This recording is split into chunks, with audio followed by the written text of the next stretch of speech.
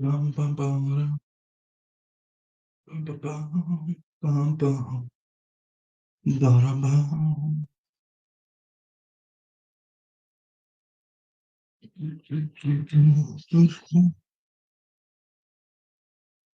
Oh, station work.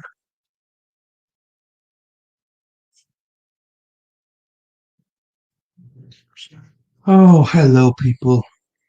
Hope you're all well. Heidi, that's all good. Yeah, that's all good. Appreciate you being here. I understand. Do you know what? I understand, right, that a lot of people got stuff on, and especially the timing. This is the hard bit about streaming, is trying to get the times right.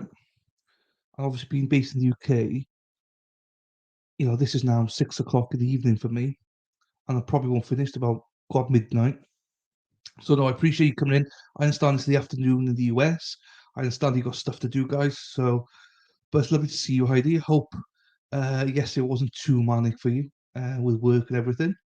But it's always intriguing. I was saying last night after you left, I think because so many people now in the medical field, yourself, Shelley, Melissa was in yesterday, and who else is there? Oh, geez, I forget people now.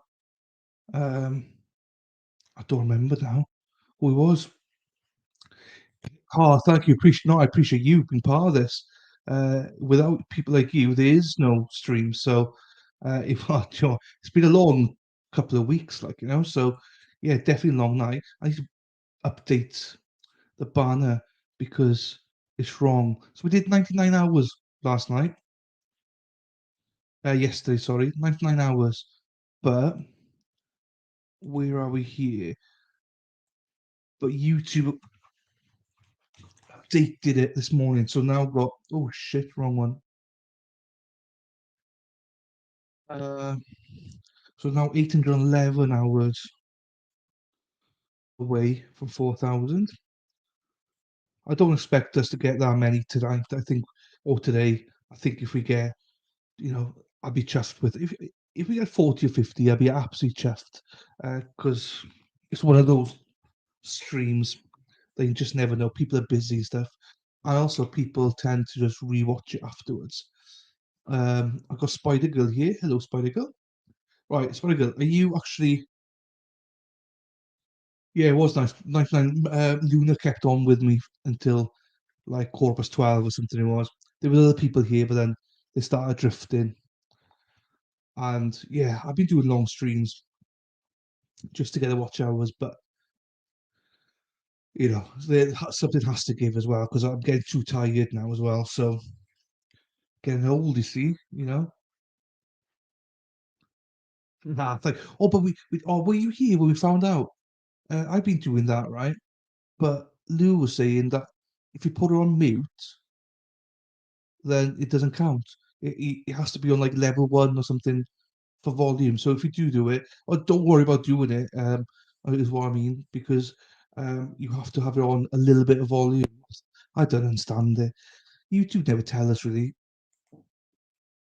Really, I no, do you know what? I feel great because I think it was a week and a half ago. We were on 16 or 1700 hours to go. Um, so yeah, we're crushing it. We're crushing it. You know, right, Spider Girl's here somewhere. Spider Girl, are you coming on stream? As in, not your face, but are you coming on stream with your volume? Fucking hell, Spider Girl, you are a nightmare. Are you? Do you want to just leave you off? Like, up to you. Um, and also in the UK now, the weather's so nice. Like, Madwell can't be here tonight because of the weather. Uh, by the way, 6:15, we're starting. No matter how if you got to drop out, whatever, we're starting at 6:15 because it's it's a long stream, but it's going to be played at 1.25 and subtitles on. Hello, Lou. Thanks for popping on. See, I got a view of you, so thank you, Lou. Hope you're doing well. Hope the weekend's treating you well. The weather's lovely, Lou. So don't be stuck indoors like me. Go out and enjoy yourself. The weather's just too nice. We don't get this weather very often. So go and enjoy it. But I appreciate you coming in anyway, Lou.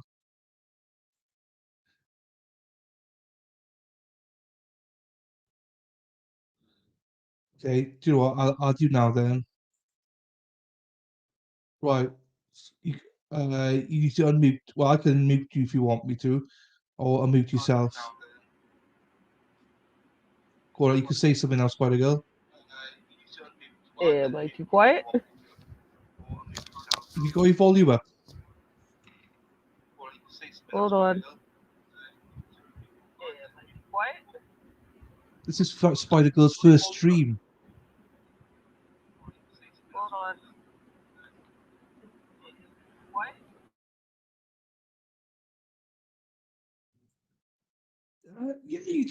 I mean, this is how we met you, Heidi. So you do me characters. It's great. Do you know what I mean?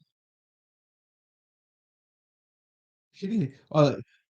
Well, you're on mute again, Spider Girl. So I can't. We can't hear you. Then put it like that.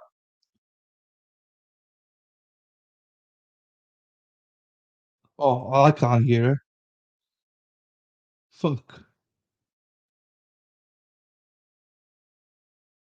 She'll come on again now. She'll say something again. We'll get this right, and then we'll get cracking with it. Follow me at Spider Girl on Twitter.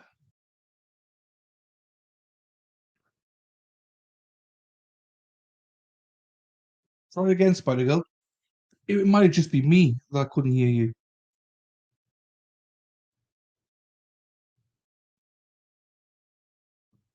But to be fair, spider and technology don't go together, you know. So gotta be. I'm joking. I'm joking.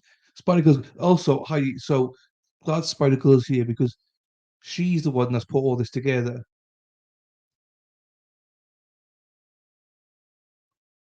Huh. Audio and I have a fan that sounds loud to me. Okay, but it probably won't be as loud as what you think it is. So when you're ready, just test it, you know. And yeah, so all credit goes to Spider for putting all this together. I've no idea what we're watching. I have no idea what we're watching, when we're watching it, nothing. She's in full control. Um, so she's put the playlist together. She tells me what I need to watch, when we watch it, what order we watch it, and if I don't do what she says, she'll punch me. So I have to listen to her. I'm only joking, but she has literally done everything. So all credit to Spider. Without her, we wouldn't be as organized as we are. So thanks, Spider. Right. Hello, Rumble. Hope you're all well. Right, let me put my message in for Rumble. Hello, Rumble. Please, please like and subscribe. Can you hear Oh, me like now? and follow it. Yeah, I can faintly hear you. That's me, not you. Carry on speaking, Spider. Yeah, I can faintly hear you. That's me, not you. Carry on speaking, Spider.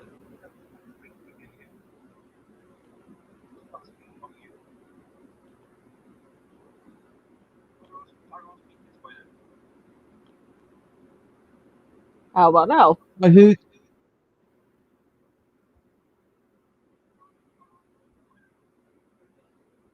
speaking.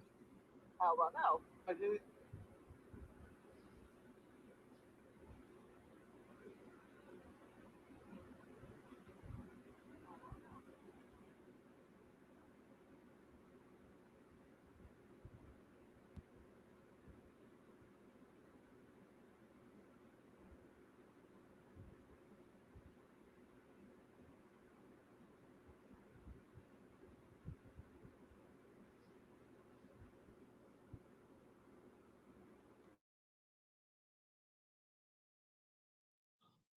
Yeah, we could hear you, Spider. Yeah, I heard her as well. She's quite clear there. I'm just messing about now, trying to get the right custom layout.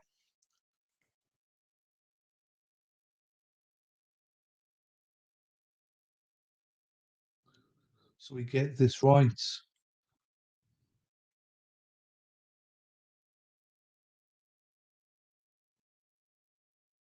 There, right, let's put that there.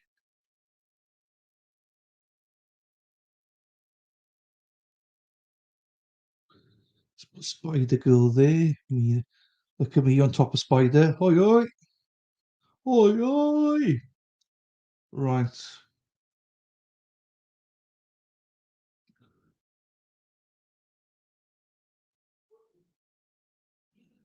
No, no, maybe not. Maybe not.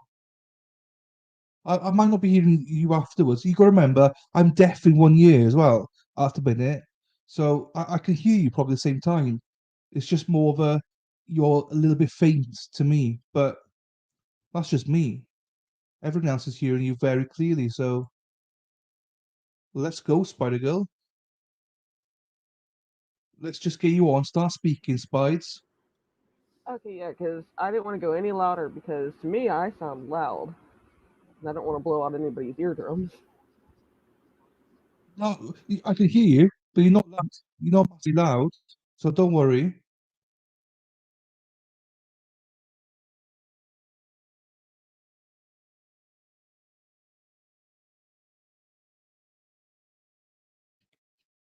Right, hang on then. But yeah, as I say, so I could hear you there, and you weren't like too loud or, yeah, I'm the same as Heidi. You definitely don't sound too loud at all, unless people have got, I don't know, um,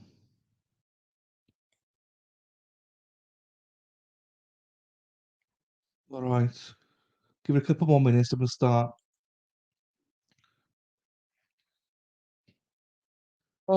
Where's Rose? Oh, unless Rosie thinks we're starting at 7, or unless you come.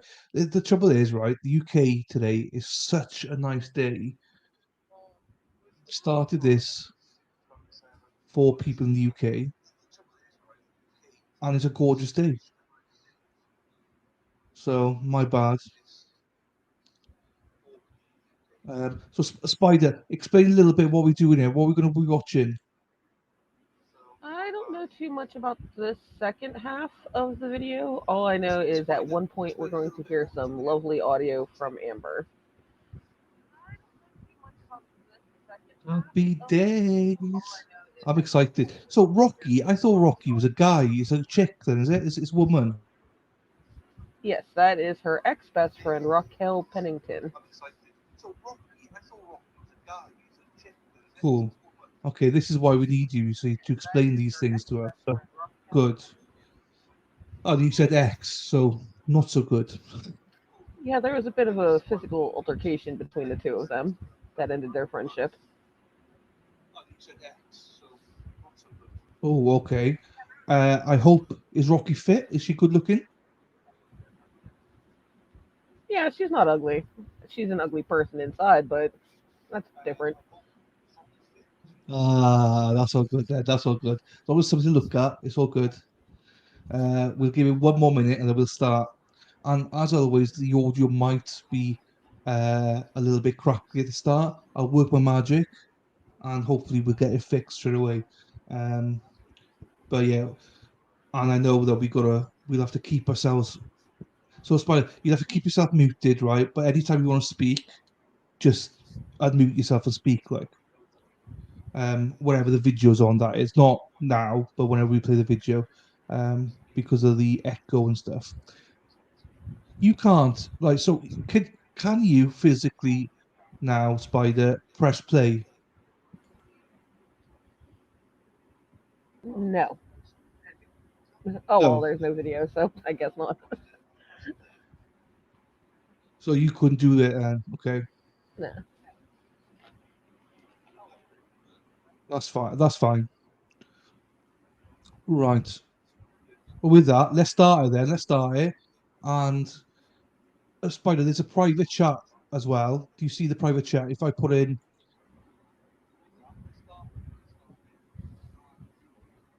there's a private chat there. Oh, you got it. Cool. Just in case you want to stop it, or you want me to stop it, or whatever, for you to say something, or just say something and I'll stop it, or whatever. But it's a 1.25 speed, guys. Thank you, Heidi. I know that you might drop out, but that's absolutely fine. Come back in whenever you can. Lou, I know you're probably gone. You need to drop out. But again, happy days. Right, we're going to go for it, people. We're going for it. Let's Hey everyone, go. welcome back. Hope you're all doing well. First off, on behalf of Jax and myself, I'd like to thank you all for tuning in over the past couple of months while we completed 8 live presentations of Amber Heard's 2016 deposition. We really appreciate all the comments and conversation. Those replays are all in a playlist on this channel, so feel free to check them out if you haven't already. And also, if you want, you can like, subscribe, and comment while you're here for updates and content as the channel continues to grow and evolve. As promised, I said I'd be releasing volumes made up of 2 parts each with no pauses or commentary. I want to apologize for the delay in releasing volume 3. A couple of reasons for that. One, Jax and I both took a little breather after the Part 8 finale, but are now gearing up for more unseen content, including the video deposition of Amber's then best friend, Raquel Pennington. And 2, I was dealing with work. And I mean a lot of work. Plus, I got hit with a copyright claim for content in our Part 6 presentation. This copyright coming from Discovery Plus just days before the release of their latest documentary, but that has since been taken care of. So with all that said, here's Volume 3. In it, you'll see things like Amber continuing to be questioned about the poop in the bed incident, which leads directly into the May 21st, 2016 incident when she claims Johnny Depp assaulted her and threw a phone at her face. That incident having been covered on this channel by me in these 3 videos from years ago, and also on Jax's channel in a long, in-depth look. I would recommend watching those, and we'll link them in the description below. So without further ado, let's get going.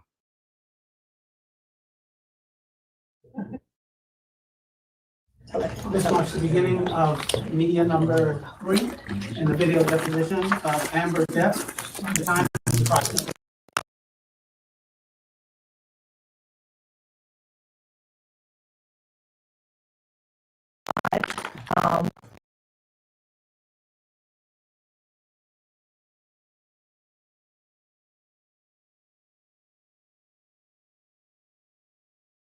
did he in fact have a joint to your knowledge? I believe so, but I can't be 100% certain. I guess I shouldn't guess. Huh? don't guess.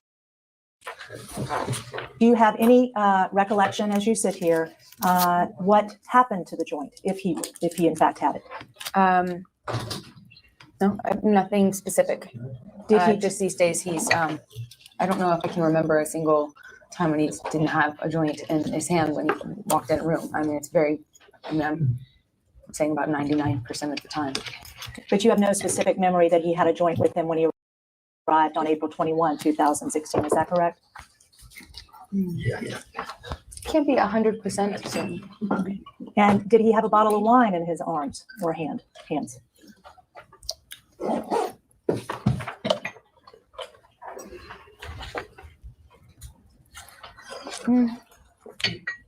Not quite sure. Okay. And this text you sent him prior to his arrival, the "Hey baby," we'll refer to it as the "Hey baby" text. You say that you no longer have this text because your phone was destroyed, correct? It was destroyed that night when he threw it out of the window and it smashed and it was never recovered. Okay. And you said you threw his phone out, but you immediately retrieved it. Is that true? His phone was protected significantly. And after he threw mine out of the window, I threw his out of the window immediately after. And his wasn't immediately recovered. It was recovered that night because Okay. I tracked it. We used Find My iPhone. How quickly was it recovered, Ms. Hurd? Probably within a matter of hours, max. I'd say a matter of hours. Okay. Isn't it true, Ms. Hurd, that someone in fact stole Mr. Depp's phone from where they found it? I'm not sure how it wound up, where it wound up, but we did track my iPhone and we could see it move and was eventually, I tracked it down to a liquor store and asked his security guards to go and get it from this liquor store. And from what I understand, they confronted someone that was at the liquor store with his card. Okay. And as for your phone that you say was smashed, Never recovered. okay, how do you know it was smashed? Because it was thrown out of a 14th floor window. Okay, but you never saw it smashed. Is that true? That's true. Okay. And you after that fact, you couldn't recover any of the text messages on your phone, correct? Exactly. Okay. Nothing that was localized to that device and had not been backed up. Okay. And that would be for any text messages from April 21 through what date that you were unable to recover? Sorry, I didn't mean to interrupt. That's right. From April 21 prior to what date were you unable to recover text? The date of the last successful backup. And what was that? I don't know. Okay. My computer, I back it up onto a computer. I sync my phone to my computer, but my computer had run out of space. And so for many months, I was unable to back up my phone. I had no device to which I could back it up. In relation to these proceedings, Ms. Hurd, have you at any time made any attempt to determine what texts, in fact, sent or received prior to April 21 were recoverable? I am not sure I understand what you're asking. Have you made any efforts relating to these proceedings to determine prior to April 21, 2016, which of your texts sent or received on that device are recoverable? It's vague and ambiguous. She doesn't have the device. Never found it. Everything that was localized onto that device was lost. Okay. And that is text lost from April 21, any text sent or received prior to that date, correct? Wait, it assumes facts, not evidence. It calls for speculation. And vague and ambiguous is still working. I heard you told the Ms. Hurd, did you undertake ended any it for me. efforts relating to this case to determine for that device whether you could locate and identify any texts you sent or received that were still available prior to the date of April 21 and relating to these matters? No, nothing. You cannot. Anything localized to this device was lost because it would have been localized to that device. Anything that was up until the latest backup. Okay. So when my computer ran out of capacity to save a phone backup, I was no longer able to save the information on that phone. When did your computer run out of I capacity? don't know the exact date. Probably a few months before that. So I lost months of information. Okay. Did you lose 1 month? I'm sure it was over a month. Did you lose 2 months? I don't know when my computer started running out of space. Okay. And related to these proceedings, did you make any attempt to find out when it ran out of space? No. And did you make any attempt to locate text prior to April 21? Yes. What did you do? I looked and saw when was the last successful back.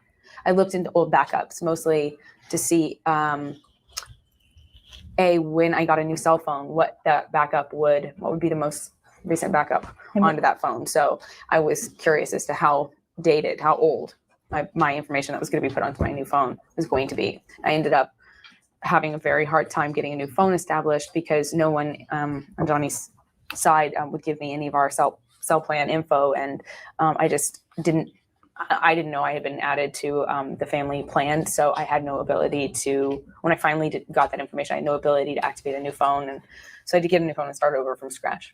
And when you say nobody from Johnny's side would give me that cell phone info, could you tell me specifically what you attempted to do? I tried to activate a new phone, and I tried to do it through the carrier, AT&T, I believe it is. Okay. Because when you get a new phone from Apple or wherever, and forgive me, I'm not so tech savvy, but I think you have to activate a phone. You have to provide some reference to your account. I didn't even know what name the account was under. Okay. And in those efforts to determine what you said you had curiosity about, what did you determine was the last backup that was made? What did I have curiosity? Sorry, what did you say I had curiosity about? You said you undertook efforts because you had curiosity as to that you wanted to determine when the last backup had been how made. old? Yes. What did you determine? I think I don't remember exactly, but I think it was that I didn't have a backup that was recent enough to make it worth putting on my cell phone. It was better to start over as opposed to resetting. I don't know. I'm sorry. I don't know how these things really work. I'm doing the best I can to answer your questions. Okay. And did you make any efforts at any time relating to these proceedings to determine if you had text messages in April of 2016, prior to the 21st, in any way relating to these matters? Can you be more specific so I understand what you're asking me? Did you ever at any time look for texts between April 1st and April 21 relating to these matters? April 1st and April 21 relating to these matters. So for the entire month of April? Correct. Except for 1 week. Between April 1 and April 21. I'm so sorry. I'm not quite sure I understand. Are you asking me if I specifically made any efforts to look for text messages that were lost prior to him throwing the phone out of the window? I'm asking you if you have made any efforts to look for text messages that still exist so that you could produce them here. Everything that was prior to April 21st has been lost that was localized on that phone. And when you say localized on that phone, what do you mean, Ms. Hurd? I mean, on that phone and unable to be saved anywhere else because of lack of being able to back it up on my computer to sync it. The phone you were using April 21, was it the same phone you were using on April 1? It might have been. I broke a phone previously. I don't know when the phone prior to that was broken. I've gone through a lot of phones. I have very bad luck with breaking cell phones. And because my computer was maxed out of space, it was frustrating because I couldn't back up my phones. Is the phone you had on April 21 the same phone you had on March 1? I don't know. I don't know if I had smashed a phone in that month. Honestly, I couldn't tell you. Did you, in fact, produce in response to a subpoena ducis tecum text messages from March 12, 2013 here today? Did I bring them? Yes, did you produce them? Not whether you brought them, did you give them over to be produced today? Well, again, if you're talking about handing things to attorneys, we've established that we're asserting the privilege on that. Will you answer my question, Ms. If the question is if it's in the stack that we gave you, you'll have to show us the stack. Yeah, please show me I can tell you if it is. Okay, we had asked you to review the documents produced during the lunch hour. She said she had lunch. No. Let me just say, the lunch hour, which was actually 50 minutes, was a chance for her to take a break. Looking through two inches of evidence of her being abused is not exactly a break. So she wasn't inclined to use her break time for that purpose. So if you would like to give her a stack to look at, she's happy to do so and answer your question. Two more questions related to these texts. Ms. Hurd, showing you what will be marked as Respondents M. Did you ever provide this text from March 12, 2013 to be produced in these proceedings? And if you had exchanges with counsel, we've established that that's privileged, and we would instruct you not to answer on that basis. If you gave it to some non-attorney, then that's different. I didn't give it to any non-attorney. I gave it to you guys. Don't discuss it. Do you understand the privilege? Not really, but Okay, I'm gonna move to strike that answer. Claw back. Let's take a short break. I want to advise her how privilege works. That's fine. I would. Yeah. I'm not going to go do legal research. I'm going to take 3 minutes. Jesus. So I think this is going to be like just a whole lot of argument again, Spider, yeah?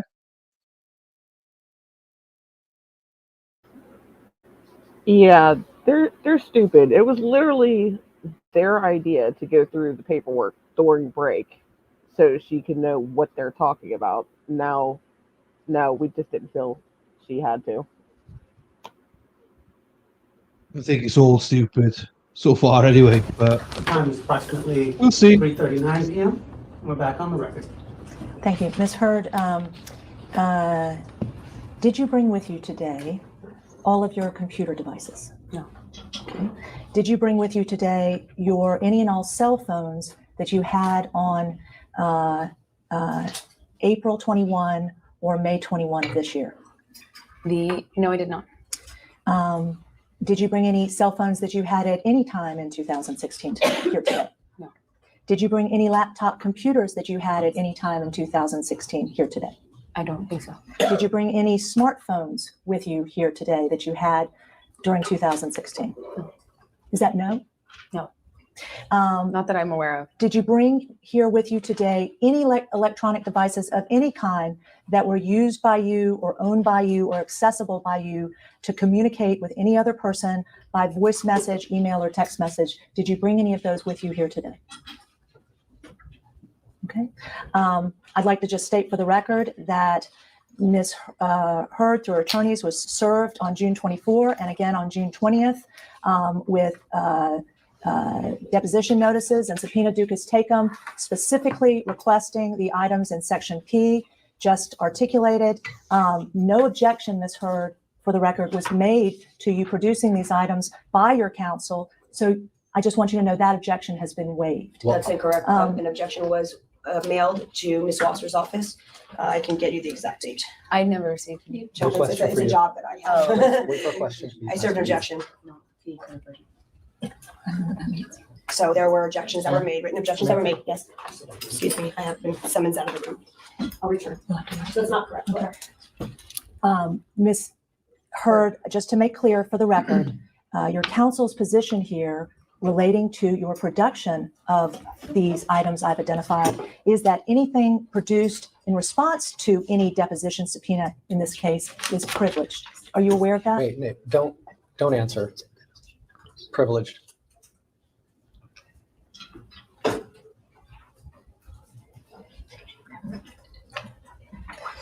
Referring you specifically to Exhibit H, you still have that? H, you said? Yes, H. It's identified as a deposition notice.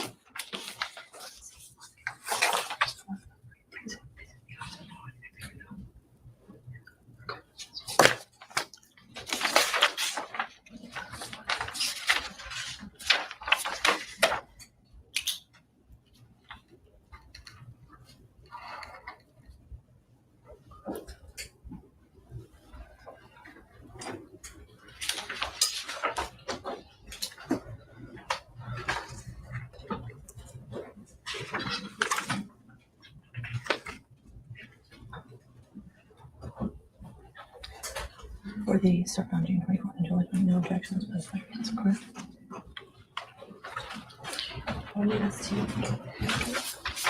Have you had a chance to look at those documents? What's the question? Have you had a chance to look at those documents? Which documents? Marked as Exhibit H. I have not read this yet. Okay. Do you need time to look at them? Would you like me to read it? I just want to make sure you have it and it's what I say it is so that you don't worry that there's any trick. Take your time and review the document. Okay. But to make sure of what it is, or do you want me to actually read it? Read the document. We're still on the record? We can go off the record. I don't want to go off the record. If you Okay. wanted to read it, Did you just ask if you were still on the record? I just was wondering, and he said yes.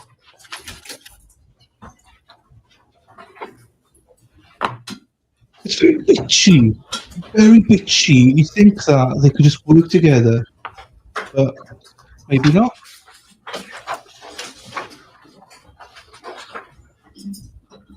And Spider, feel free anytime like I will this. If you want to contribute anything, by all means, jump in.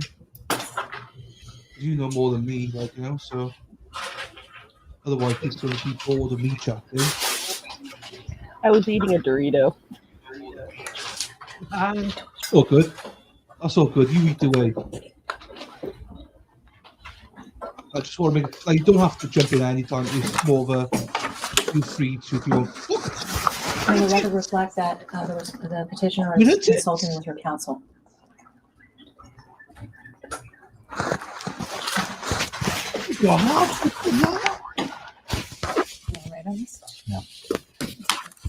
For the record of Mr. Harder, we will likely not finish today and have to come back. You're going to finish today. We're if she done. wants to We're read done it- today. Fine, you go ahead and say what you want, but we're done today. If we, You're getting it. may I finish? We will likely not be finished today, so if you'd like the opportunity to read this document at home while we're on intermission, I'd be happy to have you do that and I can come back to that. Would you And like to do that? No, our response is, we're going to be done today. I don't care if it's midnight that we finish, but you get 7 hours and it's going to be done today and no one's coming back. So we have court order. Okay. There is a time limit. I didn't know that. Okay, just Let the record reflect that petitioner and her attorney, Mr. Harder, are whispering and conversing. Did you have an opportunity to review Exhibit H? She's only on page 3. There's Well, why more don't pages. I point you to page 2, I'm sorry, page 10, paragraph P. Do you see that? She hasn't gotten there yet. Can you go to paragraph P of page 10?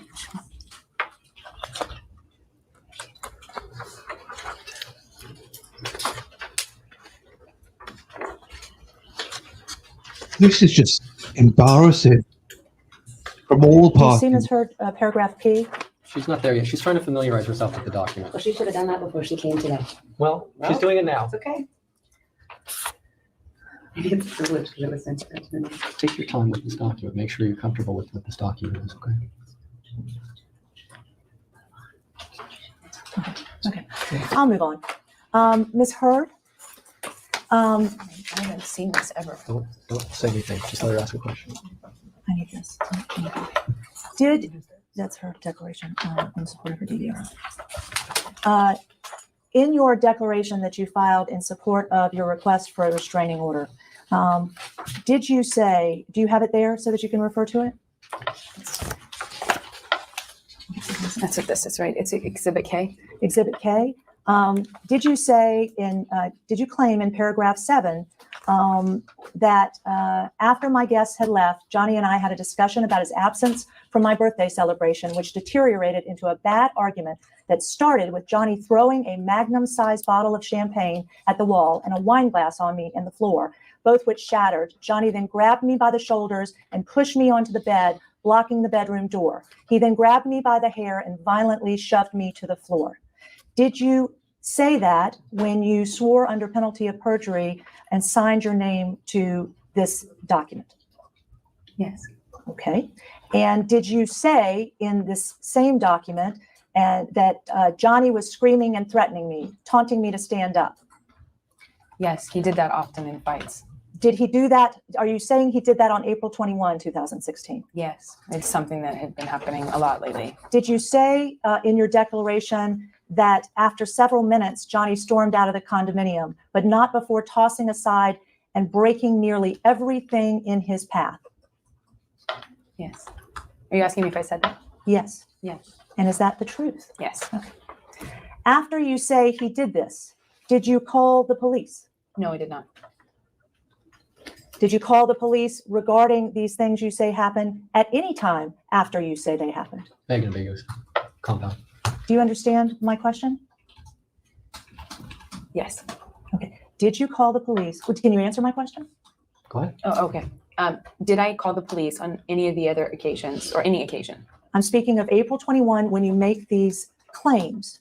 No, I When you didn't. say these things happened on April 21, at any time after April 21, did you call the police about these things you say happened on April 21? No, I never called the police on Johnny myself.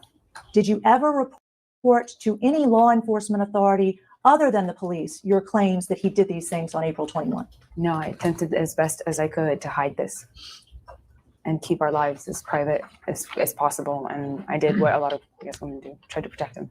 Were you attempting to hide this when you filed this declaration on May 27, 2016? It was unhideable because the cops had been called. Ms. Hurd, when you claim in your declaration that the argument started with Johnny throwing a magnum-sized bottle of champagne at the wall, do you recall that event? Yes. Okay. Did the bottle break? I don't know if it broke or if there was a bottle on the table next to it that broke and a wine glass next to it that broke, but there was both a wine glass and a bottle. I'm not sure which of the two it was that broke, the one that was thrown at me but missed, or if it was the one perhaps sitting on the table nearby. But the painting behind it that rests on the wall behind where I was standing still is missing a big chunk out of it. So it made quite an impact. Are you finished? I want to make sure if you're finished or not. Yeah. Okay. Did the bottle you refer to, did it ever touch your body? No. Did the wine glass you refer to in reference to the bottle ever touch your body? Pieces of it did. It shattered. Okay. Where did the pieces you say touch your body? What part of your body? I don't remember exactly what part of my body was touched by the glass breaking upon impact. I do know that it touched my body, knees and hands. No, not my hands, my knees anyway. When I went down to the floor, some version of my legs, when I went down to the floor later in the fight, but nothing significant, not like Australia or anything. Were there any injuries to your body at the places you claim the wine glass touched your body? No, I don't think so. Was there any indication that you could see on your body that the wine glass shards had touched your body? No, not that I could see, or nothing that I remember. At the time the wine glass touched you, as you claim it did, was it intact or was it already broken? I can't tell because it was, I assume it was shattered upon impact with the magnum-sized bottle of wine that was thrown. I'm assuming that's what shattered it, but at some point there was glass everywhere, and I was standing right next to it. When you claim it touched your body, where specifically in the apartment were you standing? I was standing in our bedroom. Okay. And where did the bottle and glass end up in your bedroom? Around the bed. Okay. Did you take at any time after this happened any pictures of this shattered glass and shattered bottle? I'm not sure if I took pictures on this occasion. Sometimes I did, and sometimes I didn't take pictures. I think after we got married, I kind of stopped being as, you're in it at that point. And are you finished? Yeah. Listen to the question and answer the question. Did you ever make any effort since that time when you say this bottle shattered and this glass shattered, and you may have taken pictures, but you're not sure if you did, to locate those pictures? Not that I remember. There's been so many pictures I've had to locate. I don't remember specific ones from which specific dates they were taken. Was there debris from the bottle and glass shattering on your bedroom floor? Yes. Okay. And who cleaned that up, if anybody? Did you clean that up? I can't remember. Okay. I can't remember if I had time to clean it up before we left that day. Okay. Was all of the things you say that were on your bedroom floor as a result of as a result of this incident there when Rocky or Raquel Pennington was in your bed? I imagine so, but I can't be certain. Okay. Did she help you clean it up or clean it up to your knowledge? I don't remember us cleaning up. Okay. And could you describe what you saw, what was on the floor of your bedroom as you describe it, and where it was? I don't from this incident. I don't remember. Was there anything in addition on the floor in addition to the broken wine bottle and a broken glass? Wine. Wine as well, but it might have been dried up by the time I left. I don't really remember what else. In terms of the broken glass you claim was on your bedroom floor, could you describe specifically where it was on your bedroom floor relative to your bed? It was around my bed because the paint, and probably by the entrance of the door as well, but I'm not exactly sure. Okay. There was a lot of fighting and a lot of movement in several different parts of our room. So when he was holding me down on the bed and I was trying to stand up, that was by the closer to the bathroom, and I know there was broken glass there. When I tried to get out of the bedroom door, and he blocked it and shoved me back down to the floor that was by the entrance of the door, and I can't remember what else was breaking or what had been knocked over. I know the lamp broke as well. I didn't mention that. It's still in the storage closet. I just saw it the other day. And it has wine on it. I found it the other day. Did you take pictures of that at any time? No, not that I recall. Did you bring that with you today? I did not bring that with me. The lamp? Yes. No, I did not bring the lamp with me today. Okay. Were you ever asked to locate any of the items that you say were damaged or broken from April 21? Privileged. Don't answer. Did you ever make any attempts to locate any of the items from April 21 that you say were damaged or broken? No. Okay. And in fact, yes, I'm sorry. My phone. I tried to find my phone, but I never recovered it. And in the DVRO that you filed with the court, did you attach any photographs whatsoever from the events you claim on April 21, 2016? The court filing would speak for itself. To your knowledge? I don't know what we attached off the top of my head. Okay. Do you know what you gave any other person for the April 21, relating to the April 21 event? That has to do with lawyers. It's privilege. Ms. Hurd, can you tell me exactly what you say happened in the argument you say you had with Johnny on April 21? What was the question exactly, if you don't mind me asking? What happened? She wants to hear you tell what happened. I was, Johnny and I, when we made it back to our apartment, I was being cold to him. I wasn't being I wasn't being as, open or friendly as I normally am.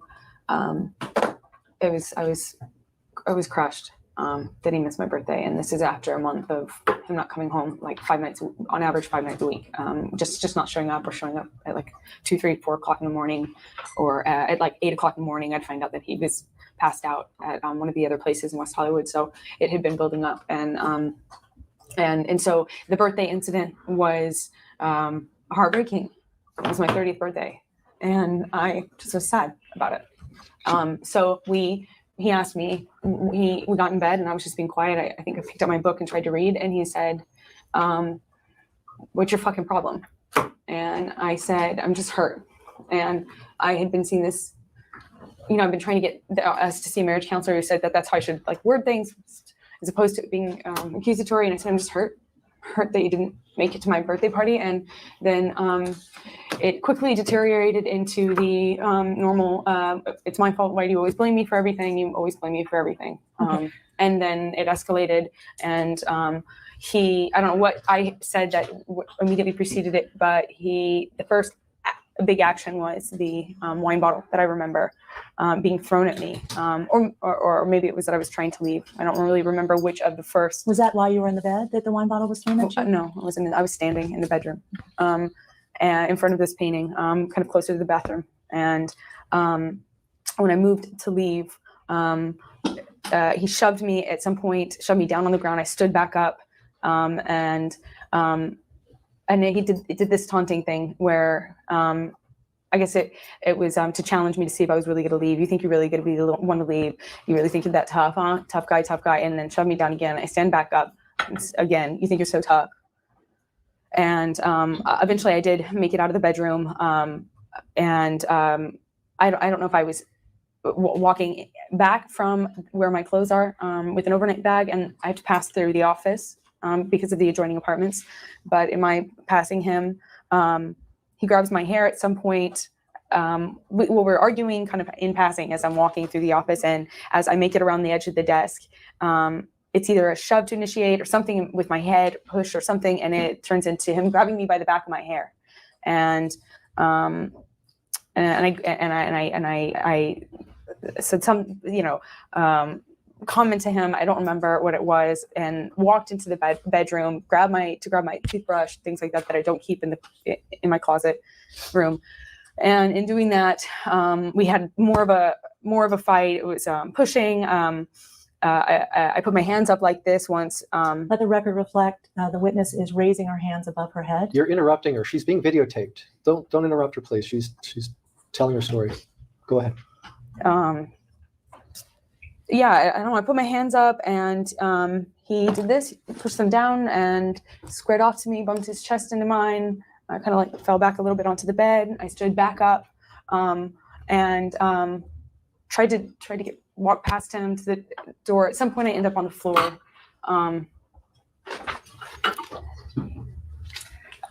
He walks out. I tried to actually, even at that point, say, "Don't walk out. Like, maybe we just need to talk about it. Can we just take a break?" And then just talk, because it's my birthday, and I don't want to wake up on my birthday. We've had a million of these fights. It's just don't I just want to wake up on my birthday by myself. Don't go, please. Even though it had gotten violent, this is nothing compared to so many of the other things. It actually wouldn't even be a major thing if it weren't one of the just most recent. This is not a bad thing. I mean, it wasn't bad in my head in relation to what we have lived through. Say what happened. Sorry. It escalates. I tried to get him to stop that in that moment, and he broke a bunch of shit in the kitchen. I think he wrote on the countertop. I think that's one of the times he wrote on the countertop in Sharpie some crazy message to me. And I went upstairs. I heard him kind of coming in and out, and then when I walked downstairs, it was quiet for a really long time. When I walked back downstairs, it was just a note on the floor that said, "Happy fucking birthday." Was there any other debris on the floor downstairs other than on the countertops in the kitchen? I don't remember. I know he smashed. He's knocked over lamps and a statue thing and paintings and he's gotten really into. He'd been punching photographs with me in them recently, and this was one of those times. But nothing that I nothing downstairs specifically that I remember at this moment. Okay. And did I hear you say you had tried to convince Johnny to stay to talk about it? At some point in the argument, yeah. Okay. And were you successful in getting him to stay? No, just long enough to have it exposed. And at moments. any time during this physical altercation you say you were having with Johnny, at any time did you push him? Oh, and this is when the cell phones were thrown out. That's what initiated. That was the first move. Earlier, I said to you, I can't remember what the first move was. That was what it was, and that was the first move. So when you say that, you mean the way the argument actually started was that Johnny threw your cell phone out and you threw his cell phone out? Yeah, but that's not how the argument started. The argument started from our discussion about him missing my birthday and being late or missing things a lot lately, and how important it was for me that he just simply show up, And it would be fair to say you're very upset about that? I was not upset. I was hurt. And you expressed that to him? Yes, I said I'm really hurt. I was trying to use language that I thought was different and not confrontational, and that he would swallow better, knowing he was not in a great state and that he was drinking a lot. And so I was being very delicate, as you have to be when he's drinking. Okay. And you did not include anything about the throwing of the cell phones out the window and the smashing of the cell phones in your declaration asking for a restraining order, correct? Declaration speaks for itself. Is that correct? Yeah, I think the declaration's full of plenty of facts. Pardon? After Mr. Depp left, do you have any idea what time you believe he left? I really don't recall what time it was. Did you have any injuries whatsoever from this incident, this argument you say occurred? Vague and ambiguous. Physical injuries? I don't think so. And nothing significant. Did you seek any medical care of any kind related to this fight you described with Mr. Depp? On this particular occasion? April 21. No. Did you, at any time during the altercation with Mr. Depp that you describe in paragraph 7 of your declaration, did you hit or strike Mr. Depp in any way? When he was hitting me when I was outside of the bed, I know I was trying to put my hands up in defense of myself. I don't know if I don't know if I landed anything on him. I was trying to defend myself. He's much bigger than me. At any time during the April 21 incident, did you scratch Mr. Depp? I have no idea. If I don't have any idea in my acts to defend myself if I had caused him any injury. I don't think so, but I don't know. After Mr. Depp left on early morning hours of April 22nd, you went to sleep, correct? Yes. And after you woke up, you packed for Coachella. Is that correct? Yes. And Coachella is a music festival you had planned to go to with your friends, correct? Yes. And those friends included Raquel Pennington, Yes. Mel Iglesias, Melanie Iglesias, Yes. Amanda de Cadenet, No, she did not go. Whitney, Yes. that's your sister, Io Tillett Wright, Mm-hmm. anyone else? Savannah McMillan. Savannah McMillan, anyone else? A friend named Rami Sarabi met us there, or he was already there and met us there. But he, yeah. And you had a driver, someone who worked for Johnny, and you? I drove myself with Raquel and my sister, I believe. I think my sister came with us, yeah. And then Starling met us there. Starling drove from your Broadway apartment to Coachella and met you there? I don't know where he left from, but he did meet us there. Did he have any luggage that you had provided to him? I'm not sure if we put the luggage in my car, his car. Do you have any idea why Starling Jenkins was with you on this trip? As a security guard. Did you require security? Johnny felt I did. Did you feel like you required security from Johnny on this trip? No, not particularly. Did you ever make any attempt to ask Johnny to actually come to Coachella during the time you were away? I didn't have a cell phone. I did use my iPad for texting, but I tried to kind of put it down. I was in a very bad headspace. It was really sad. Was that yes, you did, or no, you didn't try to get Johnny to come to Coachella when you were there from April 22nd to whenever you returned to Los Angeles? We did not have direct communication, no. Did you have indirect communication encouraging him to come? I don't know if my sister encouraged him to come. My sister was in communication with him, and I do not know the nature of their text messages. I know it was encouraging for communication. I don't know if she said, I don't know what she said to him. Did you share during the trip or prior with your sister Whitney anything about the incident that occurred on April 21 or April 22? I can't, with Johnny. I can't recall to what detail I told her. We fought. She knew we fought. Everybody knew we were fighting, but I don't know to what extent I spoke about it. Did you ever make any efforts to tell your sister to rescind the invitation to Johnny? Not that I recall. Okay. Did you, during your trip, you left your Broadway residence on April 22? When did you return to Los Angeles? How many days later?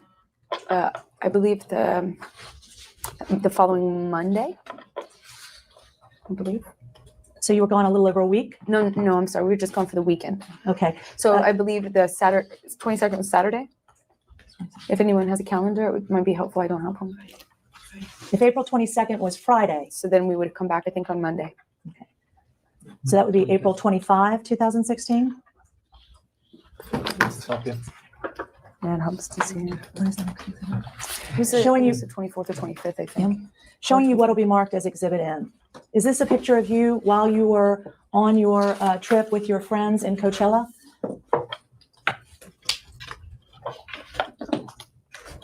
Yeah, I haven't seen this picture. Yeah. Okay. And am I correct? You're smiling in that picture? Yes, I'm smiling in that picture. Okay. During the time you were away in Coachella on your trip, did you use at any time any illegal drugs? I'm going to object on grounds of privacy. Okay. Any other grounds you'd like to raise at this time? Are you instructing your client not to answer the question? Irrelevance? Yeah, I will. Irrelevance, privacy. At any time while you were on this trip, did you drink alcohol? I can answer that, right? Sure. I had a glass of wine at the hotel. I did not drink at the festival. It's gross, kind of gross wine. Is it your testimony here today that between the time you left Los Angeles and returned to Los Angeles to go to the Coachella Festival, you had one glass of wine, as you say, at the hotel? Oh, I'm sorry. I don't know how many glasses of wine I had at the hotel. I don't want to commit to one number. I don't really remember how many. Ms. Hurd, at any time while you were in Coachella, did you ever throw up or regurgitate in a parking lot? No, I did not. Did you ever regurgitate or throw up at any other location? No. I'm gonna object. I mean, it's irrelevant and it's privacy, and I just don't see the point. Showing you what will be marked as a respondent's, huh? N. No, M. M as in Mary was, no? Okay. Okay. Okay, so it's O? Okay, so showing you what will be marked as respondent's O. Do you recognize who's in that picture? Take your time.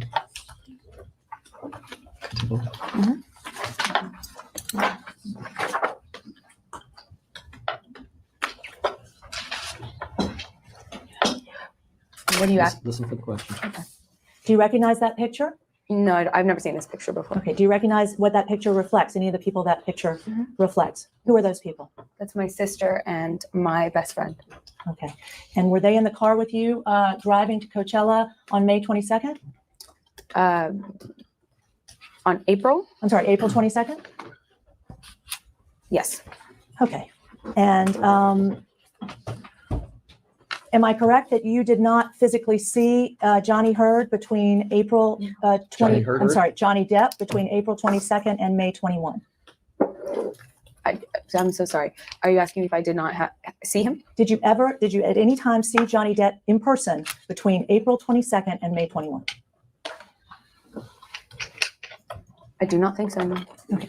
At any time between April 22nd and May 21, did you text Johnny Depp? But before May 21st? Correct. Yes, we started texting. I think the first time we spoke was when I was on my way to Italy for work. we had a phone conversation on the way to the airport. So this was almost a month in. So it would have been right before the 21st. I'd have to look at a calendar. So it would have been right around 3.5 or 3.5. May I? Maybe I'll recognize. See, to May 21st. It's a Saturday. So I think it would have been, like I said before, 3.5. If I guess about 3 to 3.5 weeks of no communication, and then we started communicating while I was in Italy, and he was also in Europe on tour. And were you utilizing a telephone to communicate with him? I'm not sure. Yes. You bought a new phone after April 22nd? Yeah. And were you utilizing the same phone number? No, not that I have now. I had to change my number a few times. What was the number you were utilizing at the time you texted Johnny Depp between April 22 and May 21?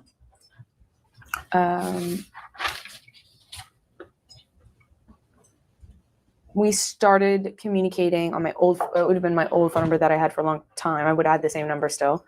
I think it would be number, I think. It would have been. Okay. At any time since you filed your DVRO declaration or before, have you made any attempt to locate those communications where you would have texted or been texted Johnny Depp or been text or received text from Johnny Depp between April 22 and May 21? I think that's been asked and answered. It's also vague and ambiguous. I don't know. At any time, did you try to find those texts that you were referring to as communications with Mr. Depp? I don't know if I have. I don't. When was the next time you saw Johnny Depp after he left your bedroom and apartment on April 22? I didn't see him again until until May 21st. Okay. And that was the day after his mother had died? I don't know when his mother had died. I was not in communication with him other than a few text messages prior where he was asking me to be there. And I was saying, I'm here, let me know what the progress is. But so we had very limited communications, and then he stopped talking to me for a few days. So it happened within, I guess, in the window surrounding May 21st, somewhere around there. I don't know when. Did you communicate in any way in the week prior to Johnny's mother's death with Johnny about the health or condition of his mother? Yes, although I'm unsure as to the exact date of when she died, but I can tell you that when he came over on May 21st, his mother had passed, hence why he came over. And for the week prior to that, we spoke. We texted in a very limited fashion about his mom being sick. And how? And at the time he arrived at the apartment on May 21, is it your testimony that you were in fact aware that his mother had died? Yes. Okay. And how had you learned that? My parents. Okay. And how did they communicate that to you? On the phone or via text. I'm not sure which one. And was that on May 20th or May 21? I don't know. Okay. And when you filed your declaration in this case, and you described what happened, did you say that at the time, referring to May 21, at the time of Johnny's arrival, my friend Elizabeth Mars was present, along with my friend Raquel Rose Pennington and her fiance Joshua Drew, who live in the adjacent apartment? It's in the declaration. Mm-hmm. What's the page and line number? Ms. Hurd, would you like me to provide you the page and line number? I'm happy to. Please. You should follow. Yes, page 2 of your declaration, paragraph 9, line 17 begins the paragraph. If you read it and then listen for the question.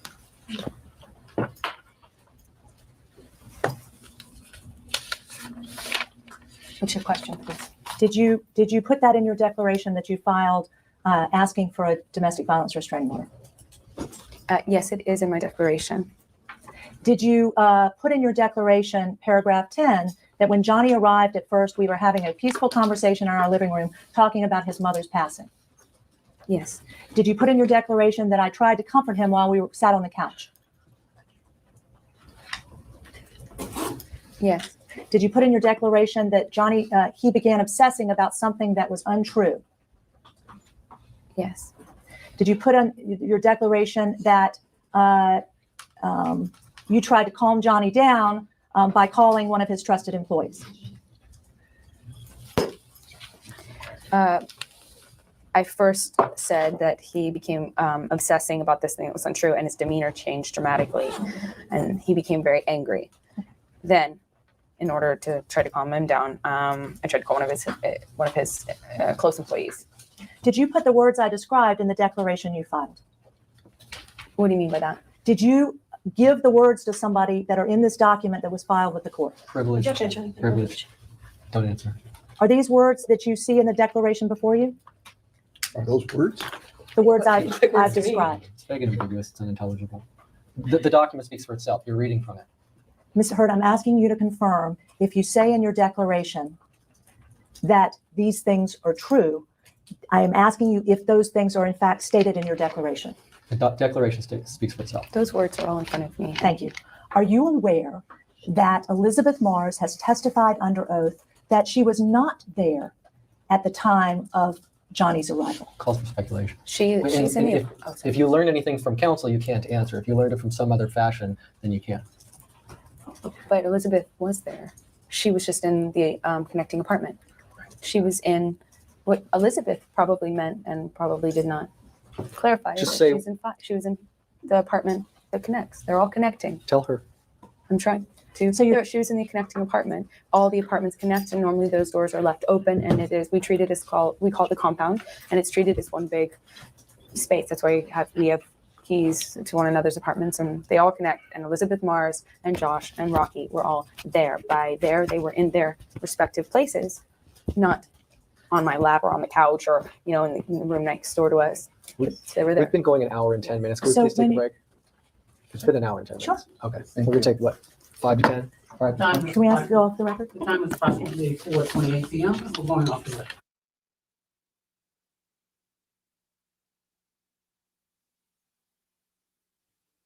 Spider, you there? You got to enlighten us? That's a good answer, though, I thought, that she gave there. Yeah, it was full of shit. She literally just said that during this deposition, she said that she didn't know that Johnny's mom passed from anybody except her parents. Meanwhile, in her statement, she says that he was there to talk about his mother who died.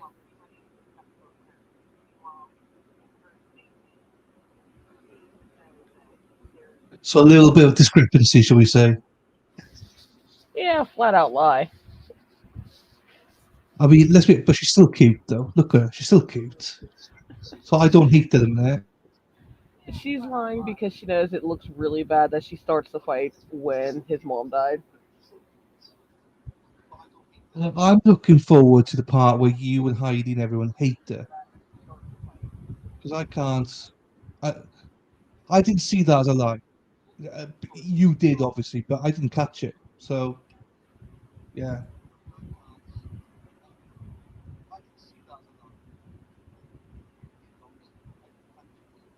I'll play it back on now, so we continue with it. But unless you got something The else. time is approximately 4:39 p.m. and we're back on the record. Ms. Hurd, you claimed in your declaration that when Johnny arrived, your friend Elizabeth was there, correct? Was present, you said. Okay. Yes. Do you remember where you were when Johnny arrived? On May 21st? Correct. Yes, I was in the living room. Is that the living room of Penthouse 3? Yes, living room of Penthouse 3. When Johnny arrived, did he come in the door of Penthouse 3? Yes. Okay. And isn't it correct, Ms. Hurt, that Elizabeth Mars was in fact not with you in Penthouse 3 at that time? She was present. She was just not in the room. Okay. Was she in Penthouse 3 at that time? I'm not quite sure because all the penthouses connect. Isn't it true, Ms. Hurd, that at the time Johnny's arrival, you could not see Elizabeth Mars at all? True. Okay. Isn't it true at the time Johnny arrived, you could not see your friend Raquel Pennington at all? True. Isn't it true, Ms. Hurd, that at the time Johnny arrived, you could not see your Raquel's fiance Josh Drew at all? True. Who owns the apartment in which you refer as an adjacent apartment where Raquel and Joshua live? My ex-husband, Johnny. He lives in that apartment? Oh, I thought you asked me who owned it. Okay, who owns that apartment? My ex, Johnny Depp. Okay, and at the time on May 21, 2016, were Raquel Pennington and Joshua Drew living in the apartment that Johnny owns? Yes, they were. Okay, were they paying any rent? Not that I know of. How long had they lived there? I'm not sure. Had they lived there prior to you living there? Yes. How long had they lived there prior to you living there? I'm not quite sure. I don't remember. Okay. And to your knowledge, did they ever pay rent during the entire time they've lived in Mr. Depp's apartment? Calls for speculation. If you know. I don't know. That was an arrangement between them, between Johnny, who invited them, and them who accepted. Okay.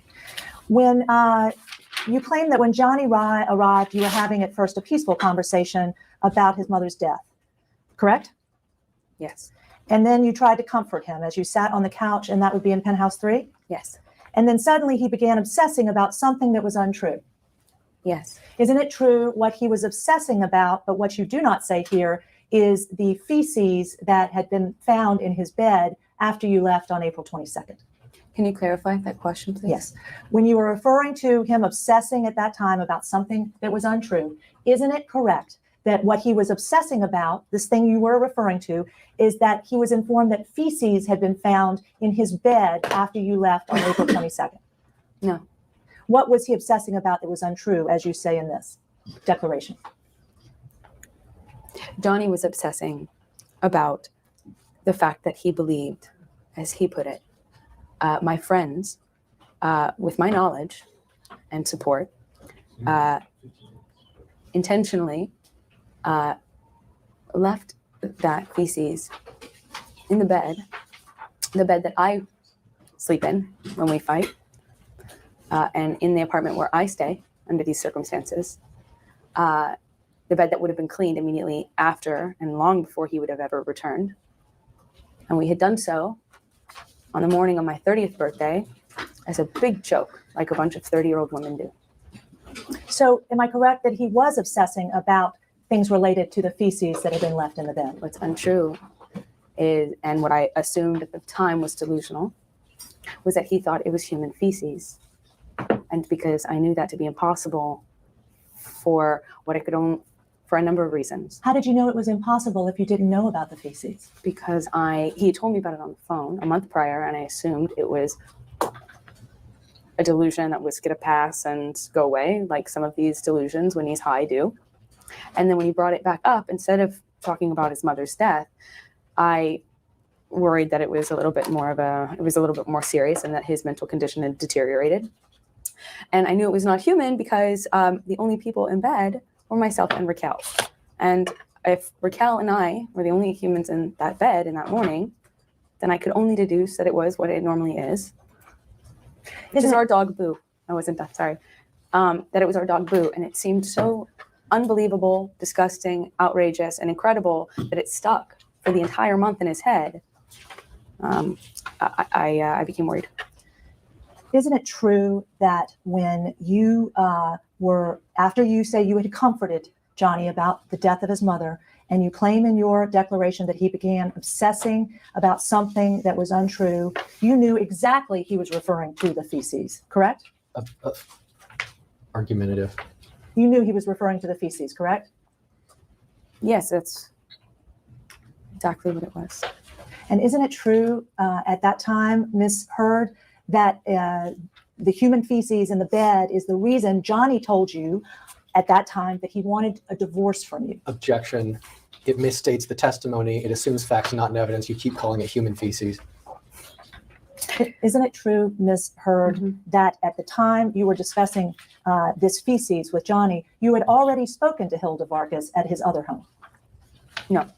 You did not speak to Hilda Vargas before May 21, 2016 about feces? No. I spoke to her after I filed for divorce. Your testimony, or around that time, and this was before then. Okay. Is your testimony here today that you spoke with Hilda Vargas in this conversation we discussed about the feces at the Sweetser house after the time you filed for divorce or before? It was right around that time, like within a day or two. Would it be fair to say that under any circumstances, it was after May 21 you now claim you spoke with Hilda Vargas? What do you mean I now claim? Well, you are Did I claiming claim here today. otherwise? You are claiming here today. Argumentative. Let's just ask your questions and please don't be argumentative. Is it about your testimony that you spoke to Hilda Vargas about your marriage and the feces after May 21, 2016? I believe so. Isn't it true, Ms. Heard, that while you were sitting on the couch discussing the feces with Mr. Depp, that in fact you demanded and got Kevin Murphy on the phone? Are you asking me if it's true if I demanded? No. Did you speak to Kevin Murphy in and around your conversation with Johnny Depp on the couch at that time? In an attempt to assuage his delusion, I thought a sane voice might be able to shine some light on what I thought was a crazy delusion and something that could have been easily rationalized by a sane voice. You finished? Yes, I am. Okay. Ms. Heard, isn't it the truth that at the time you got Kevin Murphy, you spoke to Kevin Murphy on the phone while you were sitting there with Johnny, you had previously told Kevin Murphy that you did know about the feces and it had been a, quote, harmless prank, end quote? Absolutely not. That's not true. Have you ever at any time since April 21 referred to this feces being on your bed as a prank? Never. To any other person, Mr. Murphy or any other individual? Never. Okay. And Ms. Heard, isn't it true that as you got Kevin Murphy on the phone, you specifically discussed the feces, correct? As I stated before, I was trying to assuage Johnny's, what I could only imagine was a delusion, because he knows very well that Boo does this a lot. So I thought Kevin would be able to put this delusion to rest and we could move on. Okay. Was Kevin Murphy the first other person you spoke to after this conversation turned to feces? Vague and ambiguous. Other than Johnny Depp? Was he the first person I spoke to after speaking to Johnny about this? Yes. Feces. I believe he was the first call. And did you call him or did Johnny call him? I can't remember. Okay. I can't remember. Did you use your phone? I can't to call remember. him? Did you ever look for any indication that you had used your phone on your phone? No. Okay. And is it true that you claim in your declaration that it was at this time that you began to have concerns for your safety and sent a text to your friend Raquel, who was at the condominium next door? Vague and ambiguous. Yes. I started, that's when the conversation started to become, when he started to show signs of rage and mania, and I started to recognize the emergence of a problem. And Raquel had been worried about me. Before I walked in there, I saw her and Elizabeth and Josh, and they said, please keep us updated. They were very worried for my safety, knowing how physical and dangerous. Ms. Heard, excuse me, I'm going to have to object as non-responsive and move to strike. Ms. Heard, I'm going to ask you. Excuse me. No, I'm sorry, No, Mr. Harder. no. We have a very limited time, and I've indulged you, but No, you I'm have sorry. repeatedly. One at a time, though. Sure, you've repeatedly obstructed these proceedings. That's not true. With inappropriate and improper speaking objections. Not true. And objections that are not appropriate for deposition Not true. proceedings. Not true. And I would like to proceed and not be obstructed, so I'm going to continue asking You questions. keep giving your speeches, Ms. and Heard? I'm going to give one Ms. sentence, Heard? which is, At the time that, she was interrupted in her answer, and your motion to strike is improper. Go have you ahead. completed your answer? Well, she doesn't remember what it is now, That's with all that absolutely arguing that you had to do. Do you believe you were interrupted with your answer? I do. Okay, I'm going to ask you one more time, okay? When you claimed that you began to have concerns for your safety, was Kevin Murphy still on the phone? Vague. No. So you didn't have any concerns for your safety when you were talking to Kevin Murphy, correct? Argumentative and vague. I don't know. I don't know. Isn't it true when you were on the phone with you and Johnny, with you and Kevin Murphy and Johnny, that you told Kevin that it was a harmless prank? Asked and answered. Absolutely not. Okay. Isn't it true that you, in fact, during that conversation with Kevin Murphy, with Johnny there, screamed in a raised voice at Kevin Murphy that he was a liar? That's absolutely not true. You never called Kevin Murphy a liar during that conversation. Absolutely not true. I texted Kevin after and I said, do you realize how complicated that answer you gave and how unclear it was, why would you convey an untruth like that? Why would you say that? What have I ever done to you to make you say this? Is there something I'm missing here? Okay. But that was a text message, and I never accused you. Did you She didn't save? ask about a text. Did you save that text? I did not erase it. You did not erase it? I did not erase Okay. When did you send that text? it. Right after the conversation. Okay. And you still have that text? I'm sure I do. Okay. Could you do us a favor and provide that text? Sure. Okay. And have you ever tried to locate that text before today? No. Did you ever believe that you were supposed to locate any text between you and Kevin Murphy No, I relating to this, what you described about your communication with him? No. Okay. You then continue on your declaration and claim that as Johnny continued to rant in an aggressive manner, he then demanded we call Io Tillett. Do you know who that is? Yes. Is that true? Yes. And he wanted to do that to prove that you had left feces in his bed, correct? Vague and ambiguous. Calls for speculation. You wanted to call Io Tillett to prove, he wanted you to call Io Tillett to prove that you had left, in fact, feces in his bed. Vague and ambiguous, argumentative. You keep asking the same thing over and over about feces, and it's been answered like 20 times now. Are you going to answer my question? Be sure you understand what the question is. The question, you are asking me if the call to Io was intended to clarify or to talk about the dog shit and the dog feces in the bed. Okay. Right? Did you say in your declaration that as Johnny continued to rant in an aggressive and incoherent manner, he then demanded we call our friend Io Tillett Wright to prove his paranoid and irrational accusations about some delusional idea he was having? Document speak for itself.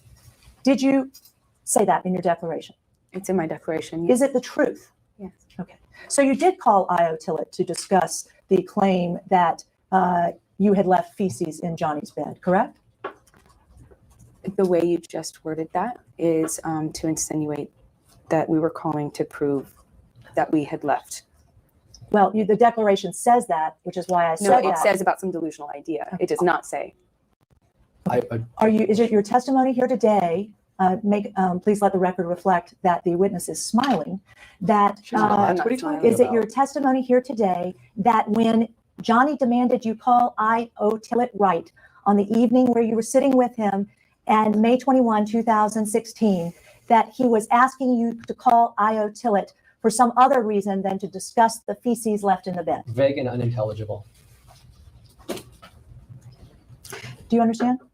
At the time, Johnny was convinced that it was Io that had left human feces in the bed. And he was sure that Io was there at the house that morning because he thought she was there the day before at my birthday party, neither of which are true. He had a delusion that she was there and she was never there. She was never there that morning. She was not there the night before my birthday party. So to clarify, we called her. She was in fact in New York. About the feces? So I thought I'll move on.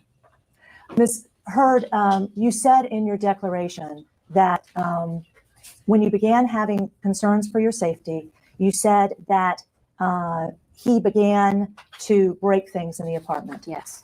Is that true? Sorry, can you repeat that? Yes. You say in your declaration that after you demanded you called Io, he started to grab things and break things in the apartment. Is that true? Which line? Okay, we can go line by line if you like. It's easier. Did you call Io Tillett Wright at that time?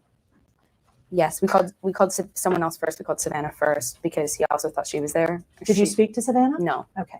Did you place the call to Io or did Johnny? I can't remember. Okay.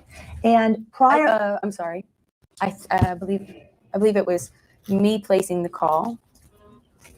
I believe it was me placing the call. okay.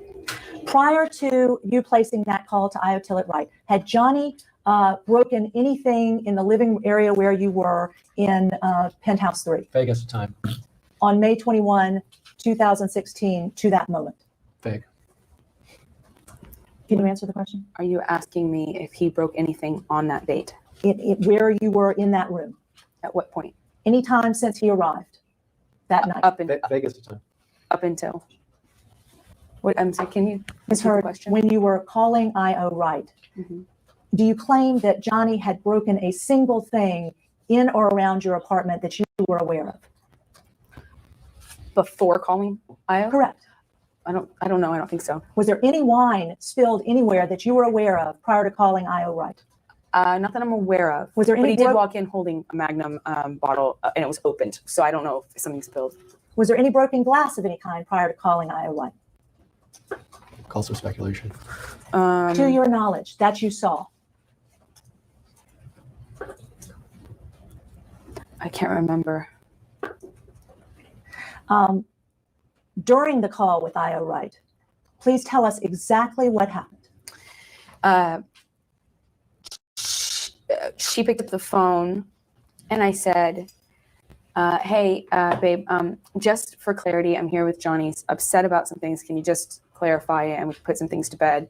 She said, what? And I said, were you over here on the morning of my birthday? And she said, why are you asking me that? And of course I wasn't. I met you in Palm Springs. I said, I'm here with Johnny and he's upset about something and I just want to put it to bed. And she said, no, I don't know if she got much more out because he started screaming, grabbed the phone out of my hand. She was on speakerphone and he started yelling at her. Were you holding the phone prior to the phone that you were speaking to IO Tillett on? Yeah. Okay. And you claim that he then grabbed the phone for you from you? He grabbed the phone from me. And then before he went upstairs, presumably to pack a bag or get some of his things, as he indicated to me, he tossed it in my direction or something on the table, on the couch. I can't remember which. I picked it up and I said, oh my God, I can't remember if the call disconnected and it was two separate calls or if it was one call, but I remember saying to Io, oh my God, I'm so sorry. I did not call you to get screamed at, because she answered the phone, the poor thing, without any real expectation, just started being screamed at by Johnny in this way. And I didn't want to make it seem like I called her for a setup to just be yelled at. And he was saying, you dyke bitch, your 10-cent words and your fucking book deal and your fucking sell out my family, just the worst things that you can, expletives and very personal things to her situation. And he started to go upstairs and I had the phone in my hand again, and I'm on speakerphone, and he said, he makes it partway up the stairs, and she says, it does not sound safe. Get out before it gets worse this time. Get out of there. Get out. It's not safe. And all of my friends who are informed of our history are very, very, very, very scared of me being alone in a room with him when there are things wrong, when we're fighting, when we're working things out, and when he's using.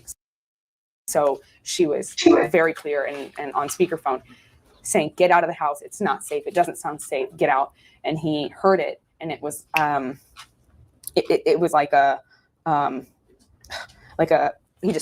he turned around, bolted back down the stairs, grabbed the phone, and started screaming at her, even louder this time and even worse this time, and really lit into her. And I'm sitting on the couch. I haven't even gotten up off the couch. My legs are cross-legged, and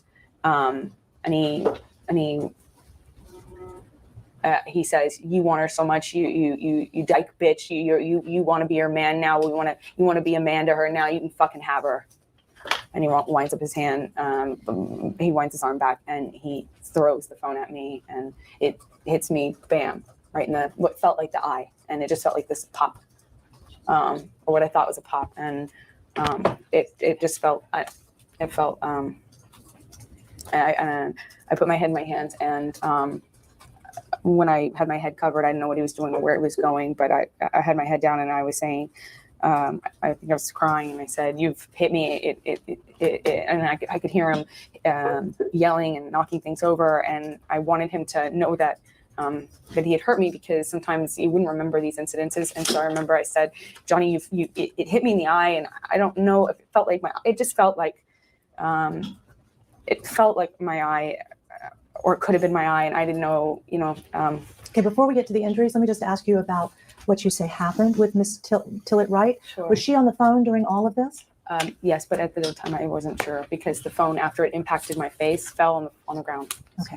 Isn't it true that, Ms. Hurd, you yelled to Tillett Wright to call 911?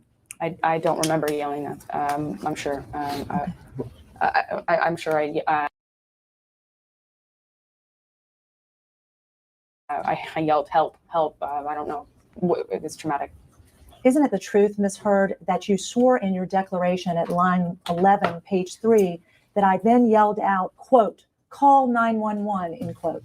Yeah. Then I said that. This was taken immediately after, and it's been a while. Okay, so you did yell for Tillett Wright to call 911, correct? Yeah. Okay, but didn't you testify earlier that you had kept these abuse allegations secret? Not from everybody. Okay, There was a, like I said earlier to you, my select group was starting to become more and more informed of it as time went on. So at the very beginning, I would only tell my mom, somebody who understands this sort of situation. So your mom, you told her that you've been physically abused by Johnny Depp? Yeah, I would tell her from the almost at the very beginning. I confided in her. That's why I have pictures. Yeah. Okay. So from the very beginning to this incident, May 21, you had confided in your mom? Yeah, I think I probably hit the first few incidences, but very, very soon into it, I started to. And you confided in other people, including your friends, correct? Therapists until it became problematic. Okay. When you confided in your therapist, when did you confide in your therapist that you've been a victim of domestic violence? I'm just going to object on grounds of the therapist privilege. She's just told us what she told her therapist. Therefore, under the law, she's waived any claim as to privilege for me asking her about what she told her. Well, therapist. that may have been inadvertent. I'm asserting it right now. If I didn't catch it the first time, it was probably quick, and I apologize. Ms. Heard, when did you have this conversation with your therapist about these events? We don't have to get into the specifics of what you told her or him. When did you have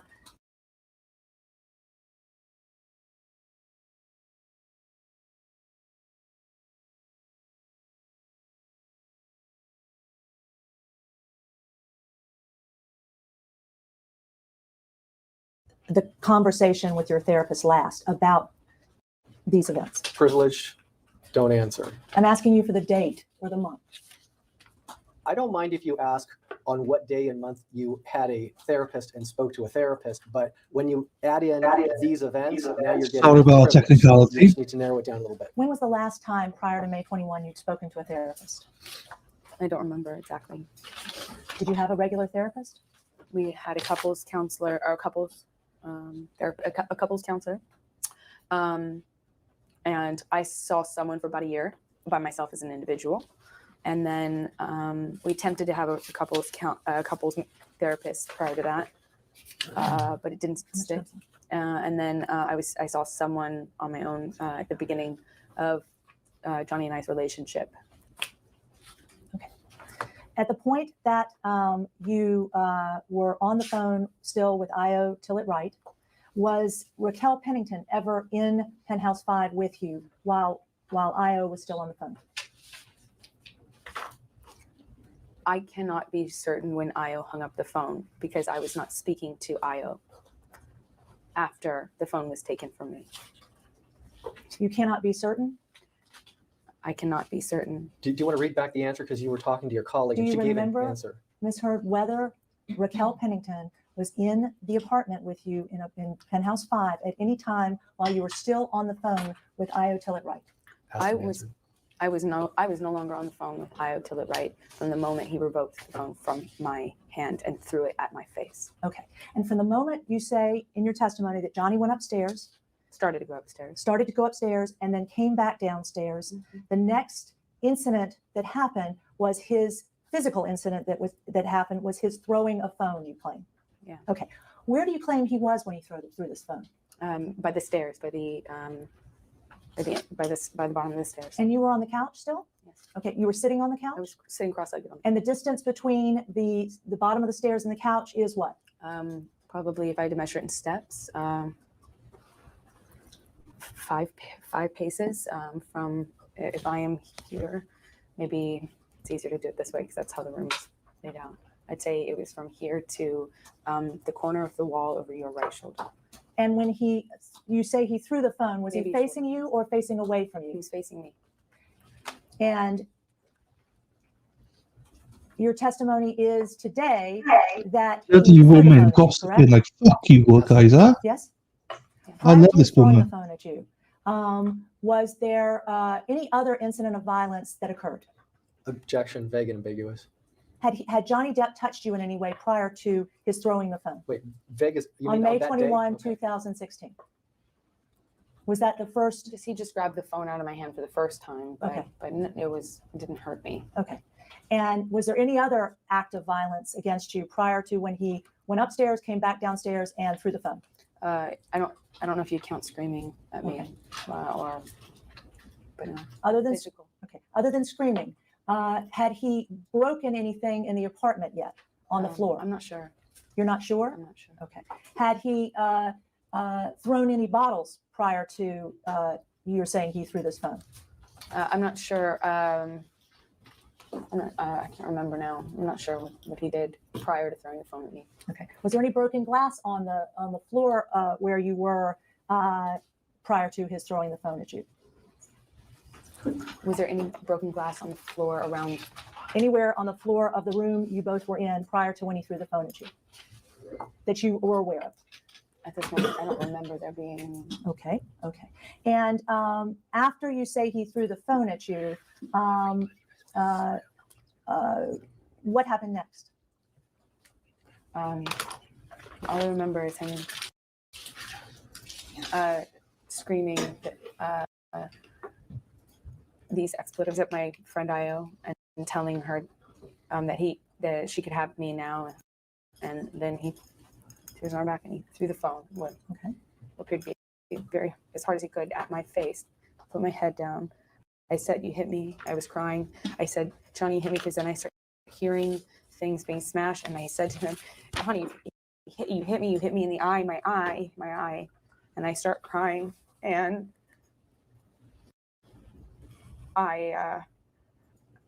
he approaches me, and I don't know if I in here feeling him approach anticipate to try to get up, or if I help him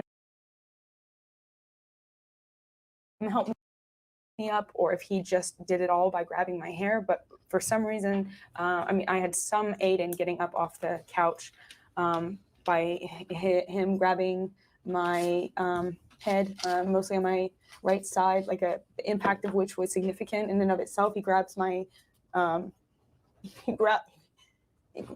grabs my head, takes a fistful of my hair and says, I hit your eye, hon. Let me see your eye. Let me see your eye. What if I pull your hair back?" And he yanks my head back, and he's, I don't know, smacking my face or moving my face, and he's got me by the hair, and it's hard to describe. It's like yanking me from side to side with my hair. Are you standing up at this time? Yeah. Okay. And has he pulled out any hair from your head? He's still holding on to my head. Okay. At this time, and he said, I don't know if he's trying to grab my face or if he's hitting my face, or I don't know what's happening, but This marks the end of media number 3 in the video deposition of Amber Depp. The time is approximately 5:17 p.m. and we're going off the record.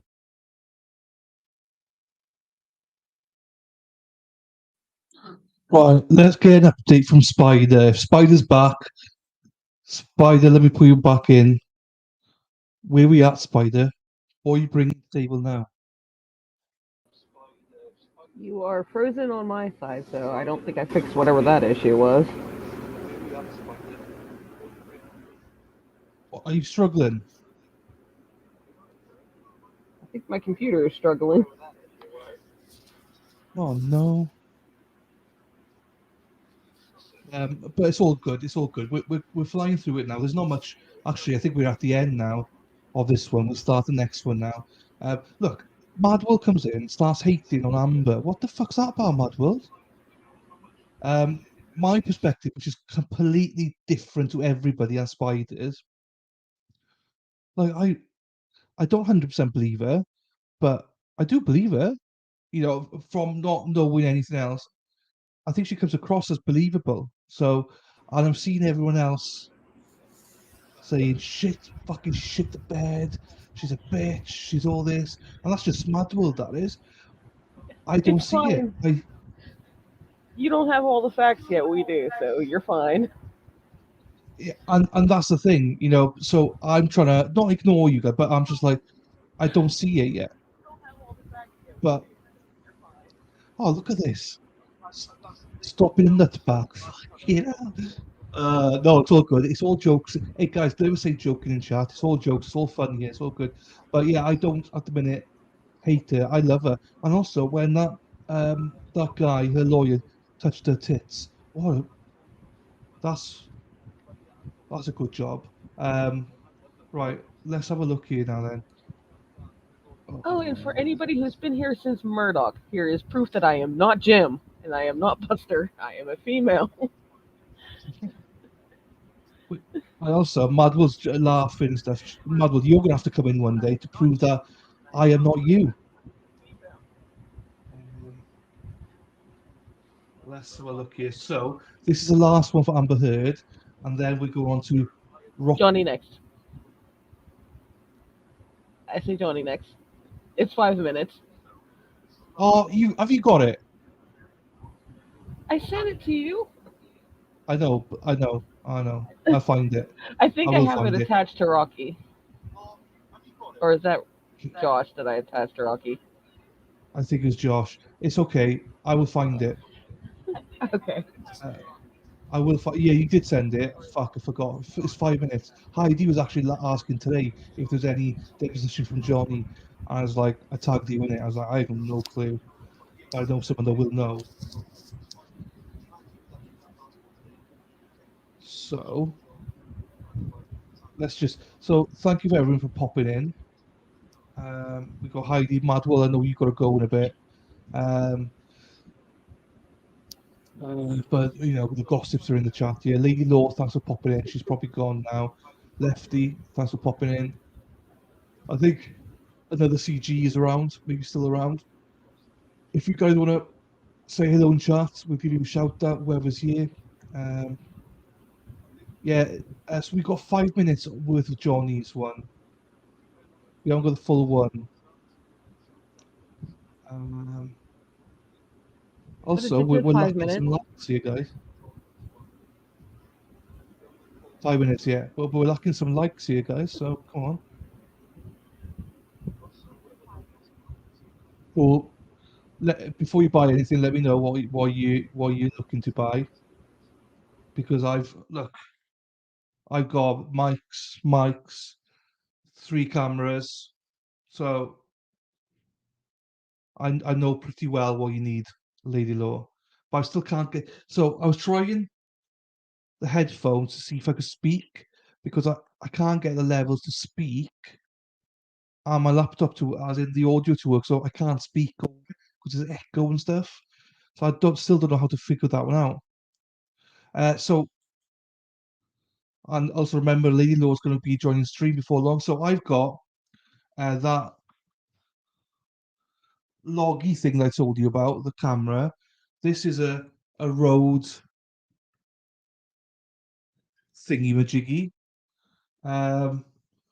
That's the main component. I've got other cameras which was okay. That was loggy. I bought a ring light, absolutely complete useless. Didn't need it.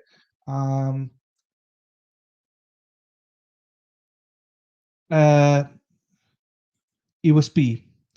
But my problem is, Lady Law, that I can't, as you can see, I can't speak when the video's on. So I still don't know how to figure that one out, which is annoying me because there's an echo. So I still haven't got it figured out yet. But mine's a USB, yes. It's attached to the USB, like so. Right, I'll play this now for you guys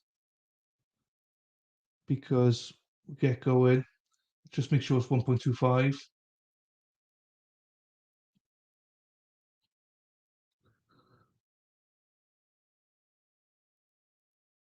What's your gain? What's gain? I don't know what gain is. Sounds like fucking weightlifting. Gain. Right, I'll play this I'll As Jax join and the I roll chat. out Amber's den best friend Raquel Pennington's 'Cause 2016 you can hear deposition it, and you live know, I presentations, I want to put a can't. bow on Amber's 2016 deposition as well. As promised, I've been releasing it in There's probably volumes, an combining echo two now. parts of our live presentations into I'll these try 4 the volumes, headphones without one more interruptions time or to commentary, see how so you bad the can view them on crackling your own and from stuff start to is. finish. This last volume combining parts 7 and 8. Obviously, And if you also, enjoy the I'm going to put commentary and want the information mic and context, into the I would encourage laptop. you to watch the live See how replays, that which is. are all in playlist on my channel. For those following along, Discovery recently hit me with yet another copyright claim on my content, which I own outright. Not sure why this keeps happening, to be honest. The most recent was Volume 3, which I initially uploaded as a private video, yet they found a way to copyright claim it still. And instead of the usual claim in which viewers could still watch the video while they wrongfully take the monetization for it, this one actually blocked the video entirely from being viewable. Thankfully, they lifted it after just a few days, and I'm hoping this volume is fully viewable the moment I publish it. In this volume, you'll finally see Amber Heard stumble over details of the May 2016 incident, and at last be questioned about the reality that she herself was the physically abusive one in the relationship. You'll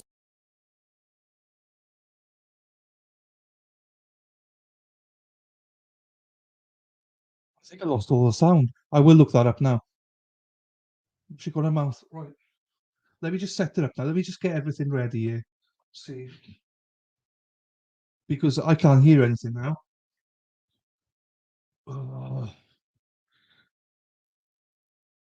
Okay, I haven't got a mixer, so I need to look that up then.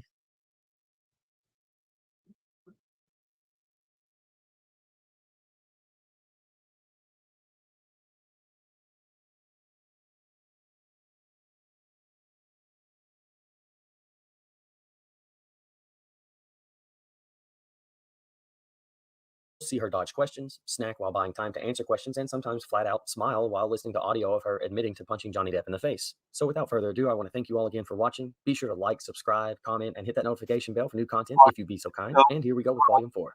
The audio is how I am, how everything is crackling, echo, or am I just perfect?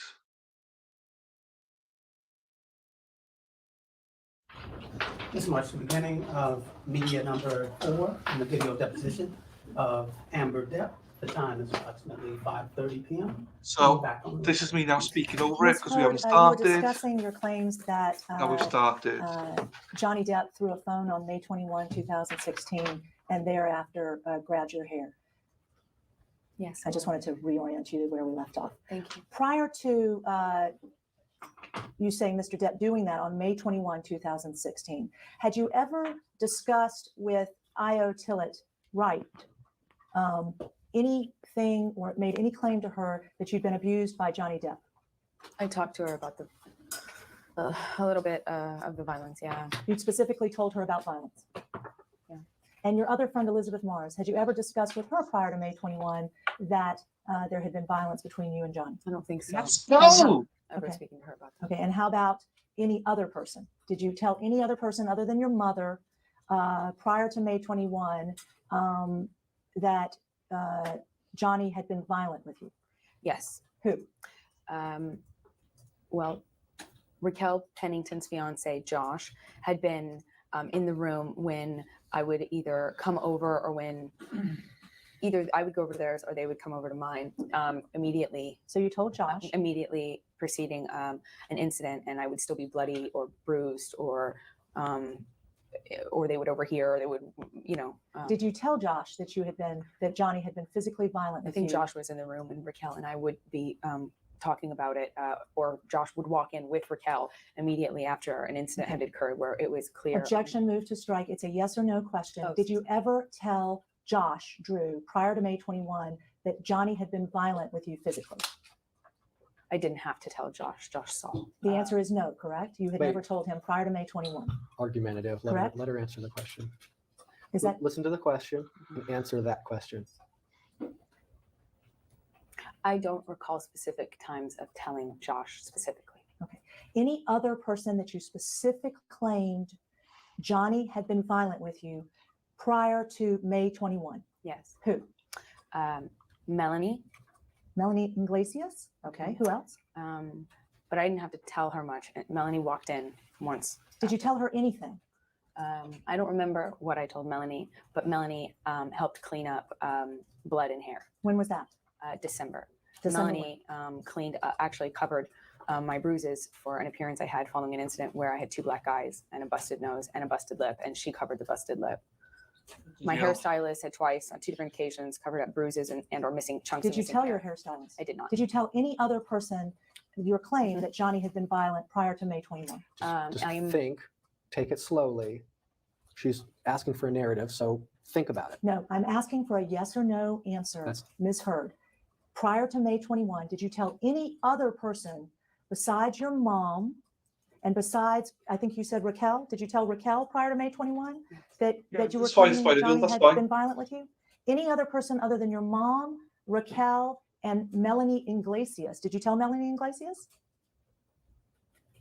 I don't recall having to tell her. I don't recall to what extent, but yes. You did tell her. Yeah, she Okay. saw. So I didn't really have to explain. Okay. Whether or not she saw, did you ever tell her? I confirmed. Meaning you spoke words to her about Johnny having been violent with you?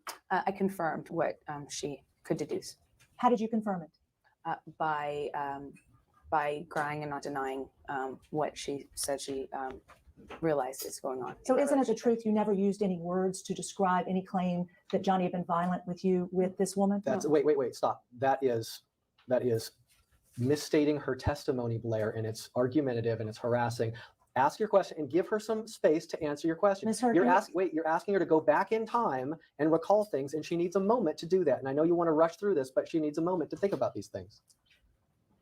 Did you use words to tell any other person that Johnny Depp had ever been violent with you prior to May 21, 2016? Yes. Who? Among the other people I've listed, I confirmed it to my dad, who saw a picture of my face on my mom's cell phone. When did he see that picture? December. December 2015? Yes. Okay. And you told him that Johnny had been violent with you? It was the first time I ever admitted that to my father. And I used the words, Johnny beat the shit out of me. And I never heard myself admit that to my dad before. You told your father in December of 2015 that Johnny beat the shit out of you. He called livid on the way he was getting in his truck to come to LA because he saw pictures on my mom's phone. Did you tell your It's a father? yes or no question. You answer yes or no. Yes, I did. You did. Okay. Did you tell any other person or claim to any other person that Johnny had been violent with you prior to May 21? Yes. Who? Amanda de Cadenet, after she asked me. When did she ask you? She asked me on several occasions. When was the last time prior to May that she asked you? I can't remember a specific date that she asked me, but I certainly confirmed it at her birthday party when she caught me trying to put makeup over my bruises.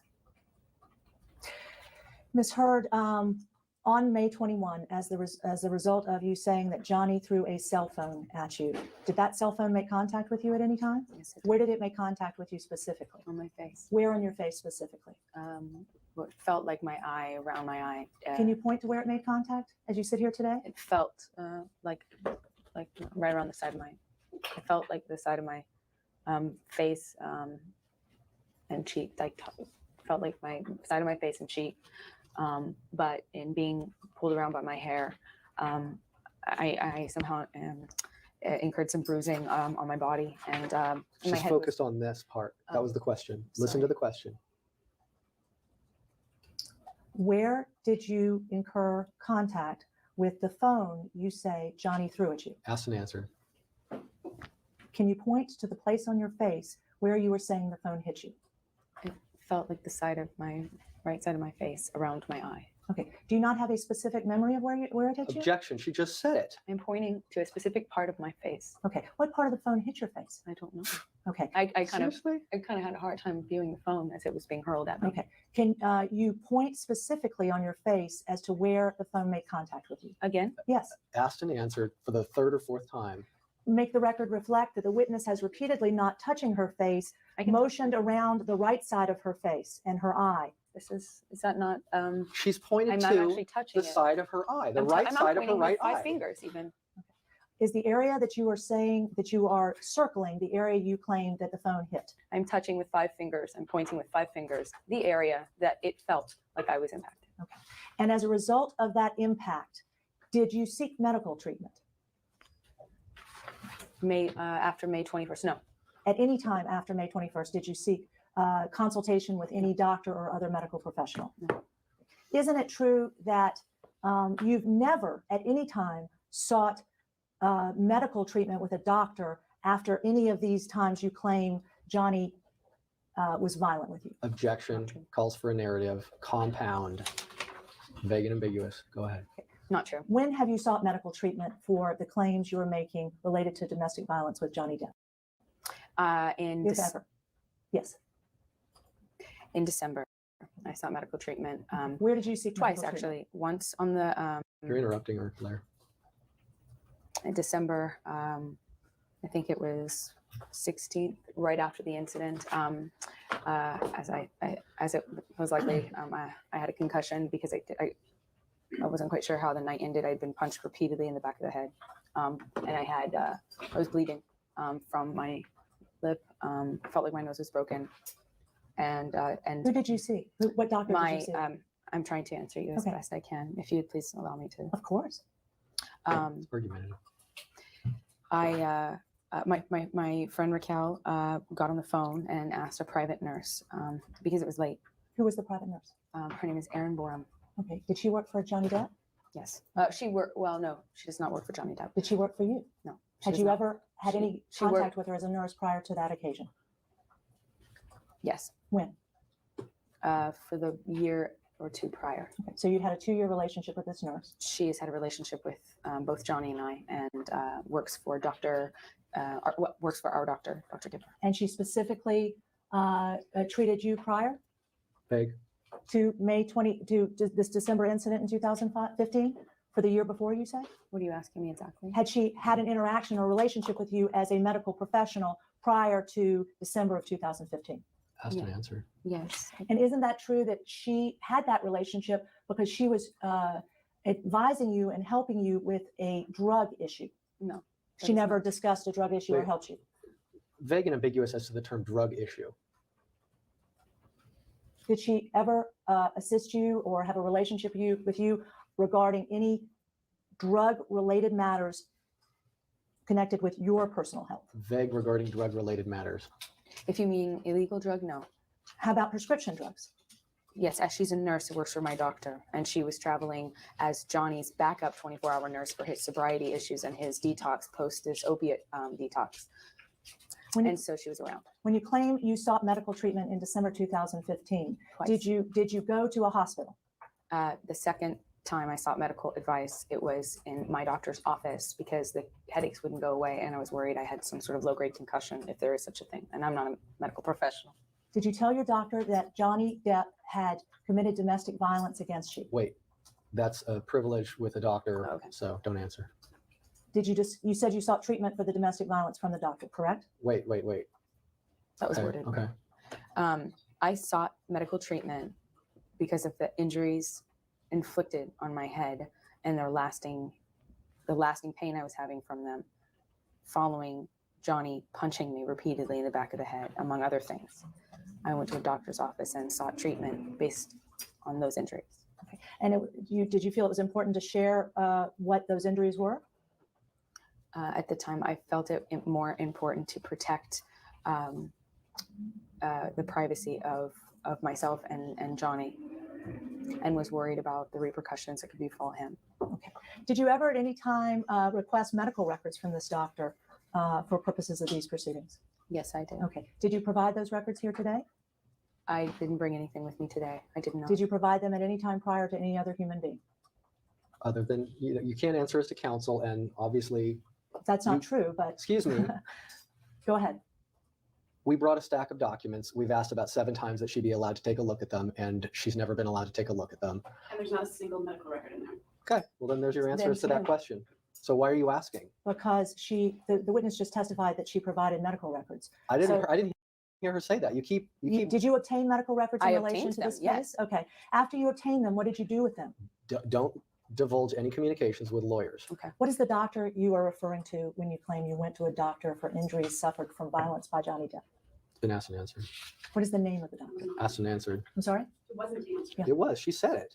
Really? Yeah, you want to Well, listen? I said Erin was, but that was, she was the one who did the initial midnight concussion check. Erin's not a doctor, correct? No, she's a nurse. She's a Stop medical being professional. argumentative. Okay, wait a minute. Exactly. Okay, it is almost 6 o'clock. I've asked all day that you speak one at a time, and I gave you guys to speak one at a time. She can go as fast as she wants. Okay. You shouldn't. Okay. Sorry. What is the name of the doctor? Can I answer that? Mhm. Okay. Dr. Monroe. What's his first name? Do you know? I just know him as Dr. Monroe. Does he practice in Los Angeles? Yes. Where? I don't know his exact address. In Beverly Hills? Yes. And in terms of what you claim happened after the time you say Johnny Depp threw the phone to the time Johnny Depp left and you didn't see him anymore, your testimony is he hit you again Vague. after the phone hit you? Are you claiming that Johnny hit you? Are you asking another incident or specific? No, May incident? 21. As I said to you before, I was sitting on the couch with my legs crossed and my head was down in my hand. I was crying and screaming, "You hit me." So the impact of his hand, I don't know if it was to grab me by the hair to get me up off the couch or if it was just an impact into it in and of itself, but it impacted me nonetheless. Next thing I know, he has me by the hair and he is taunting me about not being able to see. Let me see your face. Let me see your eyes. Let me see you really hurt this time. Objection, move to strike, non-responsive. Did he hit you after the time you say he threw the phone at your face? I oppose that motion to strike. I just answered you that I couldn't tell if it was a hit or not. My hands were in my hands. Okay, so you don't know. Crying, and the impact of him and an appendage of his hit me with force. Okay. You claim that after he hit you with the phone, he broke a magnum of wine on the floor of the apartment where you were? I don't know if he smashed it on the floor or if he just threw it on the floor and it didn't smash. There was sorry, I don't broken remember. glass on the floor? Yes, he broke a lot of glass things that left glass on the floor. And that was where you were around the sofa and around the stairs in the living room? On his way out, which is more in the kitchen. Okay, in the kitchen. Because Was there any broken glass? I'm sorry. Slower, please. Sorry. Are you claiming there was any broken glass anywhere else on the first floor of Penthouse 5 other than the kitchen? I don't know. No, I don't remember. Do you remember whether you're claiming that there was any wine on the floor of Penthouse 5 after you say he hit you with the phone? Yes. And the wine was spilled and visible? Yes. Okay. And were there any other broken objects scattered on the floor of Penthouse 5 after you say he hit you with the phone? Yes. What were they? Some these huge, heavy silver candlesticks, candelabra sticks. Those were on the floor, broken. Baskets of fruit that we had on the kitchen island. There are fruit everywhere. Baskets on the ground. The containers holding the spoons and fork, kitchen utensils. Those were spilled. Things that were on a lamp, a little statue thing, among other things. And your testimony is that after he had done these things, Raquel Pennington came into the apartment, correct? Yes, but I do not recall if how much of what I just described has been broken. I don't know how much of that had been done before Raquel walked in because I know he did a lot of it on his way out. Okay. Had any of it been done by the time that Jerry, his security person, and Sean, his security person, came into the apartment? Vague. On May 21. Like I said, I can't remember if or how much of it had been done by the time Raquel entered. And Raquel entered before Jerry. Okay. At the point that Jerry Judge and Sean Bett were in the apartment, do you remember that?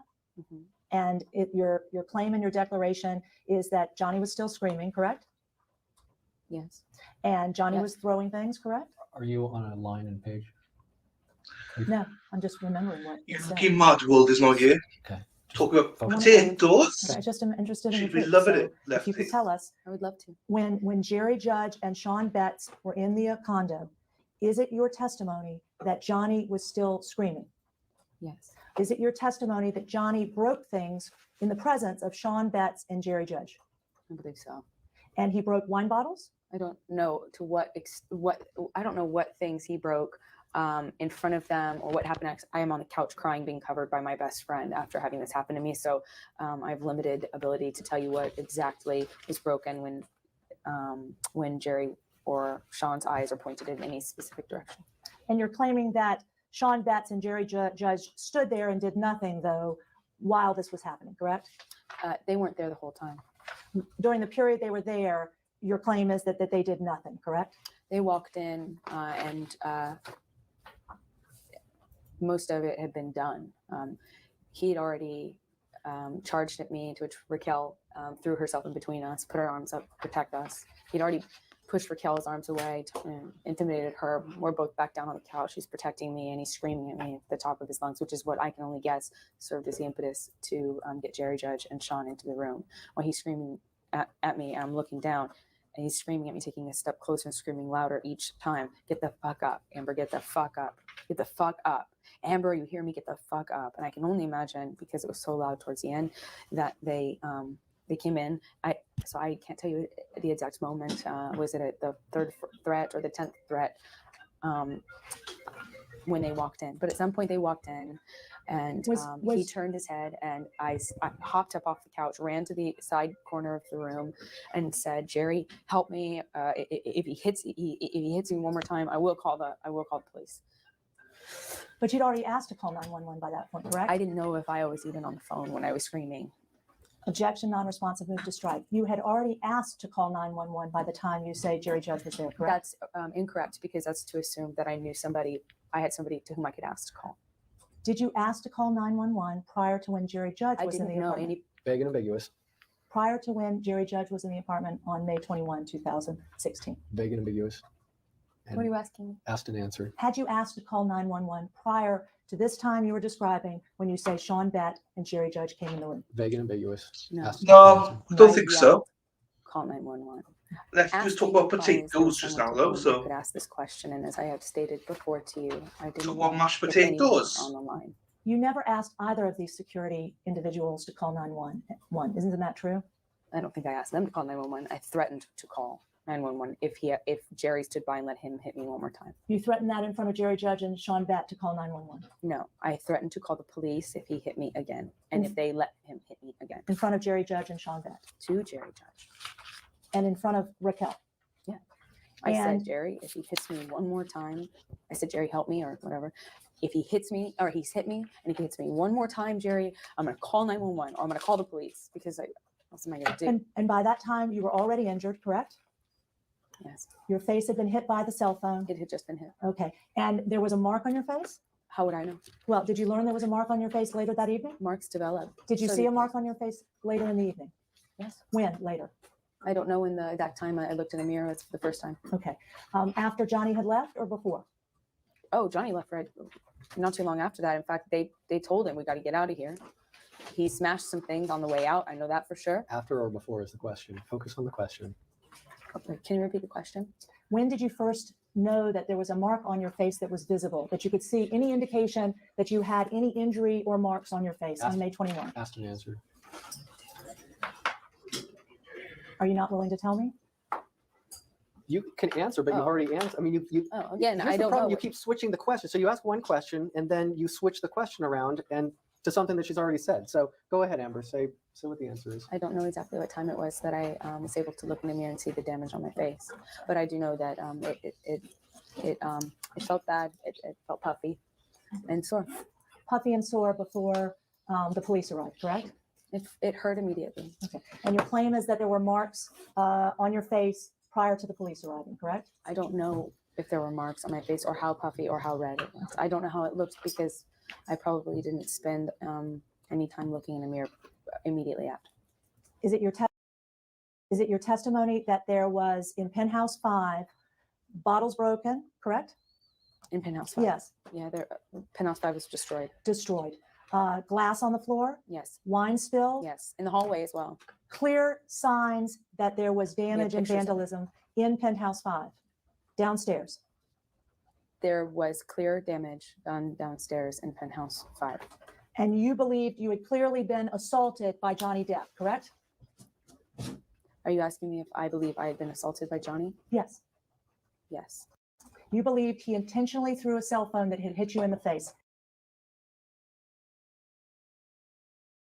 and committed domestic violence. Is that true? I can't know what his intentions were. Did you believe at that time, prior to the police arriving, that he intended that you be hit with that cell phone? I believe that he threw the cell phone at me. and directly, and he was very close to me, and he had great aim. Isn't it true, Ms. Hurd, that the Los Angeles Police Department, Officers Saines and Haddon, arrived later that evening and spoke directly with you? I don't know if they're the first set of officers. I don't know the first set of officers' names.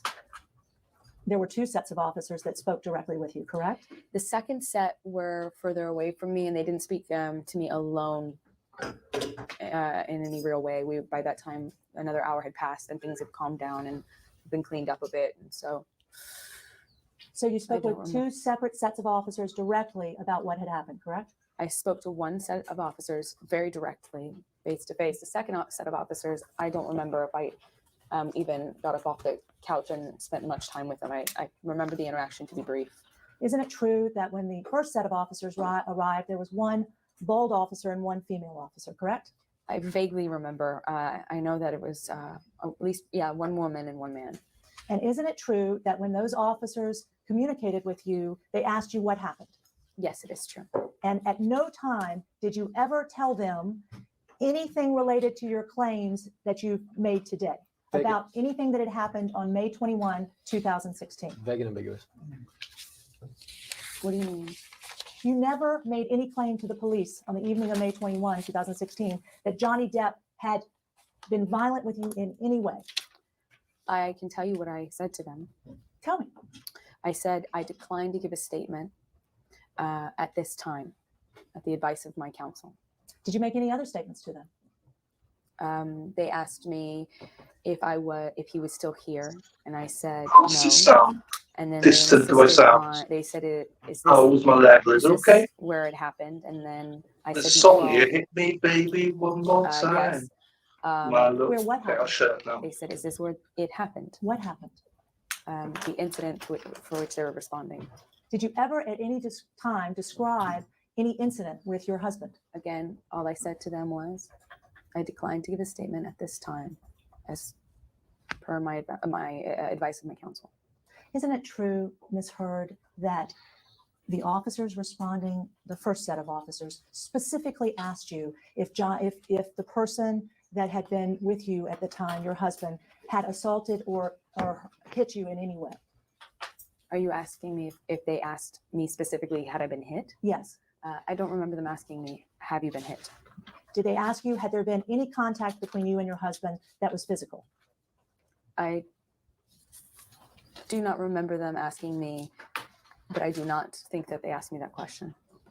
Isn't it a fact that you were speaking and looking directly at the officers as they were talking to you on the evening of May 21, 2016?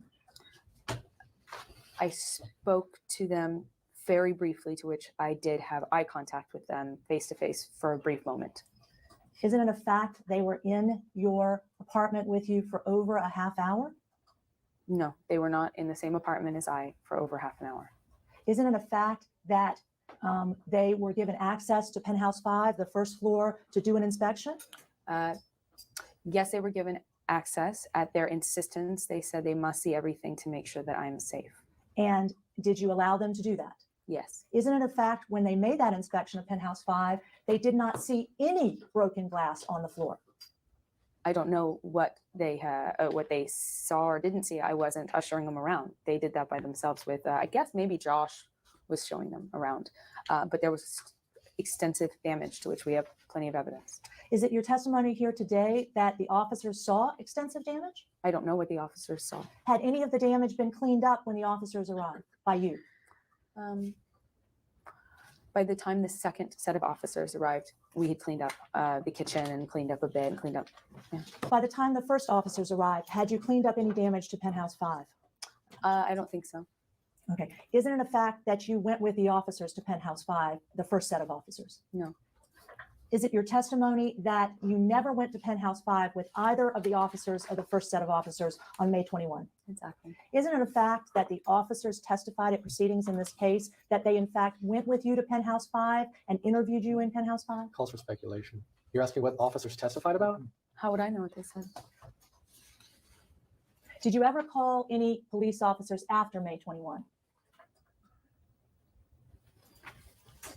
Have I seen any police officers? Have you after ever 21? contacted any police officers after May 21? No. Okay. And And did you ever make any attempt to contact the officers who were there with you on May 21, 2016? I got their business card.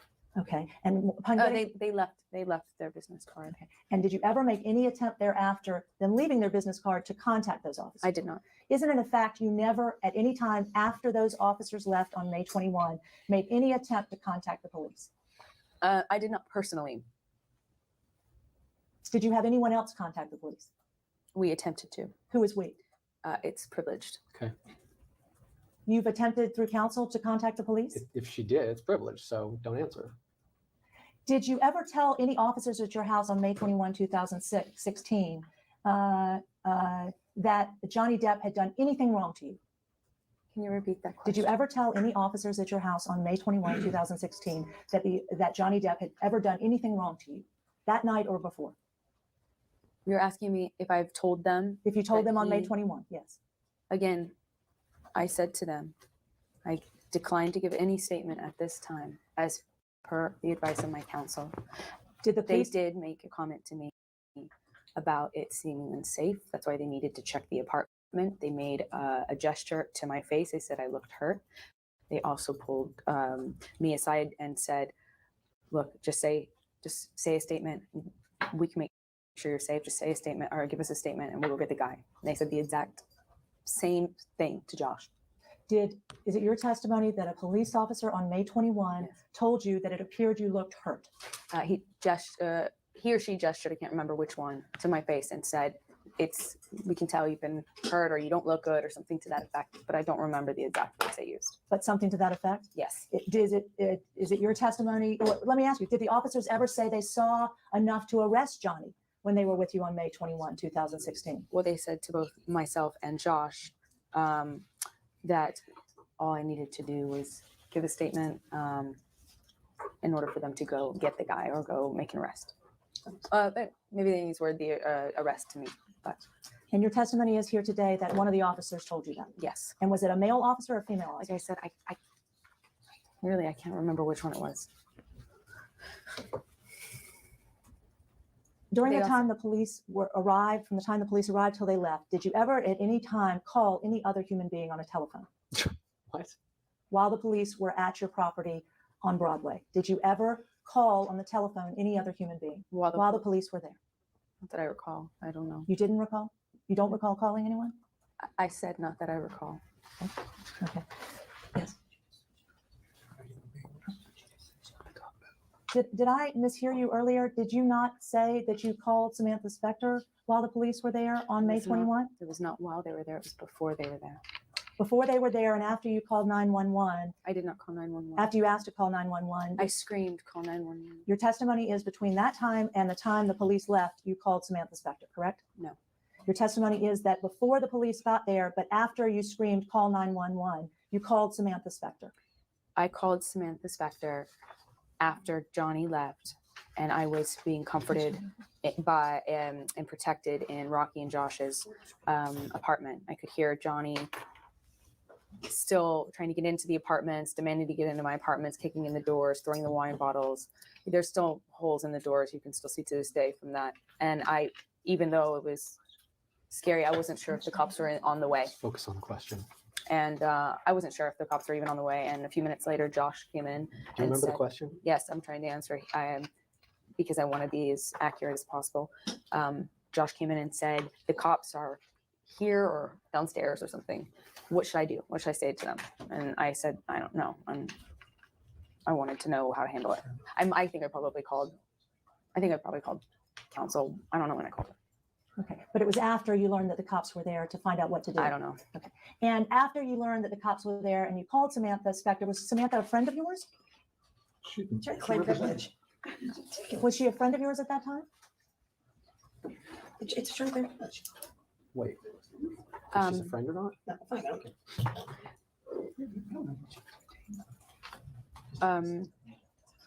Can you repeat your question, please? Yes, when you called, at the time you called on May 21, Samantha Spector, after you learned that the cops were there and you wanted to call her and did call her, was her relationship with you as a friend?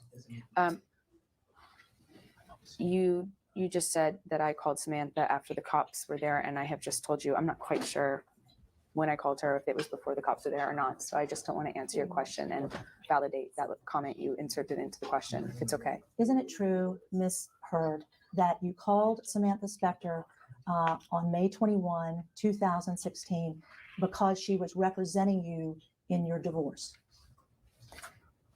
That's a Johnny one. Was no, she your hang attorney? on. In connection with your divorce, there hadn't been a divorce filing, so you've got a problem Okay. with that question. Then what did you say to Samantha Spector when you called her on May 21, 2016? Wait, what did you say to Samantha? That's Spector? my question. Even I know that's All right. privilege. Okay, good. And it's privileged because, Ms. Hurd, she was your lawyer at that time, correct? Well, she was a lawyer. I am a lawyer. It's privileged. Don't answer. Do you answer the question? Okay. Counsel is directing the client not to answer whether a call made to another person was privileged because it was her lawyer. Because it was a lawyer. Any communication with a lawyer. No, sorry, Charles. You may want to brush up on that, Mr. Harder. Oh yeah, seeking legal advice from a lawyer is privileged. Miss, Talking to a lawyer. Seeking legal advice from a Excuse me. lawyer is may, privileged. may I, We'll go to court. She shouldn't be speaking. Miss Hurd, Yeah, for the children. to May 21, prior to, let's say, May 22nd, when you say all these things, Where's the children? did you ever commit domestic violence against Johnny Depp? Objection. I instruct you not to answer. Is counsel having his client invoke? I'll also object to it. It's also calls for legal opinion. conclusion. But what's the basis for the What is, may I ask the basis for the objection? instruction? An instruction not to answer. It calls for legal conclusion, and it. Is this Lady Law? Is this like what you're like? There you go. Prior to May 22nd, It's 2016. feisty as fuck. Like, well, now the fuck is it pauses? Why does that happen? Had you ever struck with your hand or fist Johnny Depp?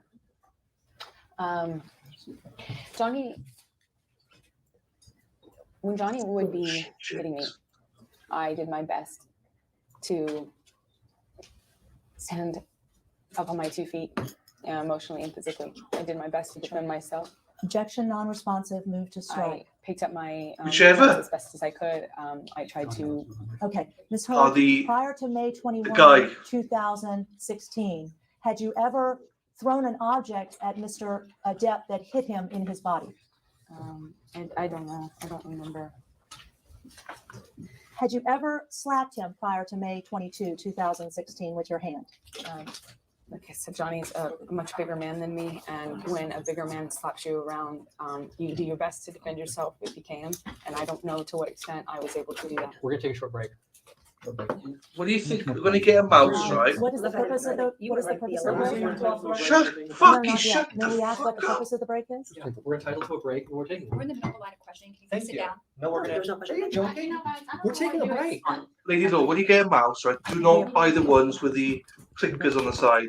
That was my first one, and I cancelled the stream because of it. Let's get a basic mouse. Oh, hang on, Spider Girl, let's go you on. If Spiders go.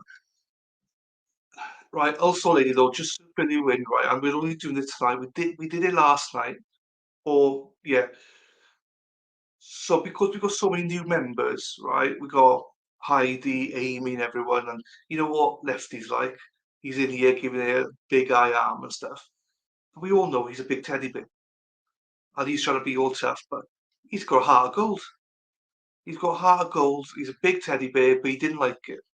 And the only person that could put Lefty in his place is you.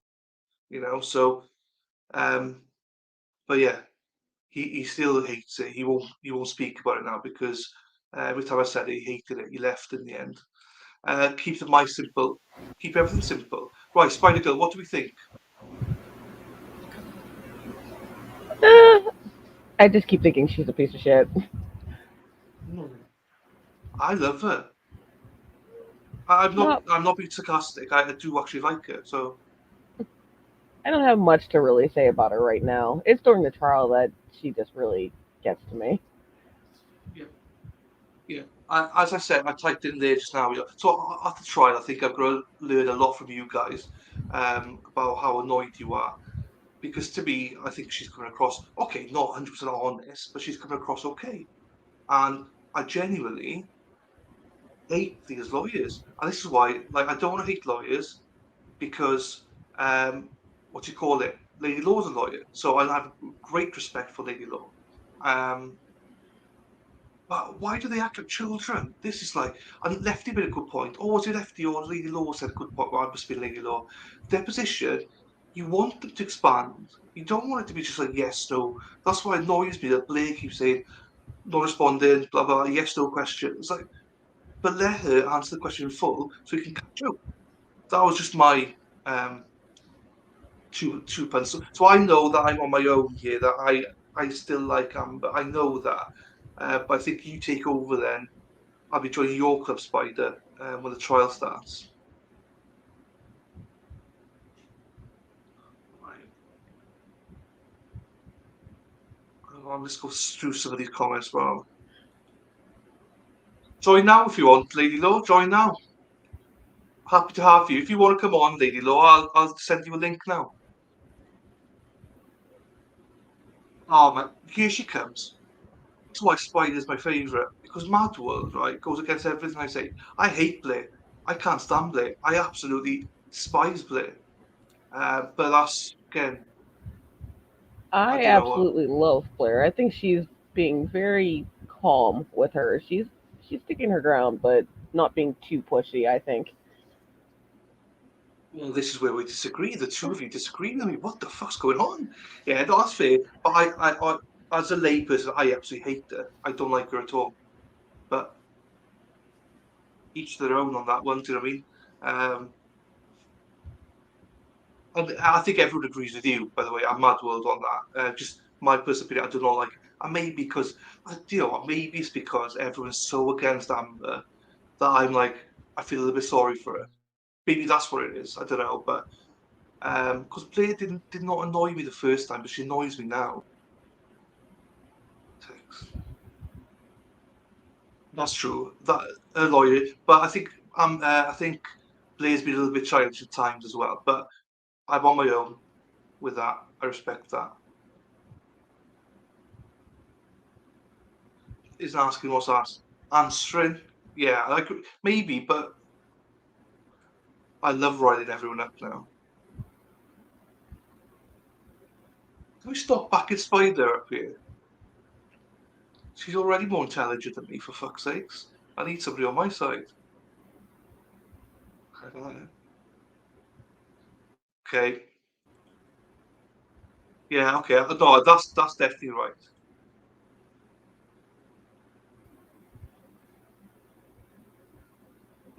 Annoying. Fine. Okay, so everyone's on your side on this one. Oh, Spider Girl, I'll give you that one. I'll give you that one. How are we finding this, Spider Girl? Because it's your first stream ever. Are you a little bit nervous? Or are you okay?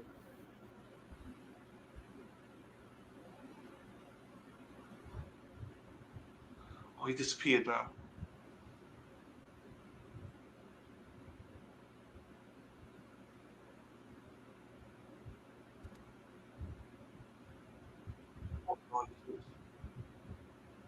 I don't know. It might be me then next year. I don't know. Oh no, it's the kids leave. That's fine. Spider, you still there? Oh, I not hear people. I will get back to the stream then. Spider's gone. Right, oh sorry though, just anyway, right, I'm only doing this time. We did it last. What's happening? Why have I got that in my Spider's gone? That's on your side, Spider. That's it. I moved to the Spider because you were on the stream. Yeah, so Lady Law, if you do want to come on, just let me know and I will send you a message, send you a link. Right, let's go back to this then. To my beautiful Amber. How much We're not time? off the record. It's okay, I'm We can asking go a off the question. record. We're just asking how much I time is just want to know how left. much time The is time is on. approximately 6:15 p.m. and we're going off the record. We are on 1.25 speed as well, so it's all good. I hope. No, I was saying, how are you finding this? How are you finding the stream? Are you finding it okay? It's your first time on stream, isn't it? How are you finding it? You can speak now if you want.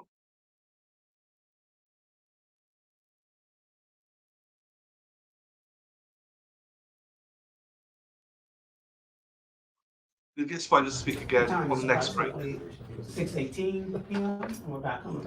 And just a clarification, we're not going to invoke the Fifth Amendment privilege, so you can re-ask that question if you like. Which question? Did you commit domestic violence against Johnny Depp?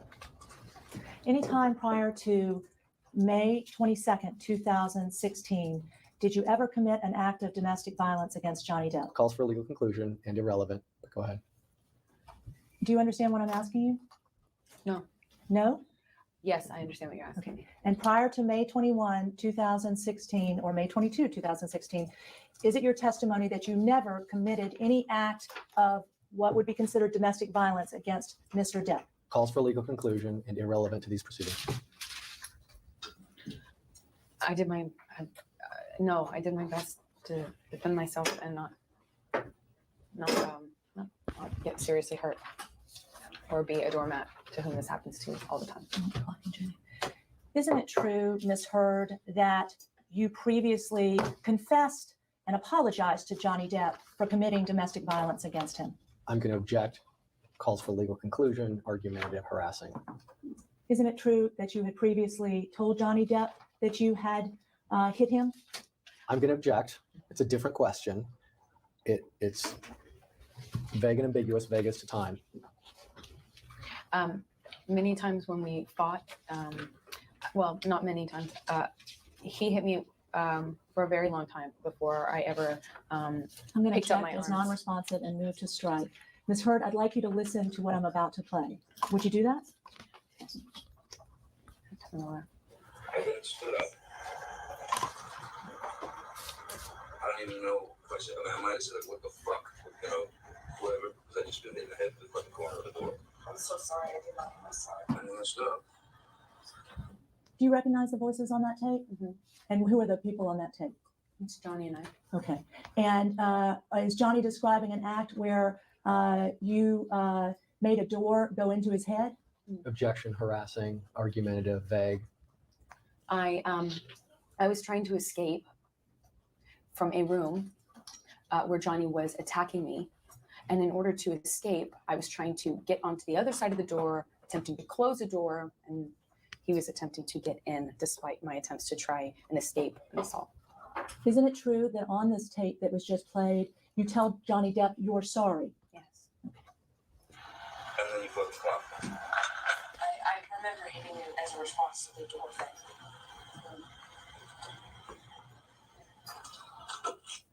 Did you just tell Johnny Depp in that recording that I remember hitting you as a response to the door thing? Yes, as he was trying to get into the door, into the room, I was trying to escape in.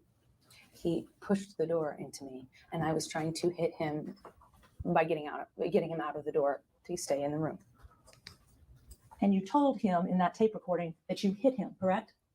I don't know what words I used in that. You can play it back if you want, but I don't remember exactly how long. If you wouldn't mind, if you'll continue to listen. Okay. I'm really sorry about hitting you with the door or hitting your head. Did you tell Johnny Depp at that time you were speaking to him that you were really sorry for hitting him with the door, hitting him? I think in that recording I made it very clear that I was sorry that the door hit him while he was trying to get into the room I was escaping or attempting to escape into. I will mark, excuse me. I'd like you to listen to the following tape. This is punched. We need to have. Are they being marked as exhibits? Yeah, mark as We exhibit. just marked P as the one we just played, Okay. correct? Yes. Okay. Okay. Marking the next thing that I'm going to play to you as Q. Would you listen to this, please? This is punching. Right? This is punching. So, That's a good one. sure you are. Anyway, I was in the bathroom, door open, we were knocking on it. This is the punching. A few weeks outside of it. Here's the disc. And you just kept going, kept going. I tried to close the door 3 times. You know, these, just to let you know, and then wait, and then I accidentally, I swear, when I was trying to close the door, I guess I scratched your toes. I didn't mean to do that. And I bent down. And you like a kick the door. I mean, say move the door, get more over. So No, I did not mean to do that. I was bent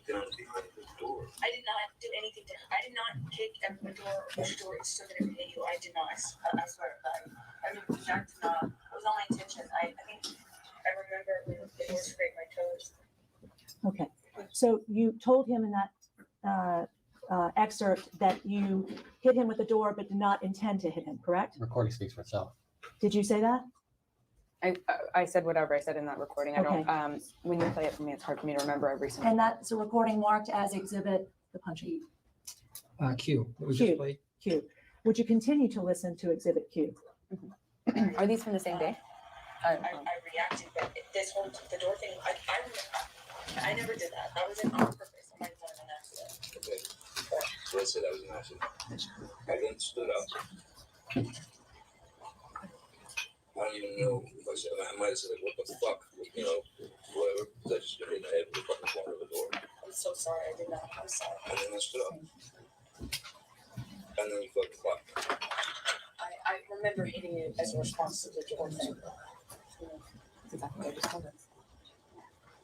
I'm really sorry about hitting you with the door or hitting your head. I did not mean to, nor. You don't need to hit me in the head with the door, but you meant to punch me in the jaw. I meant to hit you, and I did not do this thing with the door. I do remember. I did mean to hit you. So that you didn't mean. The door. No, God, no. I But punch me in the jaw. okay, I'm sorry. So on the tape, you tell Johnny Depp that you did mean to hit him. Objection. That's argumentative, and it misstates what the recording was. And it also misrepresents what actually happened, which is him trying to get into a room I'm trying to keep him out of. And then he runs the door over my toes, trying to get into the room. I tried to push him out of it, which is what the hit is referred to. And Johnny, whenever he was injured or touched it, always referred to it in these ways of punching or clocked or whatever. And whether you discussed it with him or not, the last thing you do in talking to him afterwards or trying to reconcile with him is to get into what the definition of those words mean to him. Just say what So I never even addressed it. If he was ever pushed, it was a cold. He called it a cold clock. I mean, it was just very dramatic. Isn't it true, Ms. Heard, that in September of 2015, you punched Johnny Depp in the face with a closed fist? Mm.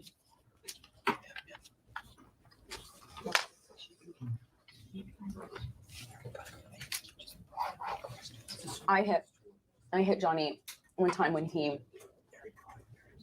Sorry, oh wait. No, you answer the question. Please stop whispering because it's distracting over here.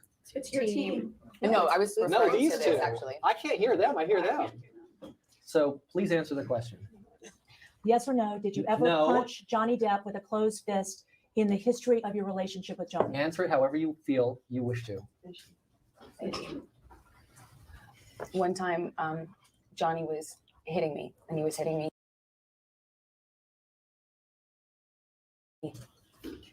hard and repeatedly, and I was screaming. Security walks in, and they don't do anything about it.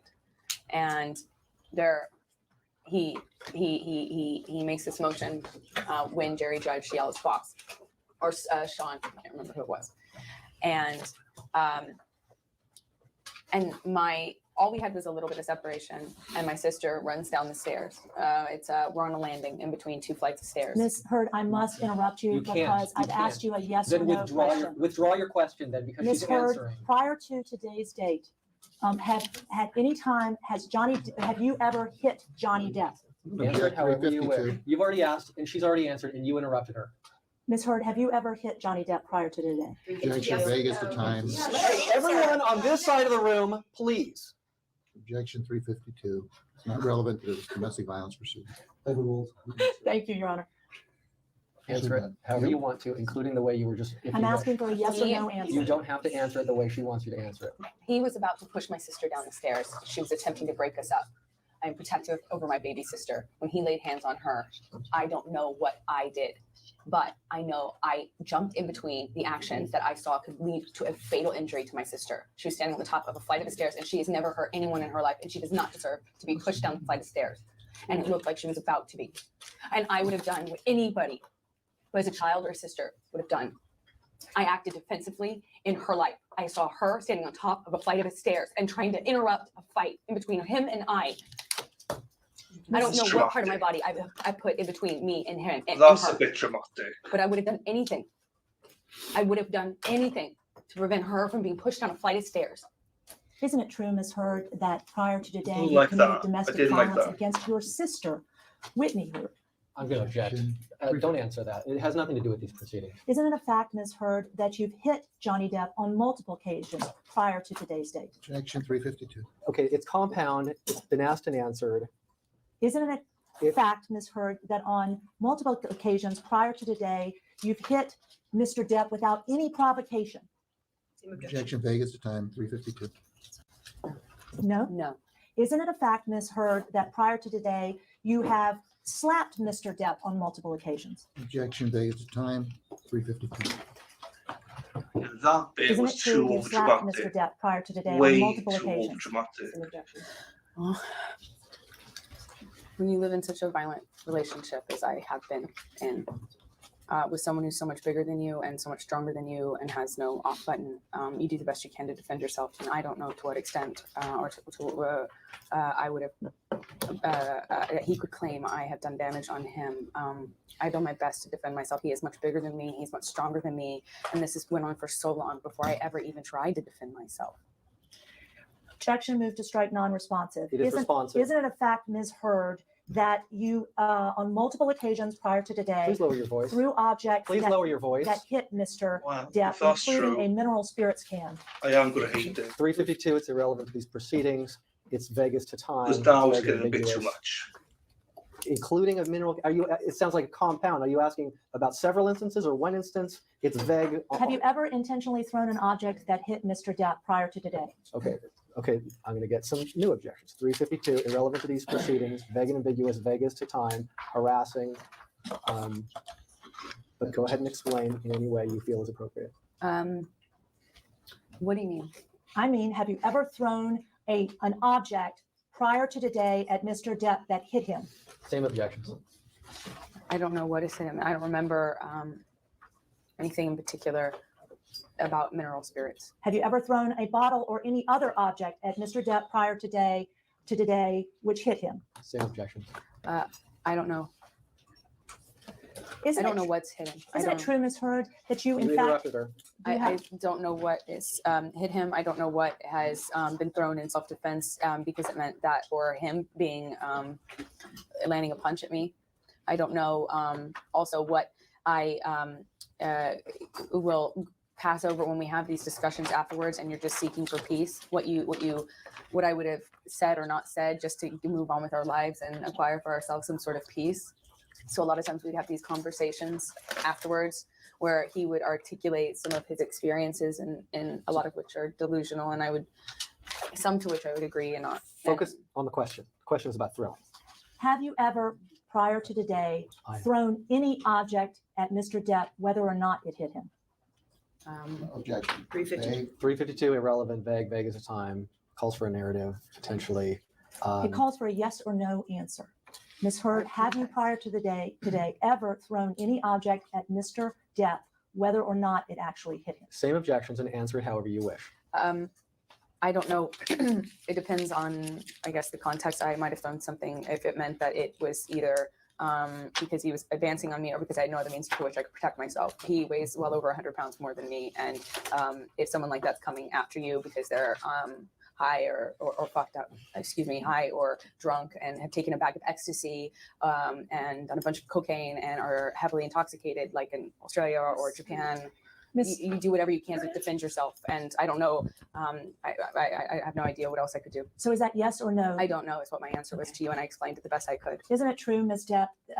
Heard, that in Australia in March of 2016, you threw an alcohol bottle at Mr. Depp, and in fact, when it smashed, you cut off the end of his finger with the bottle that you'd thrown? That's a ridiculous accusation. Isn't it a fact that you threw on December 30th, 2015, while on the island in Exuma, a can of mineral spirits paint thinner and hit Mr. Depp in the head? Objections 352, irrelevant to these proceedings, vague, argumentative, harassing.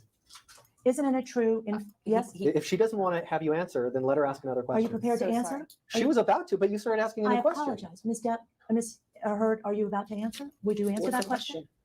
Please repeat your question. Did you throw on December 30, 2015, a can of paint thinner while on the island of Exuma at Johnny Depp and hit him in the head? 352, irrelevant to these proceedings, vague, argumentative and harassing.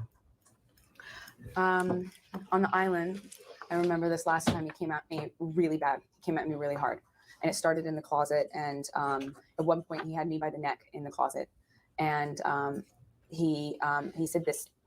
I think he said it was like this. You don't think I'll fucking do it this time? You don't think I'll fucking do it? He had his hands around my neck. Wasn't squeezing very hard. He was, but he was squeezing, and I don't know if I pushed him or I picked something up to get away, or at what point I picked something up, but I have thrown something on the island at him while I was running from the closet where this started to the door to get out. Isn't it true, Ms. Hurd, that in front of 2 different employees at the island, you threw the paint thinner and hit him in the head on December 15th? 352, irrelevant, vague, argumentative, harassing. In front of whose employees? And asked and answered. Oh, that's true. I just explained it, I guess. Well, explain it again, because No, what's- I'm not no, no, asking. no. No, I'm not asking for anything other than a yes or no. Did you or did you not throw a can at Johnny Depp on December 15, 2015? Asked No. and asked and No. you have to wait for me to Oh, object. I'm sorry. argumentative. I'm sorry. Just wait. In You have fact, all the time in the world. She doesn't. You do. in fact, sorry. Ms. Stop talking, please. I haven't given my objections. Or are you withdrawing the question? There's no question pending. There was. I was about to object. My objections are 352, irrelevant, harassing, vague as to time, and answer however you feel is appropriate. Okay. What incident are you referring to? I'll move on, Ms. No, I want you to answer. Can you please read back the Hurd. question? Ms. Hurd. Please read back the question. Isn't it Withdraw the question. Fine, withdraw the question and we'll move on. Isn't it true that you've been previously arrested for committing domestic violence against your spouse? I'm going to object. Irrelevant, harassing, has nothing to do with this proceeding. It's argumentative. Go ahead and explain how you want to. There was no domestic violence within that relationship, and the state of Washington, where I was arrested, immediately dropped the charges because they knew the exact same thing that I just told you, that no domestic violence ever occurred, and my ex has stated such. In fact, it was so ridiculous, those charges. It was a verbal argument, it was misinterpreted, misrepresented, and completely overreacted upon by 2 individuals in a power position. And as soon as they found out that we were partners, which we were not going to be arrested for before, as soon as they found out we were partners, the male cop, not this other woman who's later been brought into the press, this male cop put me in handcuffs, and that's it. There was no physical violence, no physical abuse, and zero domestic violence whatsoever between us. It was a trumped up charge, and it was dropped immediately for being such. Isn't it a fact, Ms. Hurd, that in fact on September 24th, 2009, you were arrested for domestic violence committed against Tasha Van Ray? Asked and answered. Is that what you just talked about? Did I miss something? Isn't it a fact, Ms. Hurd, that on September 14th, you were in fact taken to jail? It wasn't dropped immediately. Some objections, Vegas would be. Same objections. Isn't it a fact, Ms. Hurd, that you spent the night in jail from September 14th to September 15th, 2009, as a result of your arrest for domestic violence? Same objections. It's Is irrelevant. that true? 352. She's already answered what happened. It's Is that vague. true? It's argumentative. It's harassing. You just want to, get your What's harassment. 352? Let the record reflect Mr. I just Harder's answered. directing her not to answer. Did you I spend the night in answered you. jail? I never What's said don't answer. I 352? never said that. Fucking shut the fuck up, everyone. That's not Talking. my fault. Speaking. Because she keeps cutting me off every time I say something. Right. I gotta fucking mute him for a second. What's 352? I don't understand what that is. So if somebody could explain that, be grateful. There's no need to yell, Mr. Harder. Well, I have to be heard. Everyone's talking over me. You've got a whole wall of lawyers over there who are Mr. talking over me. May I continue? For Hunt. Can I say something? Ms. Hurd, isn't it a fact that Tasha Van Ray on September 14th, 2009 claimed to the police that you had hit her arm? Same objection. No? I don't know anything about this.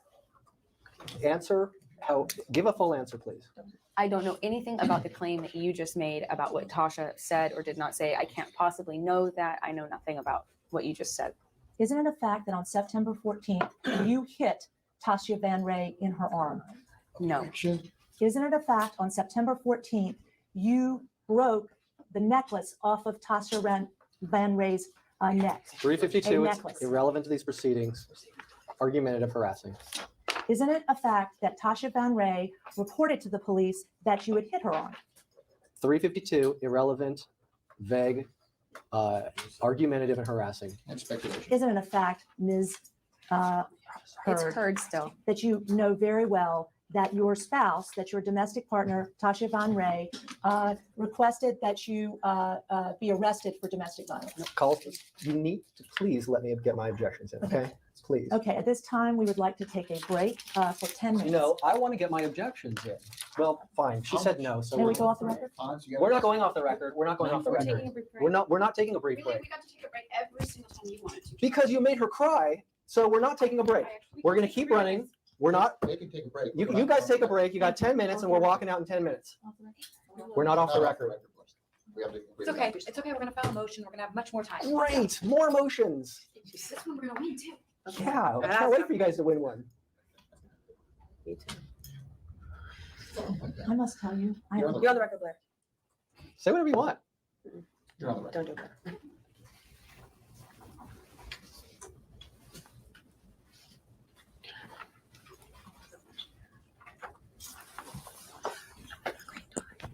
He has a lot of good ties. He's a good guy. You got good ties. Oh gosh, is she okay? That happens with little ones. There are more microphones than the ones in your hand. Thank you. Why don't we? No, no. Anyone wants to talk? No, he walked into a glass wall, so it was just a little bit moment.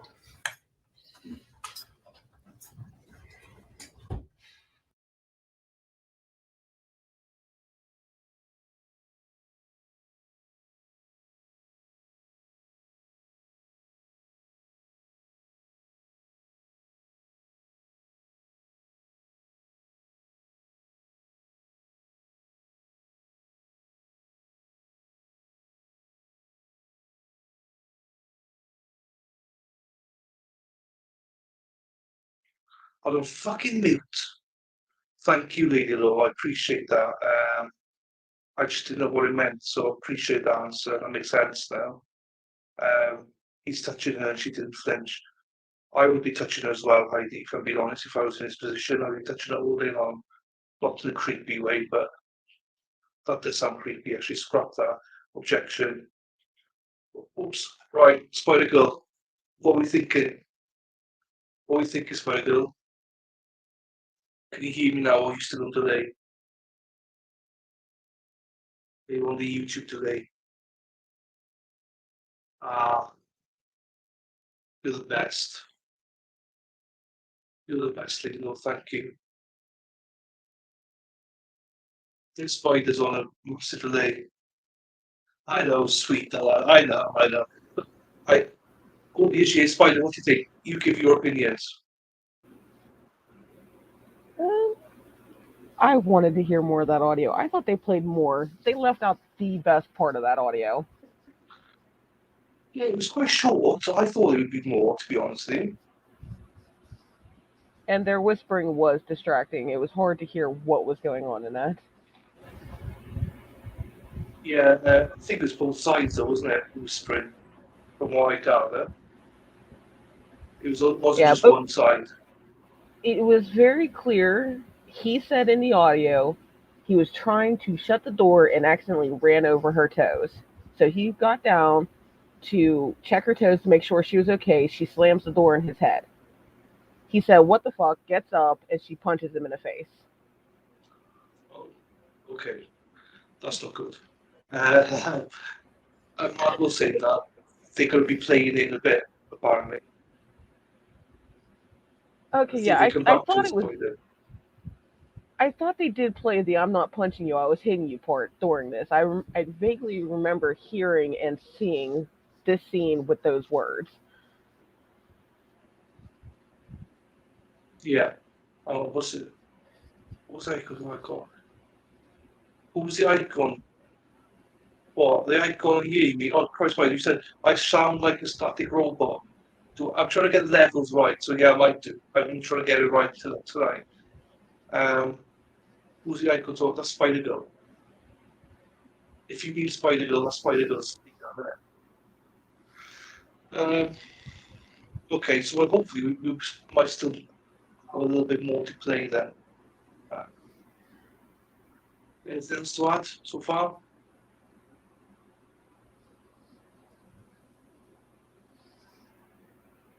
only you two today. You're still lagging behind. That's fine. Look, we'll play it again. We'll come back to it. Still on the record, Ms. Hurd, were you here in these offices last weekend, Saturday, August 6th?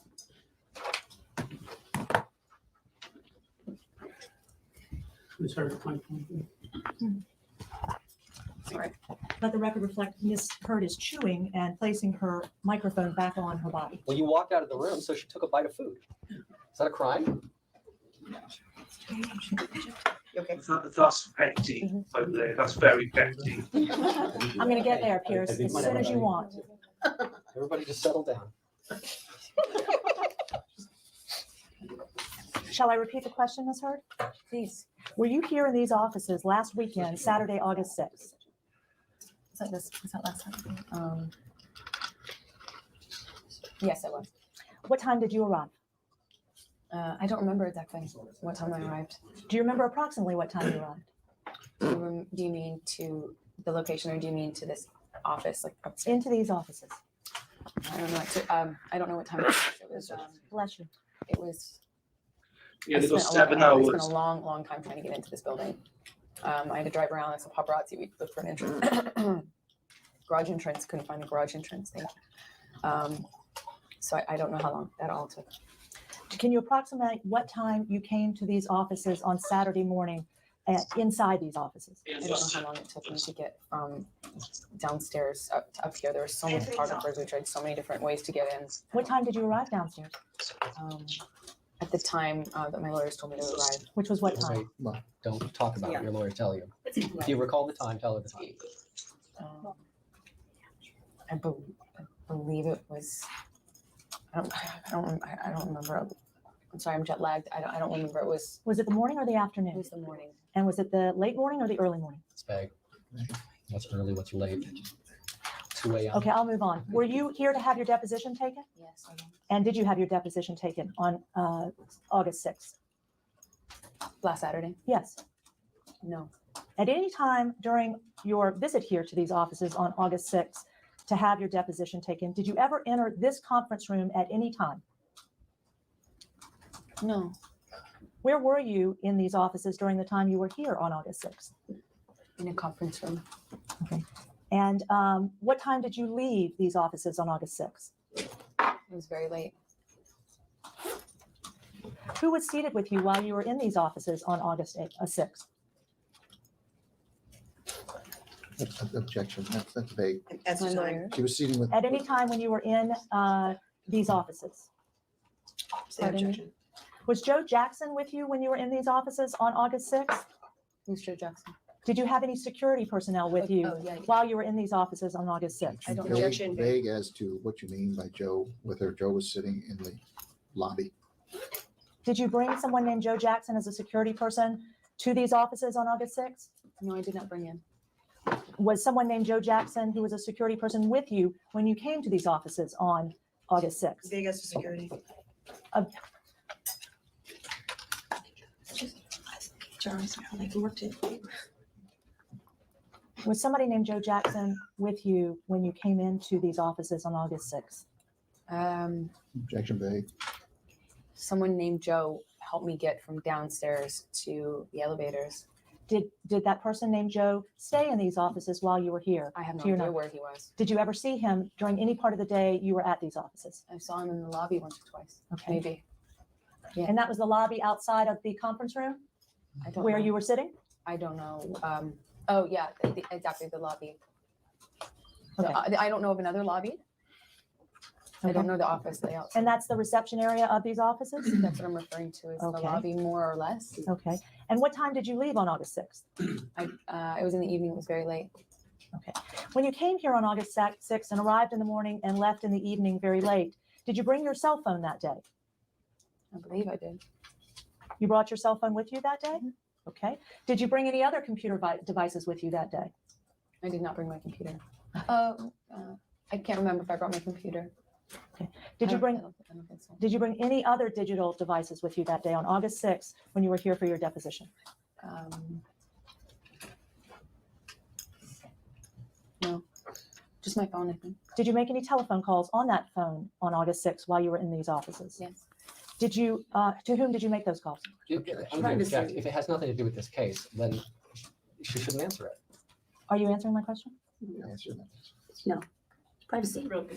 Privacy. Privacy, irrelevance. Harassing. Ms. Hurd, did you cry at any time you were present in these offices last Saturday, August 6, 2016? Don't answer. It's harassing. Don't answer. It has nothing to do with any of Yes, this. answer.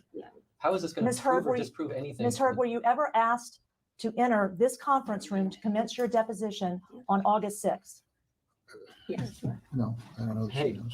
I'm sorry, can you say that? Were you ever asked to enter the conference room here to start your deposition on August 6th at any time? No. Were you ever asked by Ms. Laura Wasser at approximately 2 p.m. to come into the conference room to start your deposition? No, I was not asked. Were you ever asked by Ms. Wasser at approximately 5:30 p.m. to start your deposition and come into the conference room? No, she never asked me to come into any conference room. Ms. Hurd, where were you yesterday at 10 a.m.? Argumentative, harassing, irrelevant. Privacy. Were you in the United States of America yesterday at 10 a.m.? Objection, harassing. Irrelevant. Doesn't have to answer. I'm going to take their advice. Are you not going to answer my I'm question? taking my counsel's advice. Were you aware yesterday at 10 a.m. that there was a court order for you to attend your deposition in these offices at 10 a.m. On August 12th? It's privilege. Yeah, If you learn objection. from lawyers, it's privilege. Don't use it. States facts. You guys, please cut that. Notwithstanding any confidential information relayed to you by your counsel, were you aware there was a court order for you to attend your deposition yesterday, August 12th, 2016, at these offices? There wasn't learn at that- 9:40. There Hang wasn't. on. Can you This say is- that again? What? It's important for the record. As of 9:40, Is there- there wasn't. Claire, we were in court. Nobody else here was. The court made an order before Is 10 there- o'clock. Is If there you learned of anything from counsel, then you can't answer because it would be privileged. It's also irrelevant. It's harassing. Is there any reason you were not present for the start of your deposition yesterday, August 12th, 2016, in these offices? Objection, Harassing. client privilege. Privilege, harassing. There's Don't a answer. court order. Your attorney filed a document in court yesterday stating that, quote, an emergency has arisen which requires ex parte relief, end quote. Would you like to see a copy of this document? I would. Yeah. Do you, before I show you the copy of the document, do you Your know 36 what- minutes is up. what any emergency, was there any emergency yesterday that you had? Objection, harassing. Harassing. Did you We're have- out of time. That was concluded. We're out of Did you time. have any emergency, Ms. Hurd? Yeah, we're out of time. We're out of time. Deposition's over. Thank All you. right, that'll do it, folks. Thank you. I'm not adjourning this deposition yet. But 7 we hours. are, because you ran out of, your 7 hours is over. It's now 6:55 p.m. She was here at 10 o'clock or We 10, still have time remaining for the 10:07 a.m. deposition. not according to your and videographer. We He have told me, not concluded these proceedings or adjourned these your proceedings. videographer, Mr. Videographer, I'm sorry, I don't know your name. You told me 36 minutes and I took the timer on. Are we out of time now, sir? We're out of time, sir. We're out of time. We're at 7 hours. Yeah, Okay, that's the law. thank you. That's the law. I would like to make a record that the 7 hours to which Mr. Harder refers to has included repeated speaking objections and other proper objections throughout the day, obstructing these proceedings moving forward. Mr. Harder has continued in his efforts to obstruct these proceedings by making non-law objections and directing his client not to answer questions in these proceedings. And I'm just going to respond that all of that's incorrect. I was making appropriate objections based upon the inappropriate questioning and commentary that was coming from Ms. Burke. I had to make very brief statements. So, it was all entirely appropriate. And if you make a motion, we're going to seek sanctions against you because it would be improper. The witness has been here for 7 hours. Your videographer just confirmed it's been 7 hours. We've been very patient. It's 6:55 that we ended. She was here it's just a few minutes after 10 a.m. We took short breaks. It's been a full day. We've fully complied with the code, and you'd be wasting the court's time, our time, a lot of resources if you were to bring a motion otherwise. Mr. Harder, would you like to say anything else for the record? No, thank you. Thank you, Piers. Good seeing you. I'm going to continue. I'm going to continue by saying that I offer the following stipulation: that the court reporter be relieved of responsibility with respect to the original transcript, and that the original be transcribed and signed by the deponent under penalty of perjury.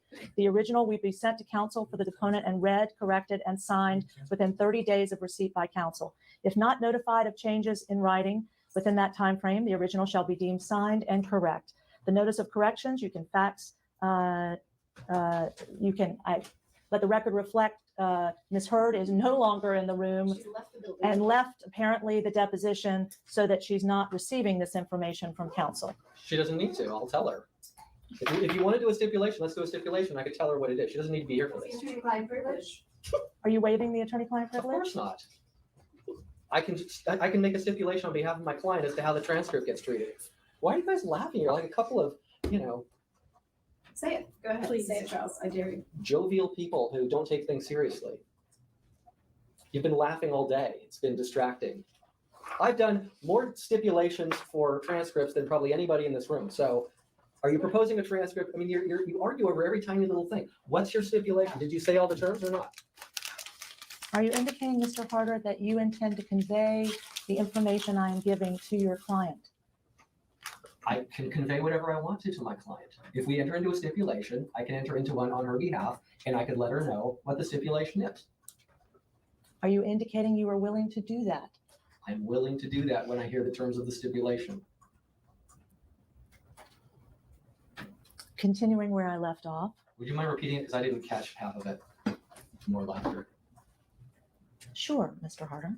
I offer the following stipulation: that the court reporter be relieved of responsibility with respect to the original transcript, and that the original be transcribed and signed by the deponent under penalty of perjury.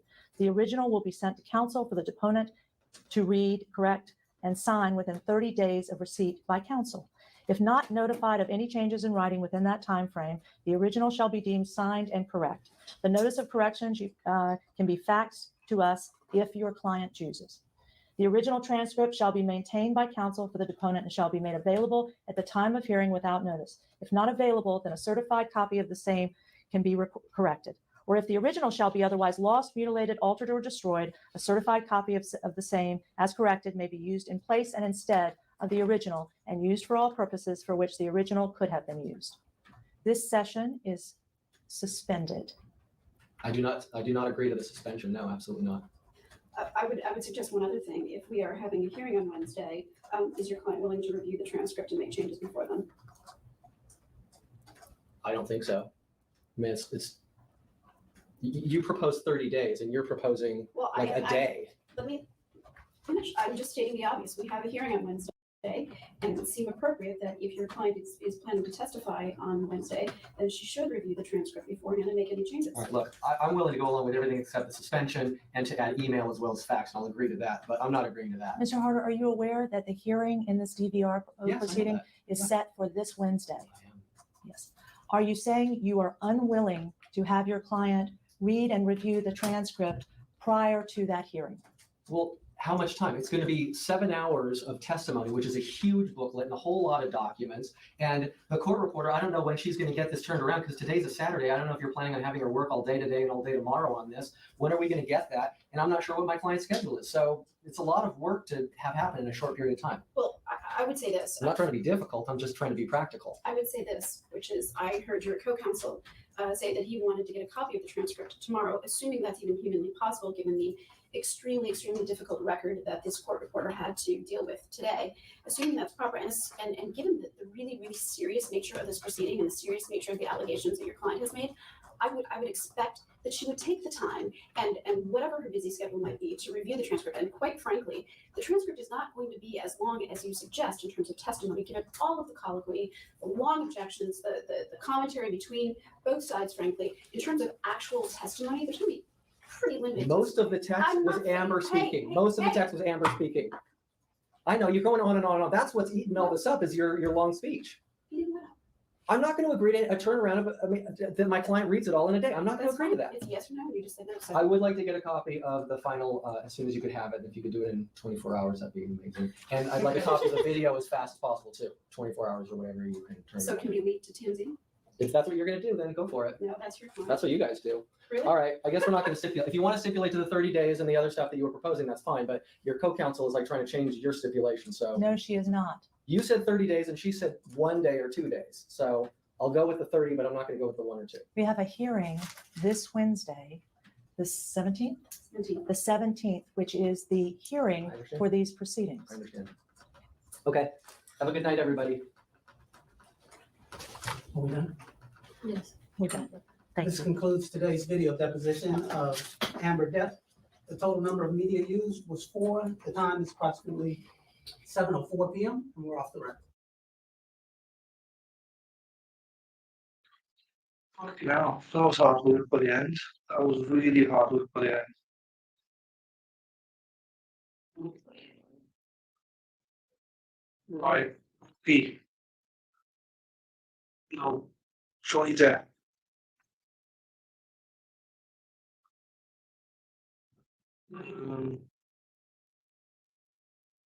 Let me find this now.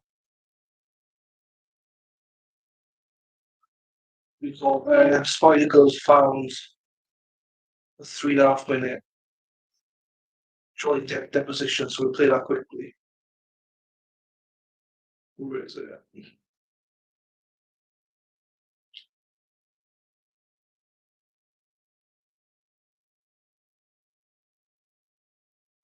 Yeah, I might sound like played with him. I'm adjusting the mic I am, so I might still sound like a robot. I'm trying to do it every time I get a chance to adjust it.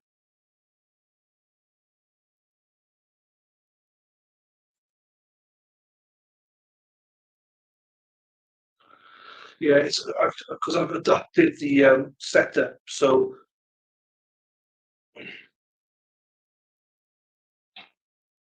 I have to play about with it. Should have done it before now.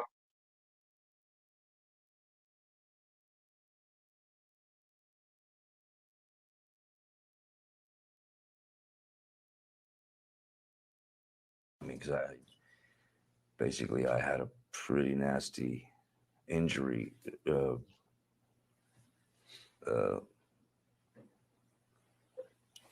I actually I had to protect her at the time, and so I said that it was caught in the door, one of these huge accordion doors at this house.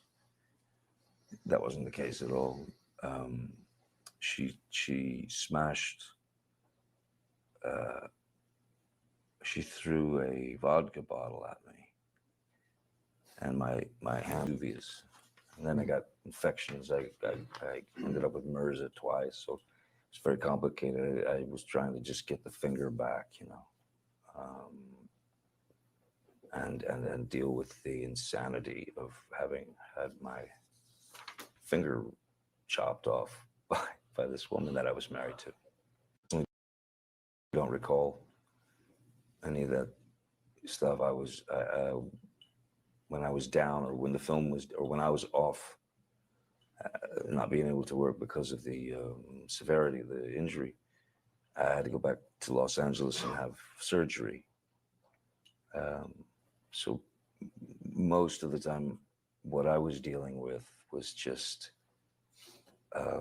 recuperating, or just, I didn't want to lose the finger, because MRSA, the MRSA infection, is really quite evil. And I ended up with it twice, so I was really just worried about losing a finger or an arm. Or story about the bottle, and then Amber, apparently created some story about you punching a wall or something like that. She says that I did it myself, yeah, by punching a wall. Just another way to hurt you. That's it. I'd like to see reactions from scientists. I mean, and physicians who are familiar with kind of this sort of trauma, this sort of thing, because I'd love to see her explain how someone hits a wall, and if they put their fist through it, that means that it's drywall or something. It's not. Well, if you're going to go Barnaby Jones on me, I may go back at you with Quincy.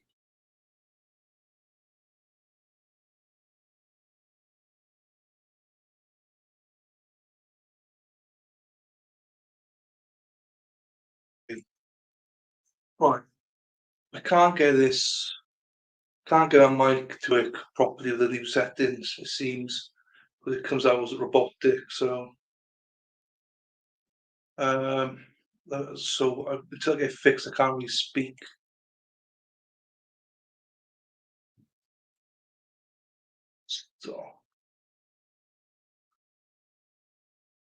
So I'll have to play with this. I'll have to play with it tomorrow. With the, I might sound robotic now, but I need to play about with it tomorrow.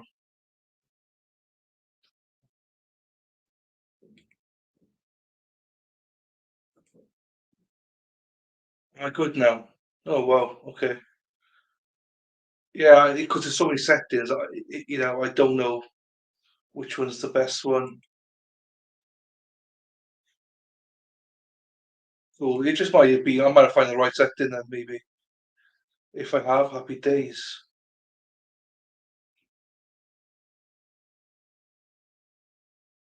Get your husband in here, Heidi. Get him in. He can come on screen if he wants.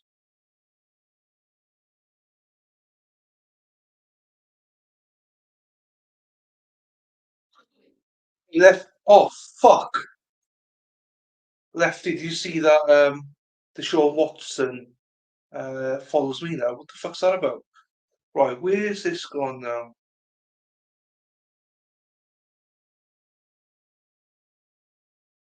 Spider Girl.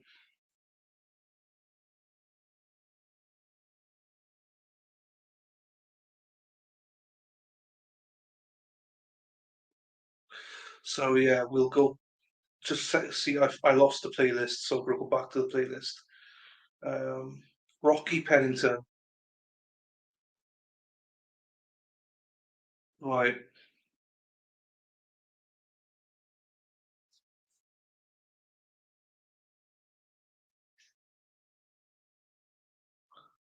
Rocky Pennington. Feel with part one. I got it.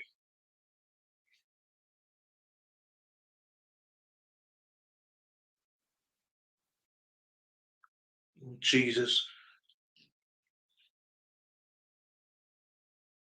Right, hang on. There's a lot of speaking here. I'm going to skip the speaking. Set it at 1.25 speed. Put subtitles on. Got it.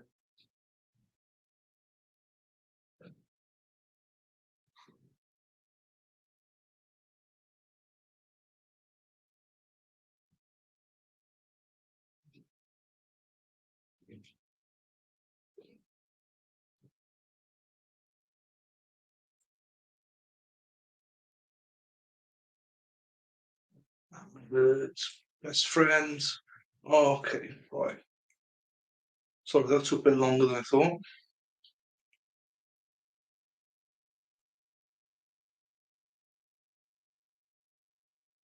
We are live. 7 p.m. My name. So sorry for that. That's fucking annoyed me already. I can't listen to these two. That's annoyed me. So I'm gonna skip all of it.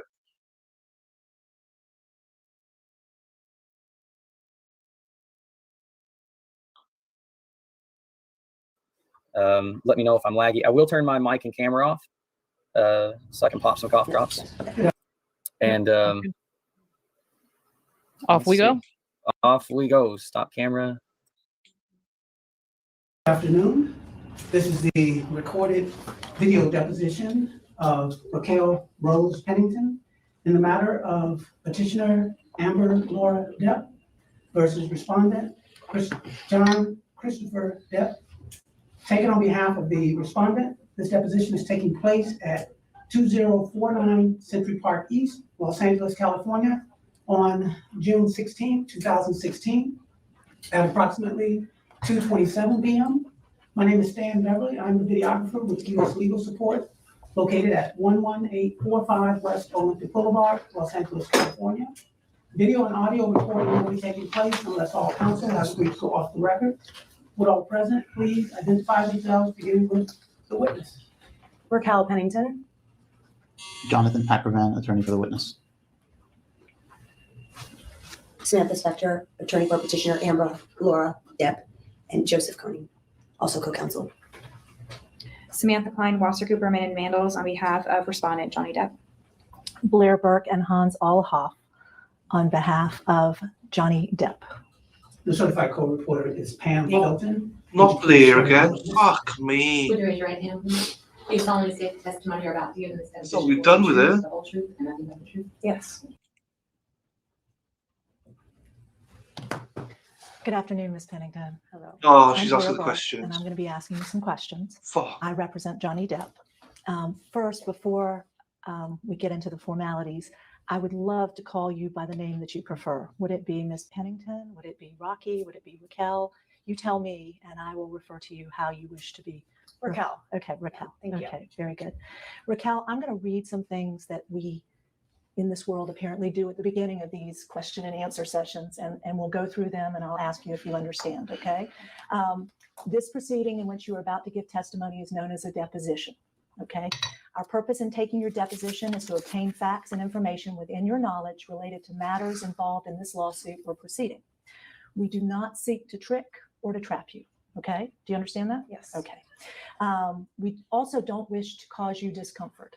So if you're uncomfortable at any time or need a break, you tell me, okay? And we'll stop. Okay. The person that's doing the transcribing is the court reporter, the shorthand reporter, and we obviously have a videographer. And you've been placed under oath. I'm going to ask you some questions, and all I ask is that you answer those questions fully and truthfully, okay? And if there's anything you feel you haven't said in answer to my questions, you can always let me know, and I will let you talk as much as you want, okay? Okay.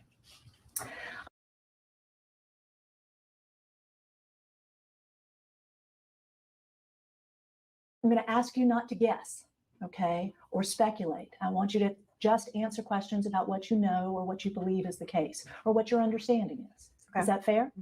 Mm-hmm. We request your best present recollection of the facts and events with which I'll ask you questions. We'll presume that whatever you testify to today is your best present recollection and not a guess. Okay? Okay. Although this deposition is being held in the informality of these law offices, these lovely law offices, this deposition does not have the solemnity of a courtroom, right? It's not as formal as getting on a stand and the judge being there. Since you're under oath, your testimony here today, though, will have the same force and effect and be subject to the same penalties as if you were testifying in a courtroom. Do you understand that? Yes. Okay. Among such penalties to which you are subject is the penalty of perjury. Do you know what perjury is? Yes. Okay. Perjury is defined as willfully and contrary to an oath administered, stating as true a material fact which one knows to be false. Perjury is a crime. The penalties for perjury are set forth in the penal code, but those are basically the elements. Do you understand that? Yes. Okay, good.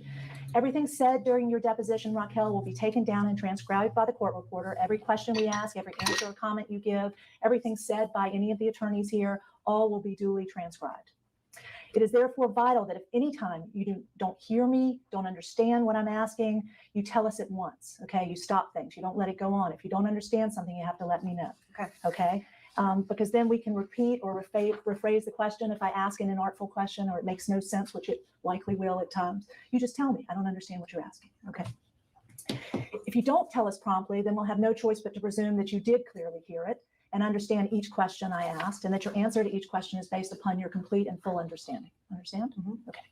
Please remember the court reporter is only able to transcribe audible responses. So if you say or she's not going to understand whether that's a yes or a no. Okay. Does that make sense? Yes. Okay. Please also remember that the court reporter can record the words of only one person speaking at a time, so allow for the question to fully and completely be stated before you respond. If you inadvertently are interrupted before you finish your answer, just let me know. Okay. Otherwise, we'll assume your answer was complete and you had nothing further to say on the subject. At the conclusion of this session, the reporter will transcribe what's been said into booklet form. You'll have the opportunity to read that booklet, everything that's been said, and make any changes in the form or substance of the answer to any question you feel is necessary. Do you understand that? Yes. Okay. Please be advised that at the time of trial, you'll be questioned before the judge as to why you made such changes, and will contend at the time of trial that your memory and recollection here today are as good or better than at any time later. Do you understand that? Okay. Okay. That's what we will say to the judge, that what you answered here is the answer that's closest in time to when we asked you about your memory. Yes. Okay. Can you think of any reason why you'd be unable, Raquel, to provide me with accurate and comprehensive answers today? No. Okay.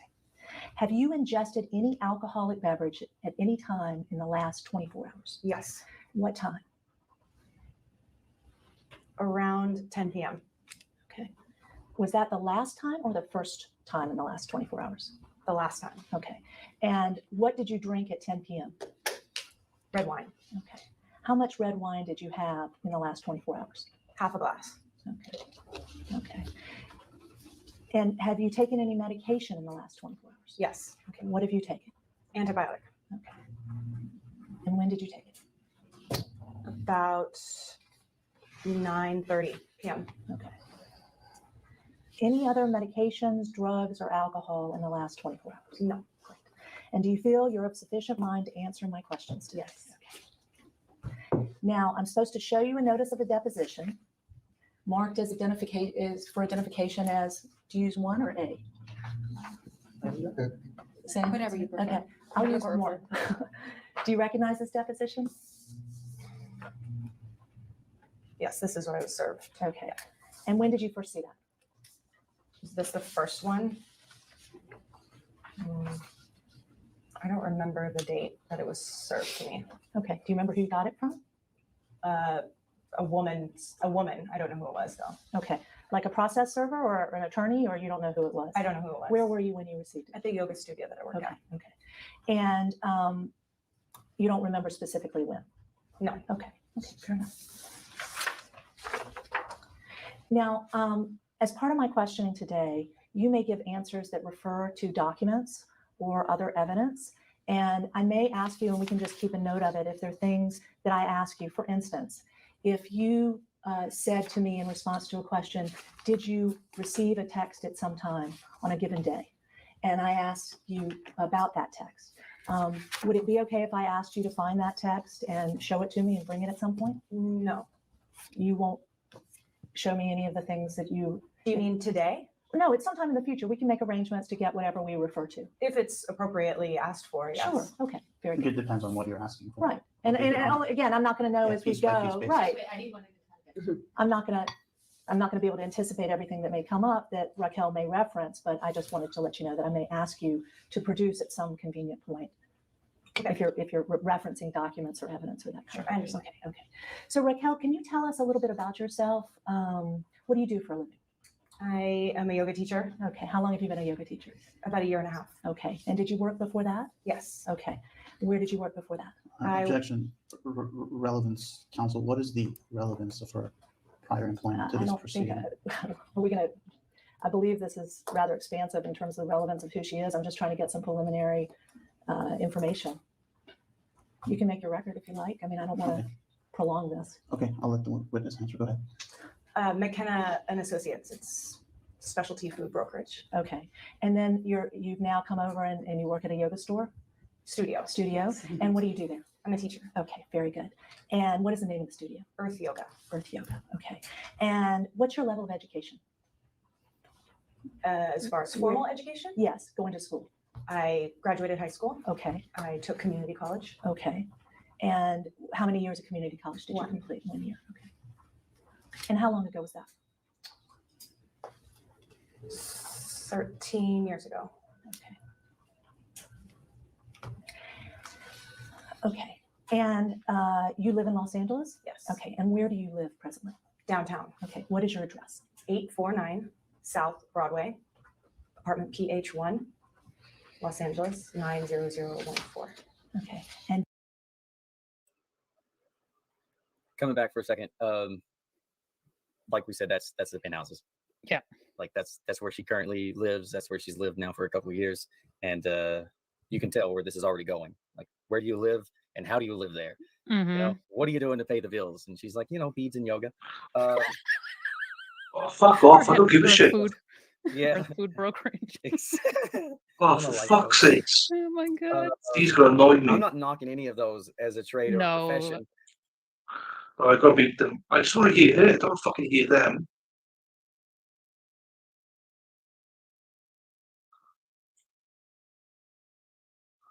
Right, you find where they go off. On screen there.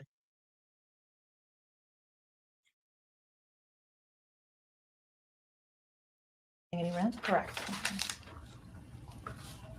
And how long have you lived there, Raquel? Just over 2 years. So you moved into the apartment in 2014? Yes. Do you remember which month? I believe it was June. Okay. And do you know someone named Amber Laura Hurd? Yes. Okay. How long have you known her? About 13 years. Okay. And does she also live at this address on Broadway? She lives at the same address in a different apartment. Okay. Did she give you permission to live in the apartment you live in? Yes. Okay. When did she give you that permission? May of 2014.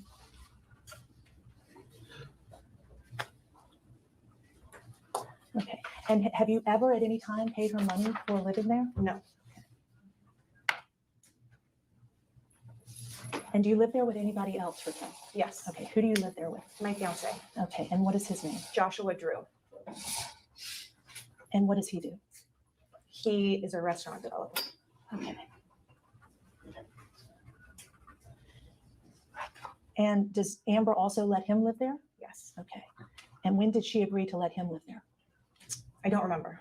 Okay. How long has he lived there, if you recall? Since about November of 2015. And does Joshua Drew pay any rent? No.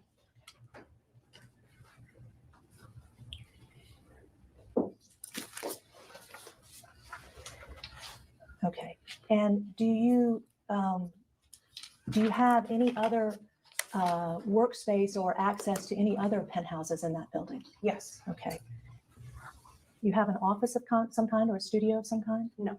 What is it? I have access. You have access to the entire floor? Yes. Okay. And that's based on permission given by Ms. Hurd? Yes. Okay. And does that allow you to go anywhere you want at any time? Yes. And when did she give you that permission? I don't remember. Okay. Do you have keys to every one of the penthouses on the floor? I have one master key. To all of the penthouses? Okay. And I understand you make jewelry. Do you make jewelry? Yes. Okay. And is there a place you make jewelry anywhere in that Broadway residence? In my own residence. Yes. In your own residence? So you don't have any of your property, all of your property, am I correct, is in your residence, not anywhere else? Correct. Okay. Council, can we take a brief break? Sure. Very brief. I don't see why not. Let's walk the record. The time is approximately 2:43 p.m. We're going on. We're going on a fucking break, like. Oh, Guys, fuck it, these guys. We've already said some stuff we probably shouldn't have said. Yep. I gotta mute them. I can't deal with them.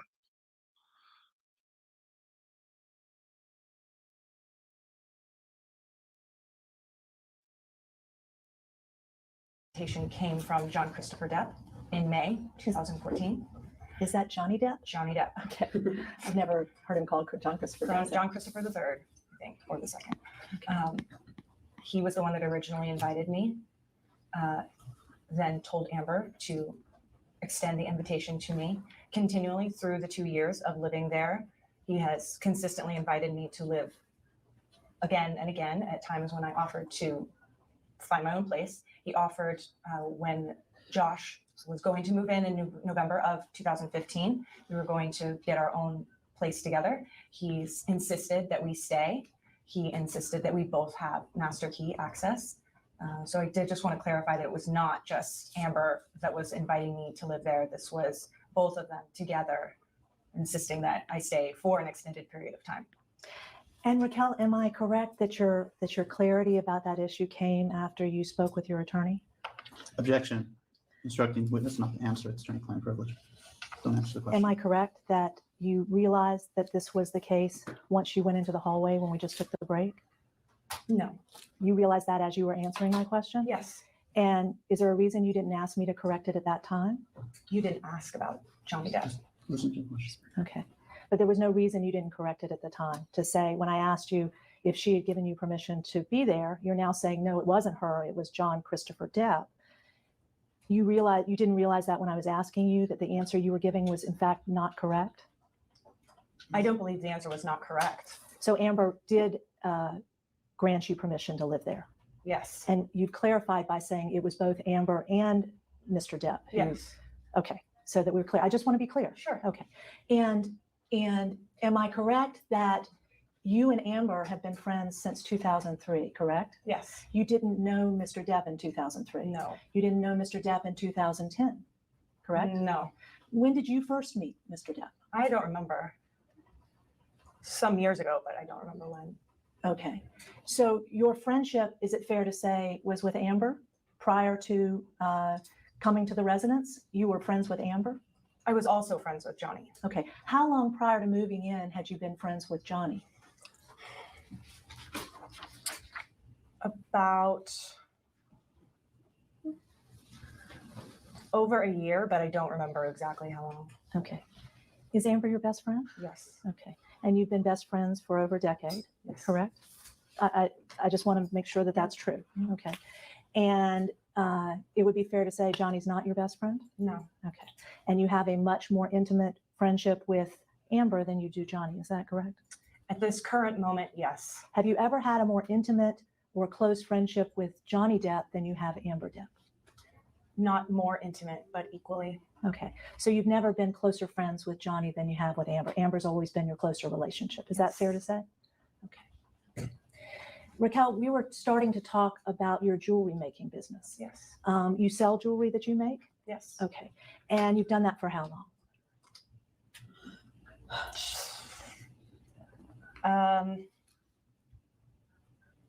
About 3 months. Okay, 3 months. And in the 3-month period that you've made that jewelry, where do you make your jewelry? At my desk, my kitchen. Okay. And that's in penthouse what? Yeah, penthouse 1. 1, okay. Do you make your jewelry in any of the other residences or penthouses in the building? No. Okay. And do you have any of your beads or equipment in any of the other residences of the building? Objection, relevance. It's directly relevant to representations made in the declarations, and this is a family law case. I think it's all relevant. Counsel, I'm not instructing you not to answer. I was just inserting an objection. That's fine. Make your record. Can you repeat the question? Do you make your jewelry in any of the other residences? You described primarily making your jewelry in the penthouse 1. Mm-hmm. Do you utilize any of the other spaces on the floor outside of penthouse 1 to do any of your jewelry work? Same objection. Go ahead. Can you clarify consistency of this question? Like, are you asking if I regularly make the jewelry? At if any I time. ever have? At any time, do you store beads, utilize your materials, keep your materials, access your materials in any of the other spaces other than penthouse 1? I have photographed my materials in penthouse 5. Okay. Okay. Very good. But don't keep any materials anywhere else. Okay. Okay. Raquel, I want to ask you about some events that are alleged to have occurred. And I want to walk you through, because you have filed a declaration, I want to ask you some questions about what you know, what you saw, what you observed, what your understanding is. Okay. Okay. Okay. And I want to draw your attention to a date, April 21st, 2016, which was a birthday party, a dinner party that I understand April was throwing for herself. Do you recall that? Amber? I'm sorry, Amber. Yes. Yes. And Amber, could you tell me how that party came together? What was the purpose of the party as far as you knew? For her birthday. Okay. And were you involved in the planning of that event? Yes. Okay. Tell us how you were involved. I decorated the apartment. Okay. And were you involved in supplying any of the food for the party? No. Okay. Who was, to your knowledge, supplying the food? Objection, speculation. Go ahead. Joshua, my fiance. Okay. And was he cooking the food? Yes. Okay. And how many people were invited to this party, Objection, speculation. Go ahead. if you know? About 12. Okay. And do you know who those folks were? Yes. Okay. Who were those folks? Christy Sexton, Brandon McCullough. Okay. Let me slow you down just a second. Do you know how Christy spells her name? With a K. Okay. Is it an IE at the end or Y or? Y. This Okay. this seems more professional. Okay. The Like second the person? lawyer Brandon is objecting, McCullough. but Okay. allowed her Amanda to answer. Academy. That's a good lawyer, I think. Whitney Hurd. And I'm correct, that's Amber's sister? Correct. Okay. Whitney's boyfriend, Nick. Do you know Nick's last name? Nope. Okay. But this Nick person is Whitney's boyfriend? He was at the time. He's no longer her boyfriend? I don't know. When you say he was at the time, do you have some understanding they're not still together? I just don't know if they're still together. Okay. Do you have some reason to believe they're not still together? No. Okay. Who else? Melanie Iglesias. Is she a makeup artist? Yes. Is she a makeup artist for Amber? Yes. Okay. Her husband, Steve. Do you know his last name? No. Okay. Who else?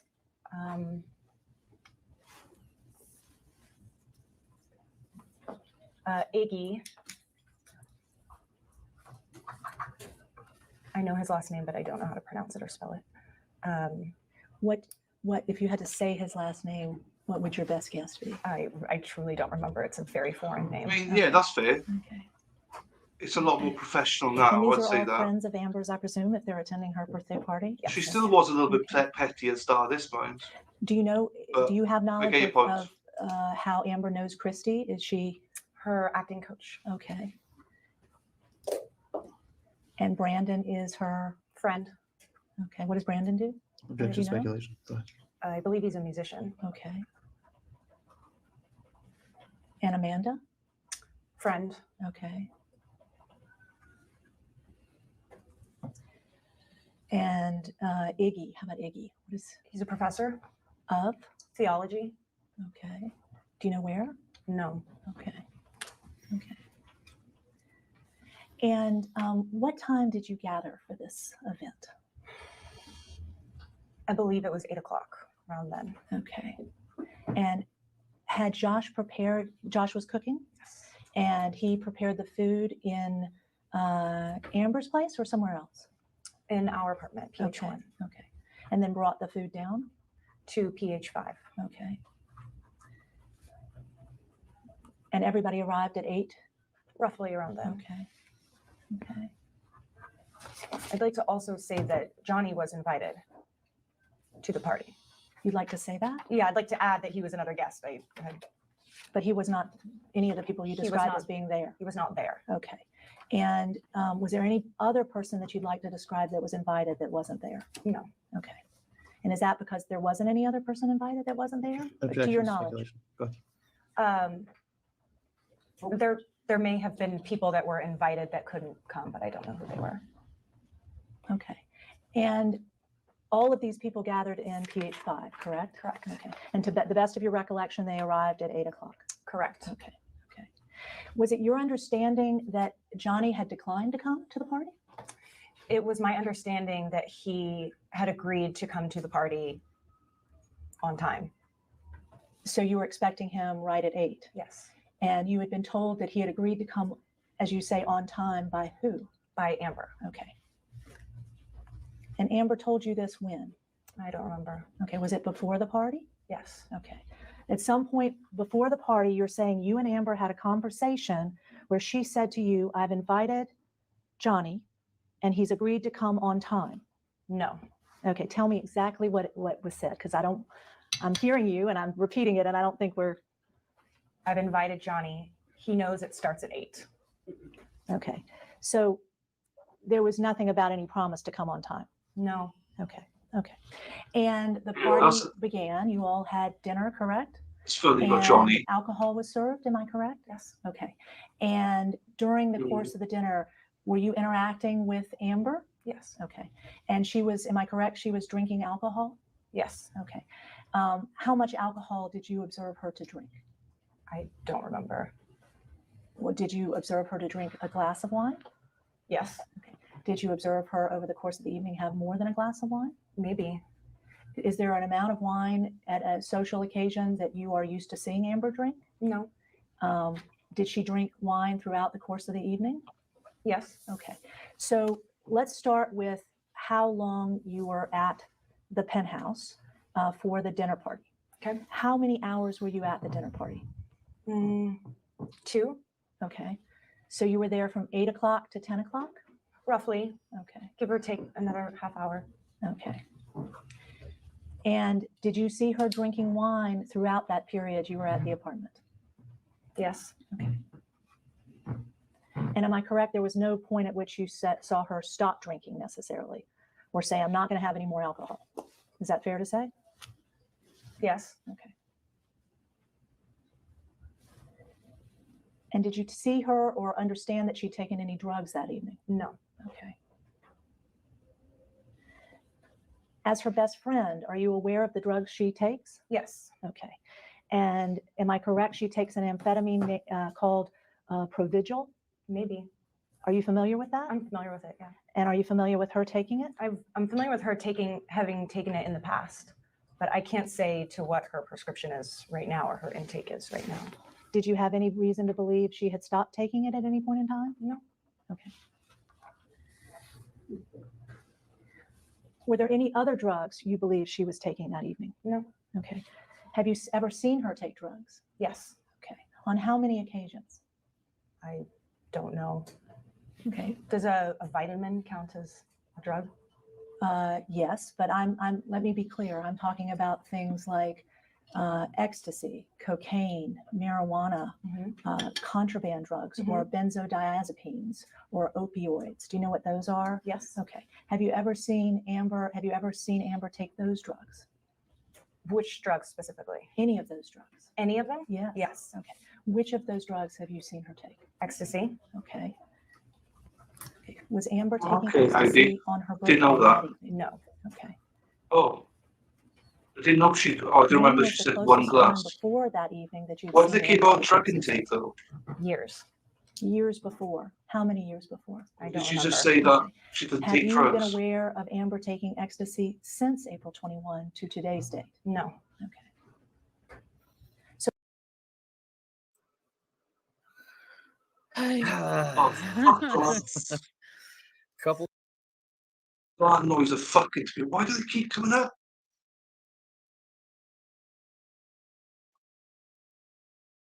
I should say no. Thank you for doing the video and everything, but I don't really want to hear you guys. I want to hear from her. So she says she took one glass of wine, and then, but I don't understand why all the drug questions. Johnny was flat out taking drugs. Are they trying to pin her on drugs as well?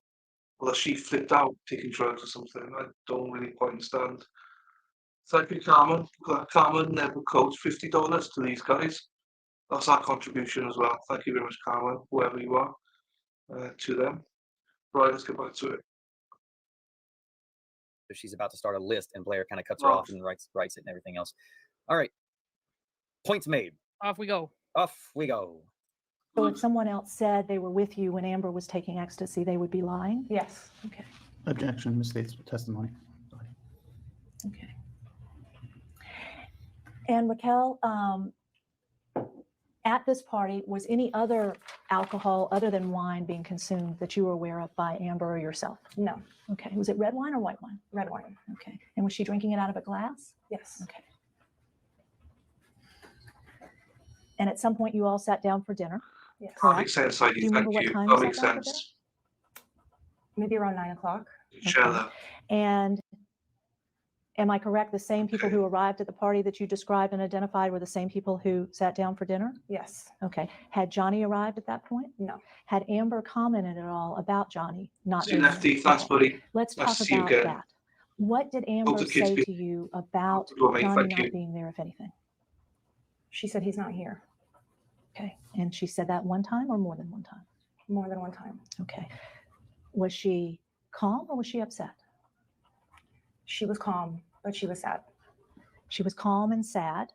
Would you describe her as being frustrated? No. She wasn't frustrated. She wasn't upset. She was calm and sad. Yes. Did you hear her speaking to anyone else at the party about her being sad about Johnny not being there? Objection, hearsay. Go ahead, you can answer. No. You didn't hear her comment to anyone else at the party? No. Did she take you aside when she told you she was sad? No. How did she She tell never you? told me that she was sad. Okay. Let me be clear. I want to know, and I'm just looking for the truth. Sure.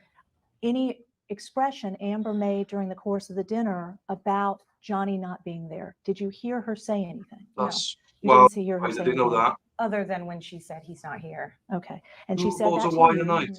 and A she day? said that on multiple occasions during the course of the dinner. Maybe twice. Okay. And did you respond to her? I held her hand. You held her hand. Okay. So she said, he's not here. You held her hand, and that was the full extent of the conversation? Yes. And were you aware of her doing anything other than saying he's not here relative to him not being there? No. You weren't aware that he made any phone calls? She made any phone calls to Johnny? Not to my Any knowledge. texting? Not to my knowledge. Okay. And you weren't aware of any other reaction she had during the course of the entire dinner party to Johnny not being there, correct? Correct. Okay. And at some point, did Johnny arrive? Yes. Okay. Let's talk about that. Okay. What time do you think you first noticed that Johnny had arrived?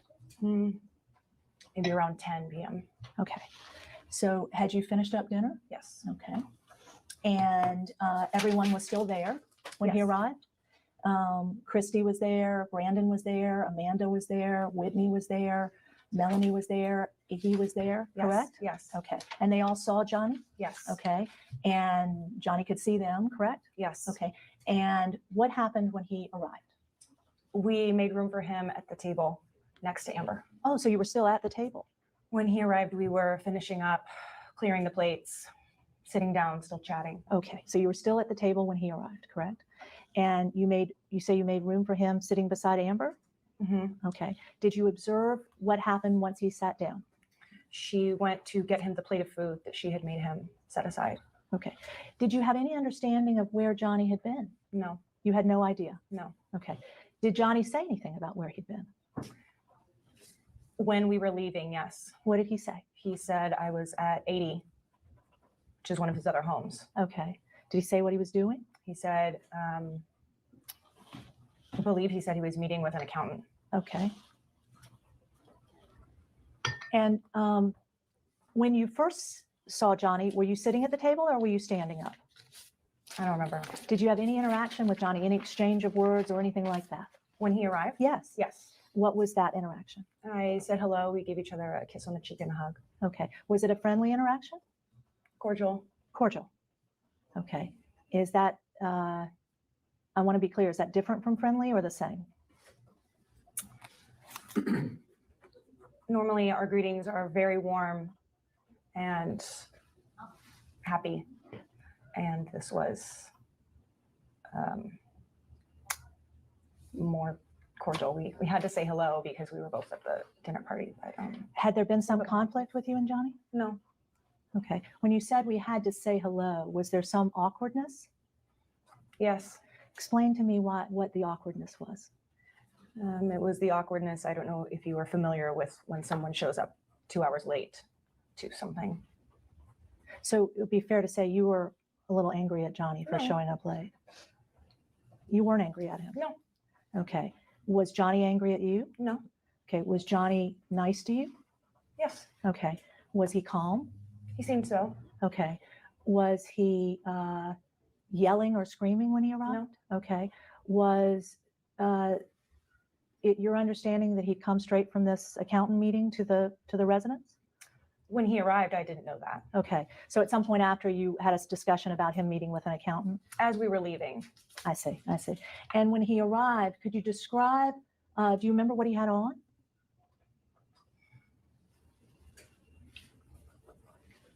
A lot of scarves. A lot of scarves. Did he have other clothing on? Yes. Okay. And was he,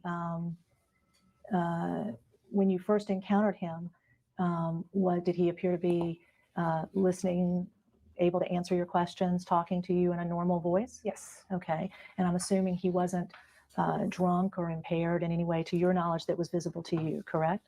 To my knowledge, no. Okay.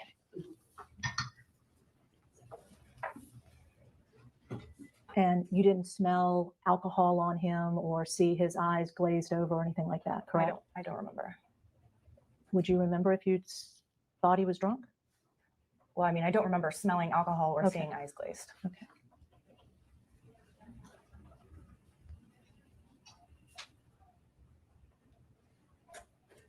And did you see over the course of, you were there with Johnny for another hour or so, is that correct? Maybe half an hour. Okay. At some point you left while he was still there? Yes. Okay.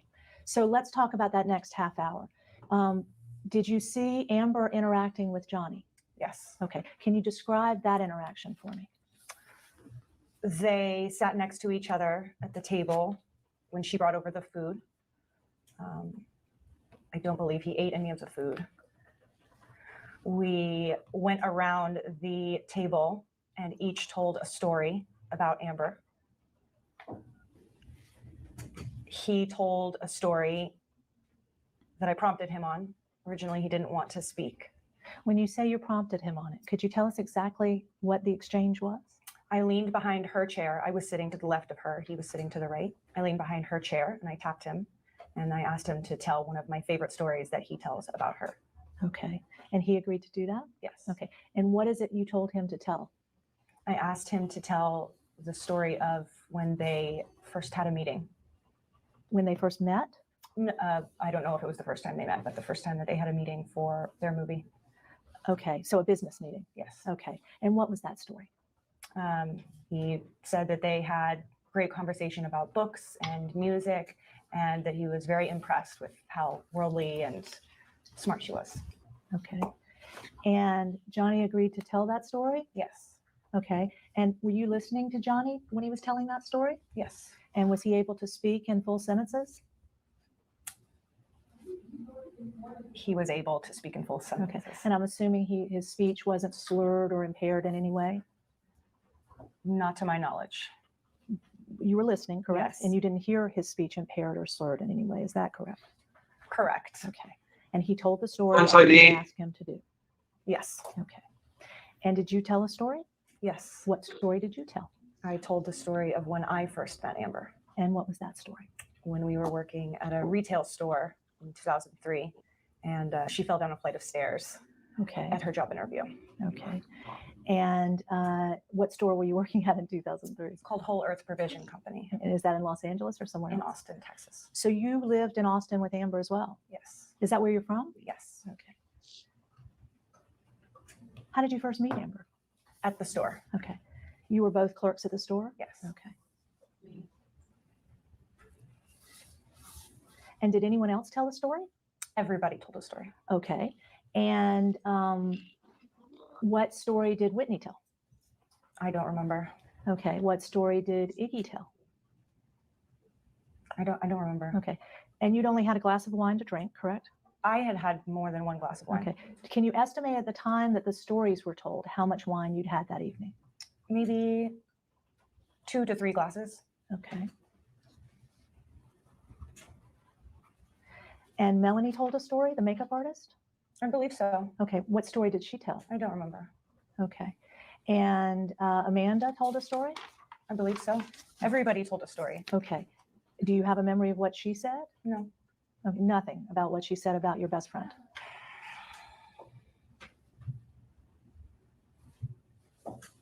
I don't remember specifically. I believe it was something about the first time they met, I think. But I don't remember the specific story. And was there anybody else who told you have a specific recollection of that evening, correct? Yes. And those events are fresh in your mind as you sit here today, right? Yes. Crystal clear? Yes. Okay. But you don't remember any of the other stories. Is that fair to say? I remember Brandon's story. Okay. What did Brandon say? Brandon's story was about when they were on his motorcycle and they got pulled over, and the cop that was pulling them over saw Amber and instead of giving him a ticket, asked for her autograph and let them go. I see. Okay.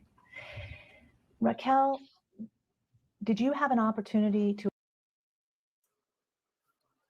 Okay, now that we have appropriately cringed. Another stair story. Imagine Another stair story. When she Amber fell down the stairs. fell down a flight of stairs when we were in Austin. Sorry.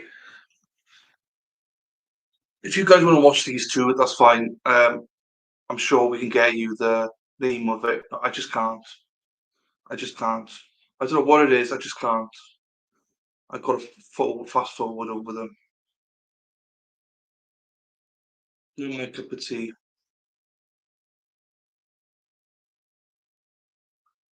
I think that's where we are. Raquel, did you have an opportunity to observe? Oops, here we go. Fine. Observe Amber and Johnny's interaction while you were all still seated at the dinner.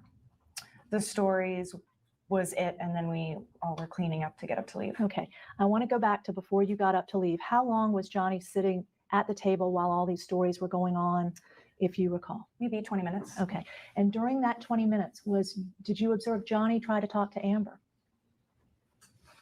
No. You didn't observe him ever try to talk to her?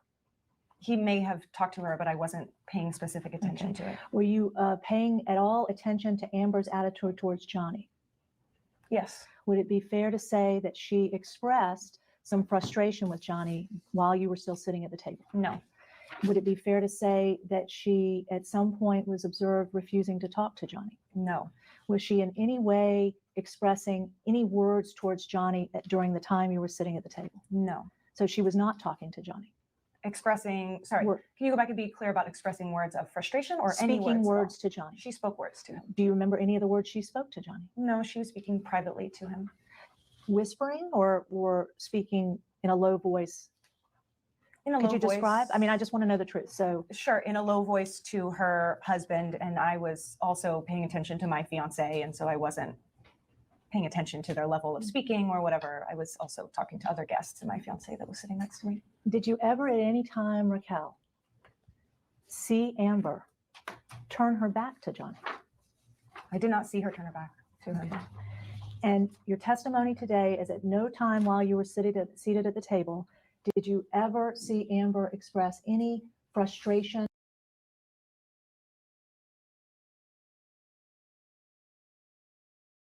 or anger towards Johnny? While he was there, no. Okay. I'm just going to mute it for a second. I don't have to turn my camera on. That was it. While he was there, no. Did she express any frustration or anger? And Raquel says, not while he was there, which means Amber was dogging him before he got there, and she'll try to walk that back here in just a second. Carry on. When you see Amber turn her back to Johnny? I did not see her turn her back to him. And your testimony today is at no time while you were seated at the table did you ever see Amber express any frustration or anger towards Johnny? While he was there, no. Okay. When you say while he was there, did you see her express anger and frustration sometime prior to him being there? No. Okay. You saw her express anger and frustration after he was there? No. You did not see her? I never saw her express anger or frustration. When she had said he's not here, she seemed sad. Okay. Okay. At some point, you all got up from the table. Mm-hmm. And where did you go from the table? We were eating on the patio of PH5. So we just brought the dishes and glasses inside to PH5 to start cleaning up and saying goodbye. And everybody did that? Yes. Okay. Including Johnny? No. Johnny stayed out on the penthouse patio? He came inside the penthouse, but he didn't grab dishes. I see. But he came in with everybody else? Yes. And Amber came in with everybody else? Yes. Okay. And then where did you go in the penthouse after everyone came in? We were all just in the same large living room. Okay. And how much longer were you in this large living room before you left? Maybe 15 minutes. Okay. So as everyone came in, you were basically saying your goodbyes? Yes. Okay. And did you say goodbye to Johnny? Yes. Okay. How did you say goodbye to Johnny? I gave him a kiss on the cheek and said goodnight. Okay. Was it a similar interaction that you'd had before? Very brief, yes. Okay. But similar to the Johnny you observed before? Yes.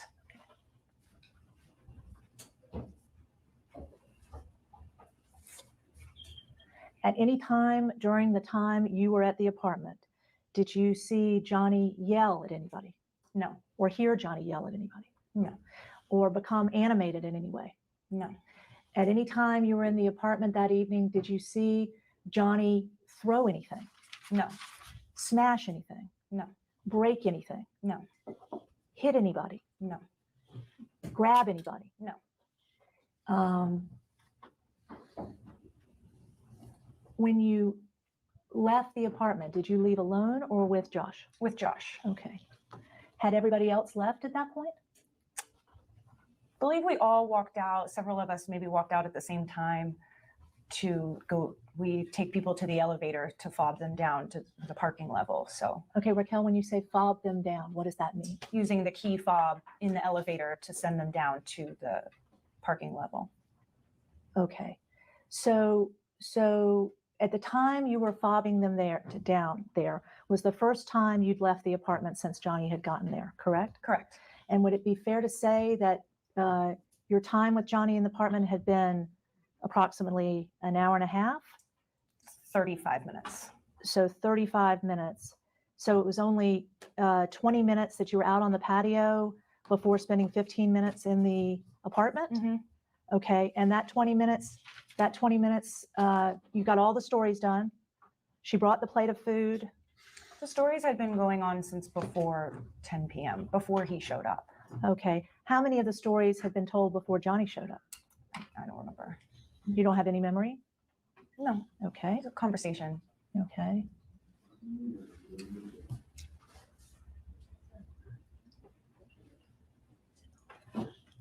Okay, so just so I'm clear, your testimony about what happened is that you were at the table, Johnny arrived, you made a place for him, correct? Yes. A food was made for him, correct? You all sat around and told stories, correct? Yes. Everybody was participating in the stories? Yes. Other people were still eating, correct? Yes. Okay, and you then at some point finished the dinner party, correct? Yes. And brought things into the living room and spent about 15 more minutes after that socializing, correct? Yes. Okay. And then at some point you left the penthouse and took people and fobbed them down in the elevator, Yes. correct? Were you the last ones out of the apartment other than Amber and Johnny?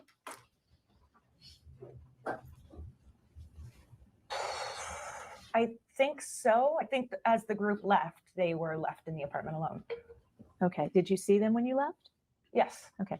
What was the last memory if you had did you have any conversation with Amber before you left? Yeah, I gave her a hug and I told her that I loved her and happy birthday. Okay. Was she happy? Yeah. So she'd gotten happier during the course of after Johnny arrived? Yeah. Okay. And when you left her, where was Johnny? Do you know where in relation to Amber Johnny was? In the living room. Okay. And Amber was where? I think holding the door for us all, Okay. saying goodbye. Okay. I saw them one more time that night. Okay, we can get to that. Before you left, am I correct that, yeah, that would be great, sparkling. Thank you. That your testimony is you had not observed Amber in any way speak to Johnny, correct? I'm confused by that question. Did you overhear Amber say anything to Johnny from the moment he got there until you left? I said that she was speaking to him quietly at the dinner table while we were having the party. But you didn't hear any words that she said? I didn't hear what the specific words were, no. Okay. Did you hear any words that he said? The story that he told. Other than the story he told about meeting Amber, did you hear any other words? Nothing specifically until we left. And, I just was saying goodbye and I said that I was happy that he could make it. Okay. And did he say anything back to you? He said, I believe that's when he said, yeah, I was meeting with the accountant or an accountant at 80. Okay. Okay. And you would describe him as calm when you left? Yes. Okay. And then where did you go after fobbing everybody down? To Josh and I's apartment. Okay. And did you have to take any plates back? Was there anything to take back? No, we left it in PH5. Okay. Was there somebody else that was going to clean it up? The next day, the housekeepers were going to come clean. So your expectation was housekeepers Yes. that worked for them were going to clean? Yes. Okay. And you did what when you got back to your the place where you're staying? We probably let the dog out, took out the trash. Okay. When you say you probably let the dog out, did you take the dog out? I certainly hope so. Okay. Do you have any memory of what you did when you got back to the penthouse? Let Rosie out to go potty and took the trash out. Okay. I took the trash out. What do you do when you let Rosie out? Do you go with her? I let her out on the back patio. Okay. The back patio of the penthouse? Yes, PH1. Okay. Is there some kind of dog park or dog place out there? She has a little potty tray. Okay. And I'm sorry, you said you did something else when you got back to Took the out the apartment? trash. Okay. And is the trash upstairs or downstairs? There's a trash chute upstairs. Okay. Okay. And what did you do next? That's when we got water and went upstairs and went to bed. Okay.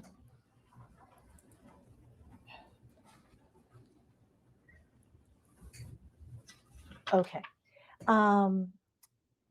You went to bed and you woke up in the next morning. Now, am I correct that there had been a big trip planned? Yes. Okay. So let's talk about that trip. Okay. What was the trip that had been planned? We were going to Coachella for Amber's birthday. Okay. And when you say we, who is we? Me, Melanie. Okay, that's Melanie Iglesias? Iglesias, yes. Okay. Amanda. And that's Amanda de Cadenet? Yes. Okay. Whitney. And that's Whitney Hurd, Amber's sister? Yes. Okay. Io Tillett, right? Okay. Io Tillett is who? Our friend. When you say our friend, you mean Amber and you? Yes. Okay. How long have you and Amber known Io? I don't know how long Amber's known her. I've known her for a few years. Okay. And she didn't. Hold on one second. When I said that I did see Amber and Johnny one more time before that, I do want to say that I saw, when I took out the trash, that's what I was leading to. I saw them going from where they keep their wine to the other apartment in the hallway. And we said goodbye to them one more time. Okay, we'll get to that. I just didn't know if we were Yeah. leaving that night No already, worries. and I know No that worries. it's an important detail. So. Why do you think it's an important detail? Because everything's an important detail. Okay. Well, I'm glad you agree because I Yeah. think everything's an important I detail. want to be too. truthful, and you want the truth, and Exactly. I don't want it to ever, Exactly. not omitting anything. So let's stick with Io for a second. Okay. Why wasn't she at the Amber's birthday party? Objection, speculation. Well, was she at Amber's birthday party? No. She wasn't one of the names you described, right? At the dinner party, no. Yes. And she didn't attend the birthday party, correct? She attended Coachella. Right, but she didn't attend the birthday party. The dinner party, no. Okay. Was she invited to the dinner party? No. Amber didn't want her there, to your knowledge? To my knowledge, Amber did want her there, but she, her and Johnny had, Johnny didn't want Io around. Do you know why? I believe that he was upset for an Instagram post in which his daughter Lily Rose was included on Io's Instagram a few months before. And was it your belief that he had indicated she wasn't welcome there for some reason? I believe that he didn't want her around when he was around. So it's fair to say your understanding was they'd had a falling out. Yes. Okay. And they were not friends. Objection, speculation. Go ahead. To your knowledge. To my knowledge, not at the point of Amber's birthday, they were not friends. Okay. As of April 21st. Correct. Okay. And therefore she was not included in the birthday party at the residence, correct? Okay. Now, let's go back because I know you believe it's important and I want all the details, which is great. You mentioned that when you were letting out the dog, you saw Amber and Johnny? When I took out the trash. When you took out the trash, okay. Do you have any idea what time it was when you took out the trash? Maybe sometime around 11, 10:45 to 11. Okay. And how long had you been back in the apartment that you share with Josh before you took out the trash? 15 minutes, maybe 15 minutes. around. A short time, is that A fair short to say? time.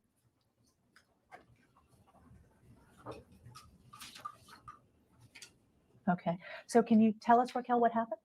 I saw them in the hallway. They were coming from where they keep their wine refrigerator. Okay, where do they keep their wine refrigerator? In an annex of PH5. Okay.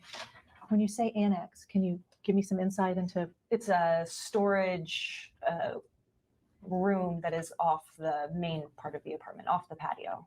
Okay. It's a storage room. Okay. And what did you see, Raquel? I saw them, they had gone to go get wine, and then they were going back into their apartment, PH3. Okay. And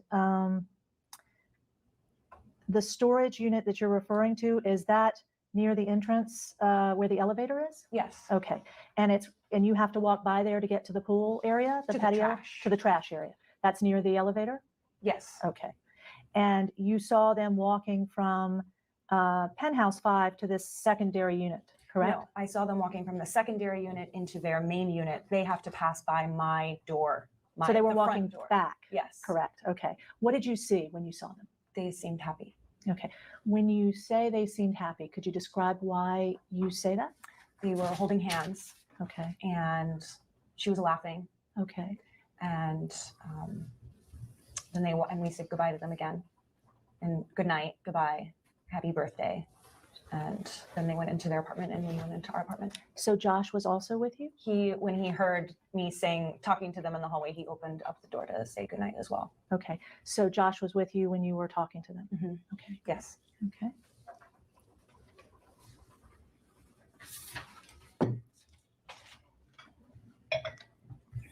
Okay. And at this point, did John's demeanor seem similar to his demeanor before? It seemed happier. Happier. Was he still calm? Yes. Okay. But more relaxed, is that fair to say? Yes. And he was the same state in terms of being able to talk to you and didn't seem like he was falling down or impaired or anything like that? Correct. Okay.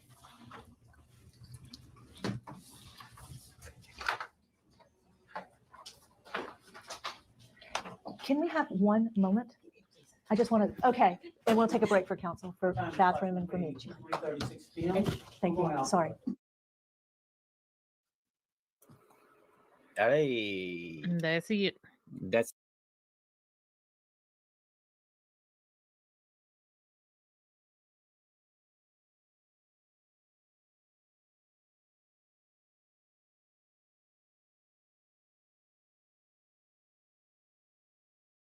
That's the end of that video. We've got one more video to go. Hang on, Spider Girl, do you want to be? I've added you back on if you want to say something. I'm not sure if you're able to or not. You've got a storm coming your way.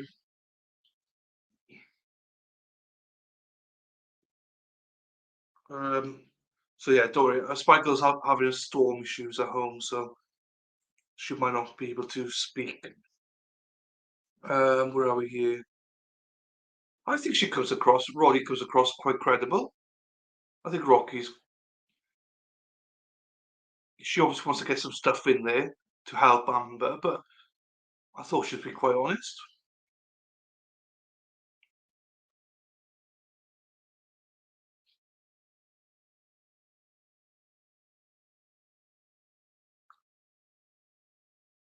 Right, I need to find this now. That is baby girl.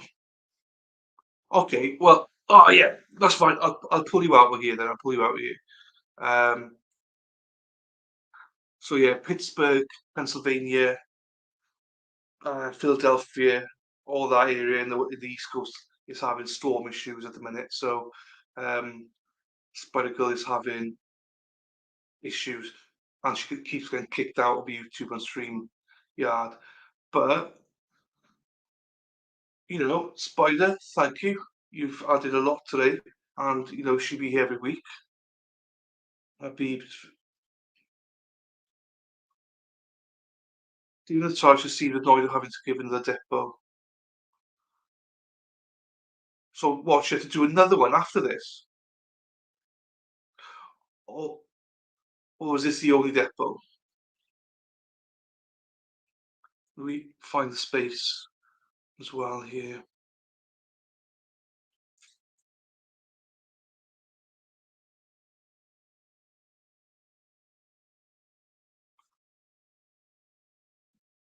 Okay.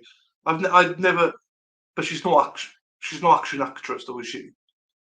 I've never heard of her before. Well, to be fair, I've never heard of Amber Heard before. So, but Rocky's not an actress. She's a jeweler or something, is she? She's a designer or something, from what I was guessing. So I'm presuming the next one it might get a bit more juicy.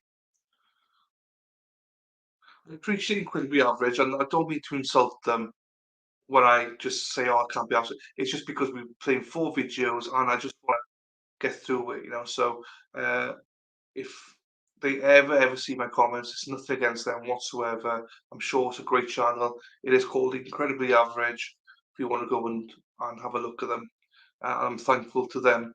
I'm thankful to Spider Girl to put it all together. No, not an actress. Okay, fine. So I was right there, just a designer. Okay.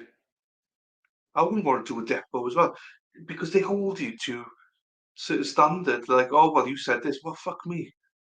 I don't remember everything. Do you know what I mean? What did you do at this time? Like, it's like, oh, at 10:35 p.m. What were you doing at that time? I have no idea. It's 2 years ago. But can you be more specific, please? No. Are you lying? No. I just don't remember. So it's quite hard to do a deposition, I think. And they do try and trap you and everything like that. But I will be honest, I do like this lawyer. In the way, I think, from what Lady Law was saying earlier on, or whoever else, it's like he's objecting, giving his reasons, and then he's still saying, no, go and answer. So he's not stopping her from answering, he's just objecting. So I presume that is for court or something. That if the judge can make a ruling or something, I presume. But very professional. I thought he was very good. The depot showing a court. Heidi, fountain of knowledge here. You and Spider, good running. You giving Spider a good run for her money here. Was hired for her looks.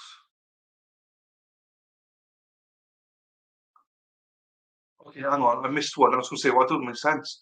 I'd never heard of Amber, but seen quite a few of her movies. But luckily, she didn't have any roles with anything because her acting is so plastic. Johnny Oakley stated she was hired by him for her looks. We tried to help her with her acting. Okay. That makes sense. I mean, she is good looking woman. I know people say, oh, she's got no tits and stuff, but you just don't know. She might make up for it in other ways. She might have a good mouth. I don't know. It's one of these things. It was shown during fine. I got that one. Johnny basically said she sucked. I bet she sucked. Heidi, I 100%. That's what I say. It doesn't matter about the tits situation. I bet she sucked quite well.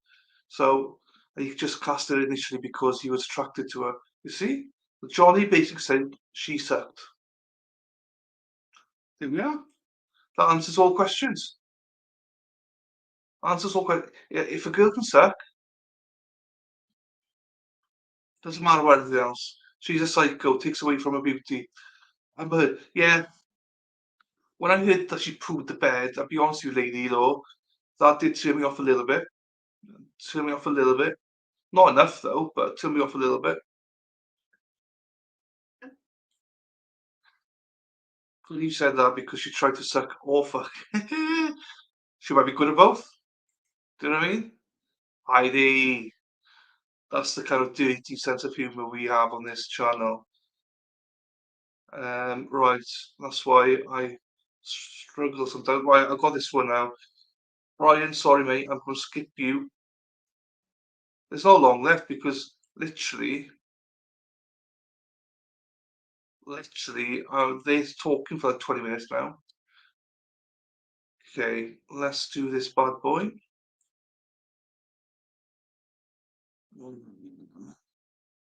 Shit, wrong one.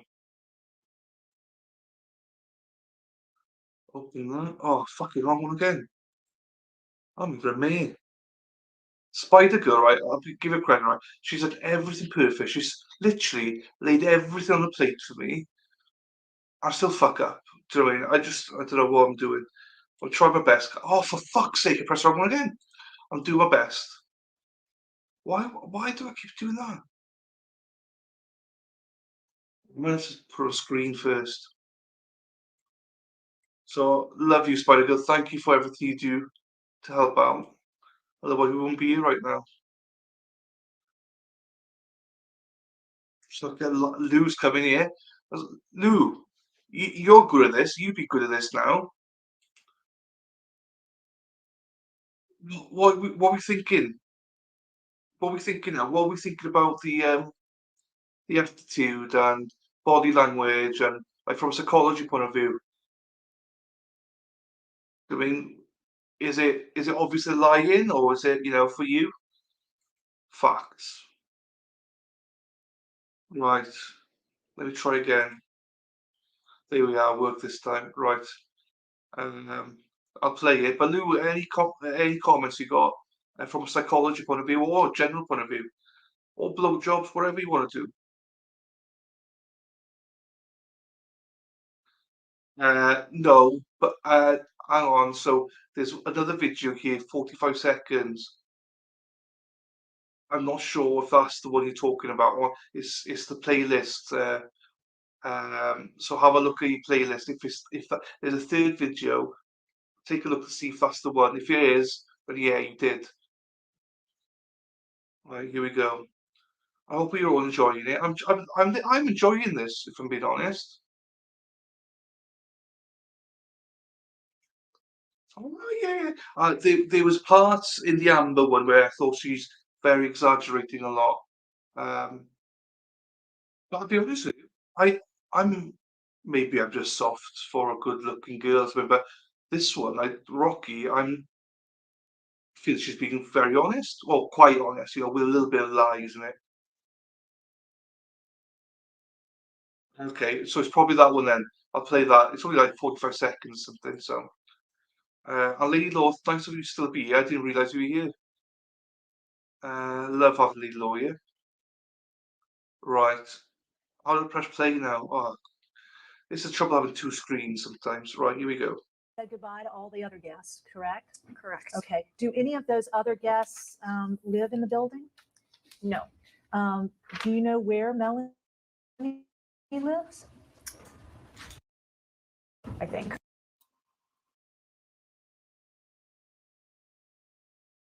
All right, hold on, guys. I'm starting it all over because I realized I still had my other window open. We're gonna dial it back. Jesus. Good afternoon again, Raquel. Hello. So we were just at your second encounter with Amber and Johnny the evening of April 21. Oh fuck! What have I done now? Okay. It's him. And you had Bastard. said goodbye to all the other guests, correct? Correct. Okay. Do any of those other guests live in the building? No. Do you know where Melanie lives? I think. You don't. Do you have her address? No. Okay. What about Christy? Where does she live? I don't know. She's moving. Okay. Do you know where she lives now? No. Okay. Does she live in Los Angeles? I don't know. I know she's in Australia right now. Okay. Does Amber take acting lessons in Australia? No. Okay. How do you know how long Amber's taken acting lessons with her? No. Okay. But she's taken acting lessons with her presently? Oh, I don't know. Okay. You described her earlier, Raquel, as Amber's acting coach. Mm-hmm. What makes you believe that? She has taken acting lessons with her in the past. Okay. And do you know where she's taken those lessons? Privately, I believe. Okay. Do you know whether she's taken them in Los Angeles? Yes. Okay. But you don't know for how long or when the last one was. Is that correct? Correct. Okay. Okay. And you don't know whether Christy lives in Los Angeles? Correct. Okay. And where does Whitney live? Do you know Whitney's address? No.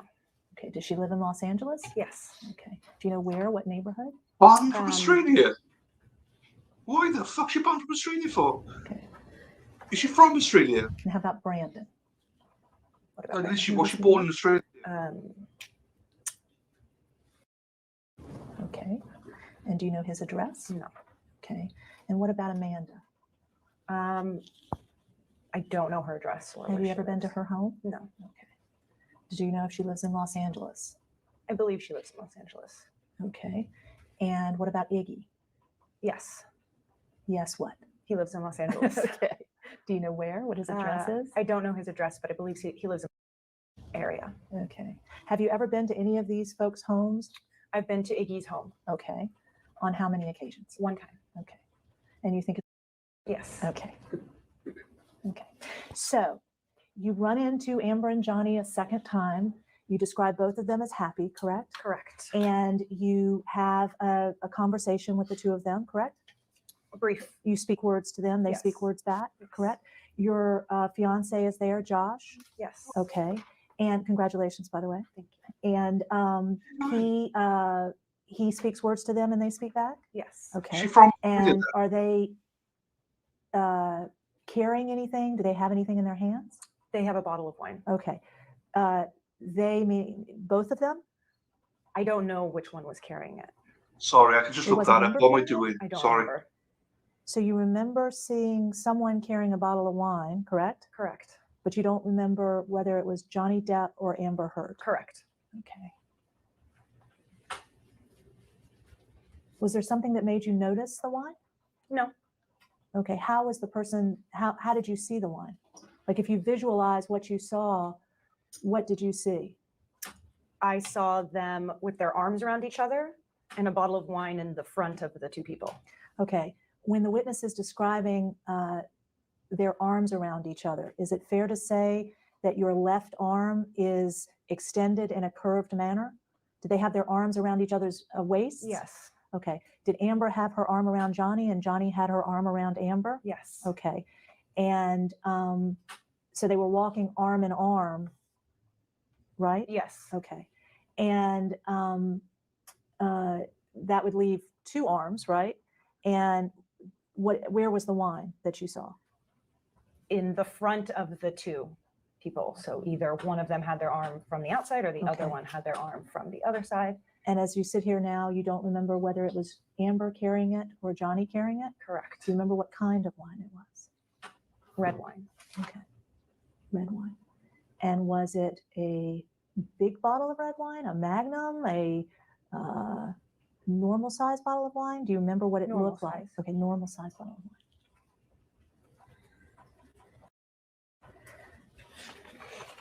Okay, and how long were you out there where Josh was out there where you were conversing? Less than a minute. Okay. And then how did it end? Okay. Saying goodnight. Okay. And you and Josh went back in Yes. to the place where you're staying? Yes. Okay. And did you go back in before Amber and Johnny went into their place? Where? Simultaneously. Okay. Okay. So before you left Amber, is it fair to say that at that point you had observed her having less than 4 glasses or more than 4 glasses of wine? I don't know what's fair to say. Well, truthful. You had observed her during the evening, correct? Yes. You'd observed her drinking multiple glasses of wine, correct? I observed her drinking wine. Throughout the evening? Yes, but I don't know if it was multiple glasses or one glass. I wasn't her keeper of wine consumption. Okay, I don't think I suggested that you were. I'm just asking what you observed at Amber. I didn't observe that it was one first glass or that it was multiple glasses. I couldn't say if it was one glass or multiple. Okay, but the truth, Raquel, is you saw her drinking wine throughout the course of the evening. Is that Correct. correct? And that would be fair to say because it's true, correct? That I saw her drinking wine? Yes, throughout the evening. Throughout the evening. Yes, okay. And at the point you encountered her in the hallway leading back from the storage unit to the penthouse in front of your penthouse, could you describe for us Amber's state? Happy? It is play. Was she in any way, did you notice anything about whether she was impaired in any way? No. You didn't notice or you observed her and she wasn't? I didn't notice any impaired anything. Okay. And I want to be very precise here. Okay. Is it true that you didn't notice one way or the other, or she was not impaired? I didn't notice one way or the other. Okay. So she could have been impaired and she could have not been impaired, but you didn't notice. By impaired, can you elaborate on what that means? Her physical state being altered by the effects of whatever she had ingested, if it was alcohol or if it was something else. I did not notice that she was impaired at any time in the night. Okay. And is it also true that you did not notice Johnny to be impaired at any time that you saw him? I did not notice that he was impaired at any time in the night. Okay. Hey, Jax. Yeah. Do you know what impaired means? I sure.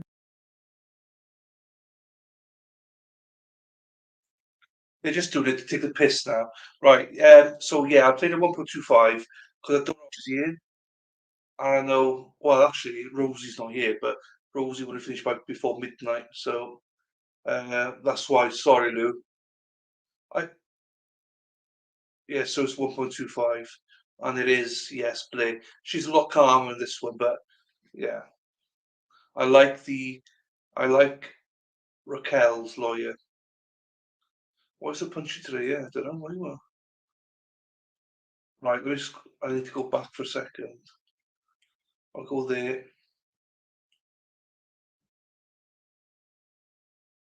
What Josh said here and go through some of those. Josh said she was clearly inebriated. He knows what that means. Everyone does. No, they All don't. Right, away we go. It has a different meaning for everybody, maybe. I don't know. Was there any discussion at any time when you saw Johnny and Amber for the last time that evening of the trip to Coachella? No. Okay. Now, this trip had been planned for a while? How long is a while? You tell me. How long had the trip been planned for? Maybe a couple weeks. Okay. And what was the plan? The plan was if they came back from Australia in time for us to go to Coachella, that we would go to Coachella. Okay. And was there a plan about where you'd stay? Yes. Okay. And what was that plan? The plan was to stay at the Parker in Palm Springs. And that's a hotel? Yes. Had you made a reservation? No. Had somebody else made a reservation? Objection, speculation. Go ahead. I believe somebody else made a reservation. Okay. You didn't buy a hotel room for yourself? No. Who bought the hotel room for you? I don't know. You don't know who bought the hotel room for you? No.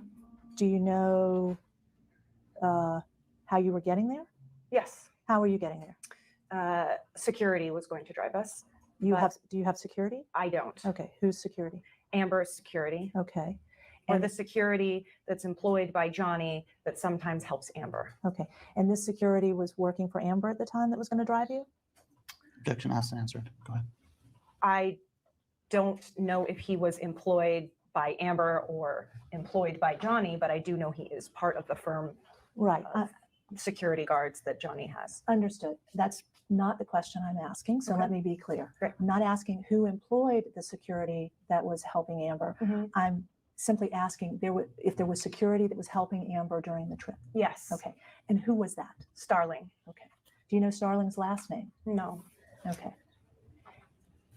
And the trip was planned so that you would stay at a hotel, but you were not paying for the hotel. Correct. Do you know who was paying for the hotel? No. Okay. Did you ask at any time who was paying for the hotel? No. Okay. Did you expect to pay for the hotel yourself? No. Why not? Because Amber said that it was taken care of. Okay. So Amber told you at some point that she was paying for everything? No. Objection, Ms. State's testimony. Go Okay. ahead. When you say Amber told you at some point, Raquel, that it was taken care of, can you tell me specifically what she told you? That's what she told me. Okay. And did you have an understanding of what that meant? An understanding as far as what her saying it's being taken care of. My meant? understanding was that it was taken care of. Meaning she was paying for it? Meaning that it was taken care of. That was my understanding. Well, when you say it was taken care of, Raquel, what does that mean? Objection asked and answered. It means that the hotel room was taken care of. And when you say it was taken care of, do you mean it was paid for by somebody other than you? Yes. Okay. And did you inquire who that someone was? No. Did you care who that someone was? Yes. Okay. Why did you care who that someone was? Because I know that it is an expensive place to stay. Okay. And how did you manifest that care about who that someone was? I don't understand that question. You've said that you cared about who that someone was. Yes. And is there any way in which you expressed your care of who that someone was? No. You didn't ask any questions about who was paying? Objection asked and answered. Did you? I did not ask any questions about who was paying. Okay. But you were concerned about somebody paying for it? Objection, missed this testimony. Were you concerned about somebody paying for it? I was not concerned. Okay.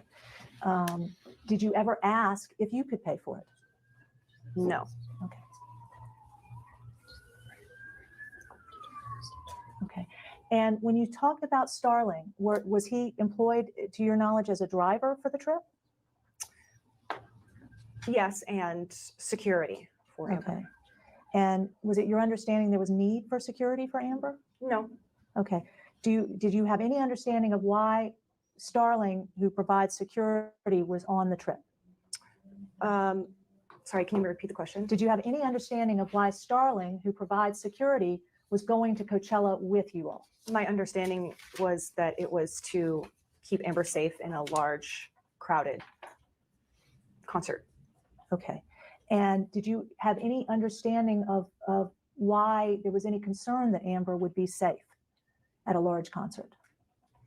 Sorry. Was there something that you understood there to be a need for Amber to have security at a large concert at Coachella?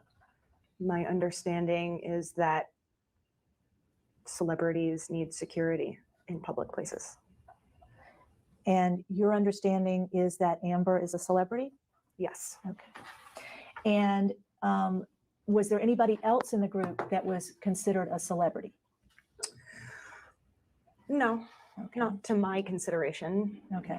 So Amber was the only one of the group that you considered a celebrity? Yes. Okay. And your understanding of why Starling was there, was that because she was a celebrity and needed security? Yes. Okay. And did he drive a vehicle? Yes. Was it one of your vehicles? Do you have a vehicle? I do. Okay. Did he drive your vehicle? No. Okay. Do you know whose vehicle he drove? No. Okay. Do you know what kind of vehicle it was? Yes. What kind of vehicle was it? An SUV? Okay. And was that the only vehicle taken? No. What other vehicles were taken? Amber's Mustang. Okay. And she drove her Mustang? Yes. Okay. And which car did you drive in? I rode in the Mustang. Okay. And then others drove in the other cars? Yes. And am I correct that you all filmed videos and Instagram posts, took pictures while you were on that trip? Yes. Okay. And it's fair to say it was a happy trip? Yes. Okay. Everybody was having fun? Yes. Okay. And how were you paying for food and drinks on the trip? With money. Okay. You paid for the food and drinks that you had? Yes, my own. Yes. Okay. So you paid every time you had a meal or drank alcohol, you paid for it? Not every time. Okay. Were there any exceptions? Yes. Okay. When were they?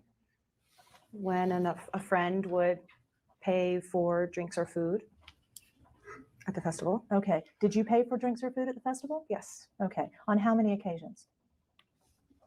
A few. I don't know how many exact. Okay. So let's get to you leaving for the trip. When was the next time you saw Amber after the evening where you encountered Amber and Johnny by the pool? In her bed. Okay. You saw Amber in They her... weren't by the pool. I'm sorry, by the security storage. They were in the hallway in front of our Right. room. Okay. I'm sorry. In the hallway outside of your apartment. Yes. When was the next time you saw Amber after that? All right. I'm going to go out on a limb, and I'm going to say Johnny Depp probably paid for this trip.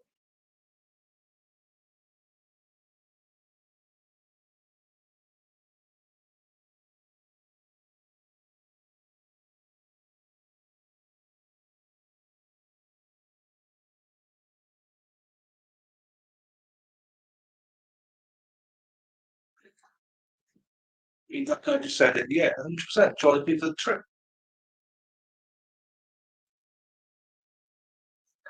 My thing is, I don't get, but who cares?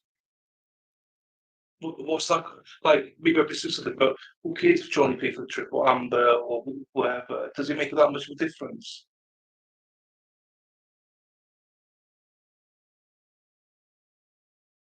To watch Magic Mike's.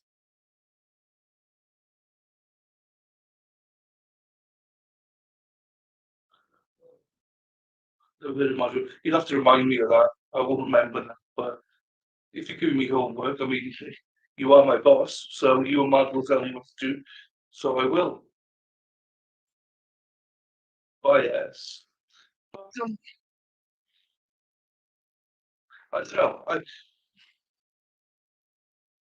Maybe it's just I get frustrated and we just watch so many of them that it's getting a bit frustrating now. But again, from a layperson, I think she's answering the questions fine. I think there's some exaggerations, yes. But like anybody would defend their friend. I don't see there's excessive stuff here. I don't think it's a bad deco that she's done on this one. I think she's alright. But no one fighting this fight on my own. Look, absolutely. Did you are freeloader workbench? I get that. If the charge was that they freeloaded off Johnny, they're guilty of sin. Obviously, I'm not taking that into account. So, well, Johnny was stupid to allow him to do that, in some ways. But he's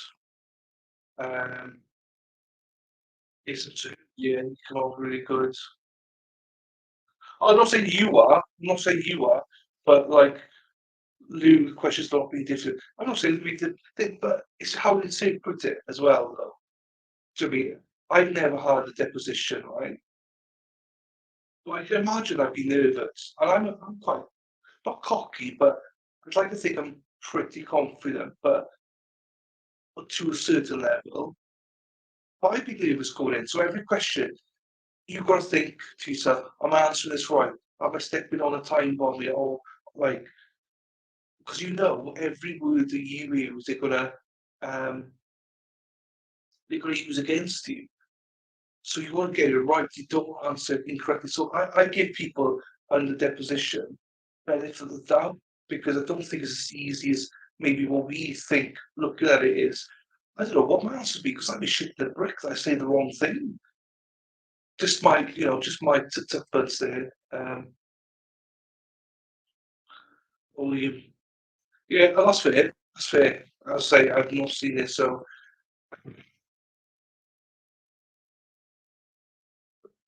yeah. And again, yeah, I get it. I get that, but at the same time, when you ask the question about how inebriated was she, and it's a hard. I don't know. Like, that's not an easy question because they could be like Mary, so they're not like sober, they're not inebriated, they're not like pissed. So you would have to think about it. I just think some of the questions you'd want to think a little bit more about. But not all of them. I don't say about all of them. Most of them are quite easy and self-explanatory. There'd probably be some questions. And also, if this is a couple of years back, you don't know what you could be asked. So you're always going to be thinking, shit. Actually, I don't remember. I don't know. That's my difference. I feel like I'm defending some of these guys because everyone else is like probably seen everything. I think everyone's like against these guys. So maybe I'm just being a little bit more defensive for them. I don't know. Just the way acting works, maybe. I don't know. Of course, speculation, of course, So I don't know. We go back to it. Says you listen to my shit. We listen to the proper ones.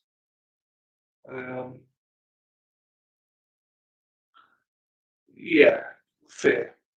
Okay, maybe that's where it comes back to that. Ladies' law point is, if you're being honest, doesn't matter. Obviously, she's not going to be honest about that part, but it's your best friend as well. So see his finger. Yeah, I've heard about a finger. Yeah, I know.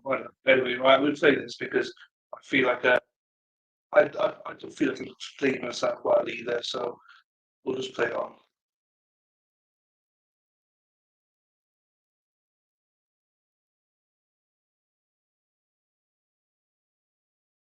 You that Amber Heard was having an affair with. Live. We are live. We are live. He drove. Like everyone seems all, altruistic and, they really don't want to.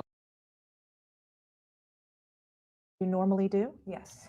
And does it matter whether Johnny is there or not, or do you do it whether or not Johnny is there? I do it whether or not he's there when I have been invited previously. Okay. Were you invited to Amber and Johnny's place on the morning of April 22nd? Yes. By whom? Amber. Okay. How did that come to be?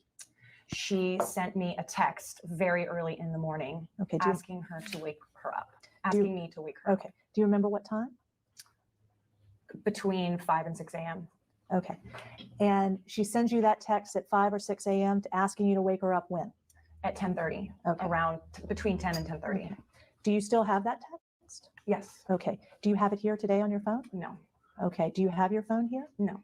Okay. Well, did somebody tell you not to bring your phone? Objection. To the extent that it's an attorney-client discussion, don't answer. Just instructing the witness not to answer.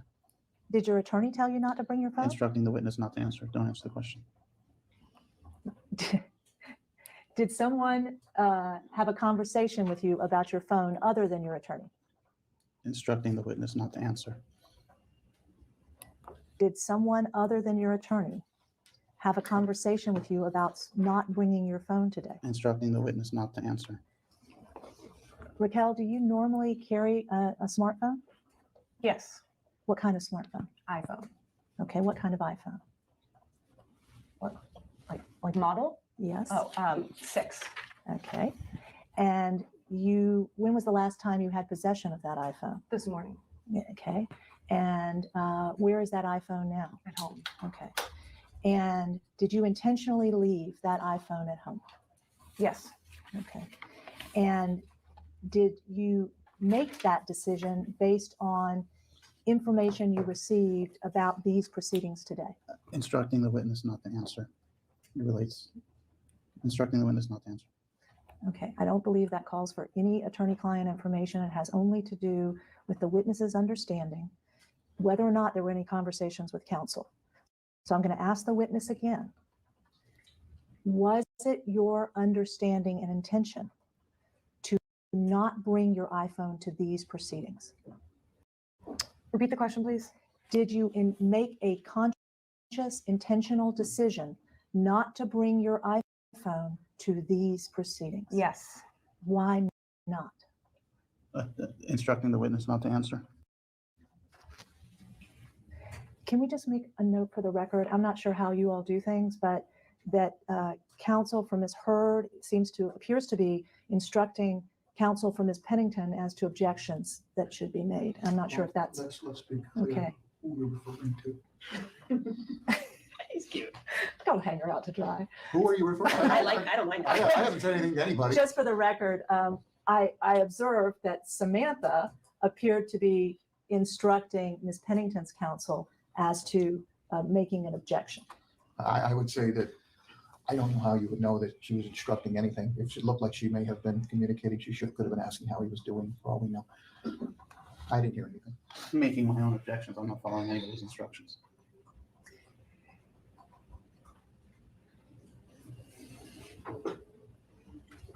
Just move on. Just move on. Who cares? Just move on. When you made your conscious decision to not carry your iPhone to these proceedings, did you do so for a particular reason? Yes. What is that reason? Instructing the witness not to answer. I know you care about the truth. You've said that the truth is important to you. You are talking about emails that you received from Amber in these proceedings, correct? Huh? I'm sorry, text messages that you received from Amber on April 22nd in the early morning hours, correct? Yes. Okay. You've kept those text messages, correct? Correct. Okay. And you have many other text messages from. All right, not sure what's happening there. Like got a little buggy on me. I'm losing sleep. It's not. It's them. Fucking hell. I panic for a little bit, but it's like, no, counsel, move on. What gives a fuck? We all know why she hasn't brought the phone.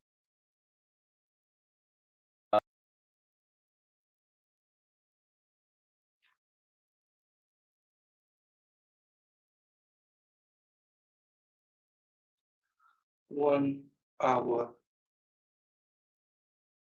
Amber text you anytime after you saw her that evening until you saw her in the bedroom that next morning? From 5 to 6 in the 5 to 6 a.m. hour, yes. That was the only communication you had from Amber, correct? As much as I Objection, can. Vegas the time.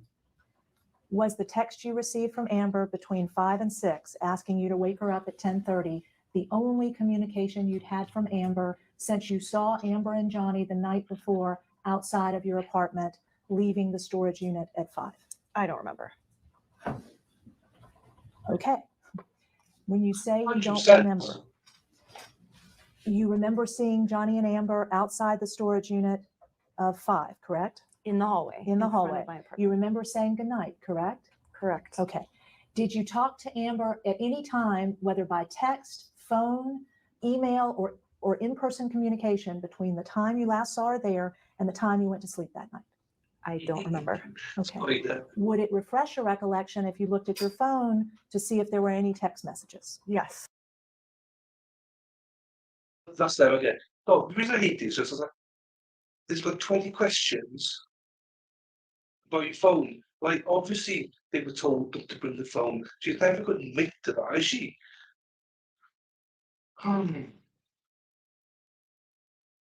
Okay. Would it be possible to retrieve your phone so that you could do that? Today? We can do it today or we can do it on a future date, but I would like to see whether you had communication with her, and I'm sure you would like the truth to come out. Would you agree that we could look at whether there were any text messages between you and Amber after that time you last saw her and the next morning when you say she texted you between 5 and 6? Can I get a clarification, counsel? Is the request to see her phone or is the request for her to provide text messages? Well, I think we're going to want to inspect the phone to see that we have a complete copy. We certainly don't want to impinge your privacy, but we also want to see all the communications. So would you provide your phone so that we could see the communications you had with Amber? No, she won't provide her phone, but she will provide any relevant documents or messages to the extent that there's a request to do so, but she won't turn over her phone. Okay. I presume unless ordered to do so by the court. Of course. Correct. I have received a subpoena to do so. Okay. Have you complied with that subpoena? The date has not come up. Okay. But you intend to comply? Yes. Very good. Unless there's a valid objection, please. And you understand, Raquel, how important it is not to remove anything from your phone before you comply with the subpoena, correct? Yes. Not to erase any texts or trash any communications you've had with Amber, correct? Yes. Okay, good.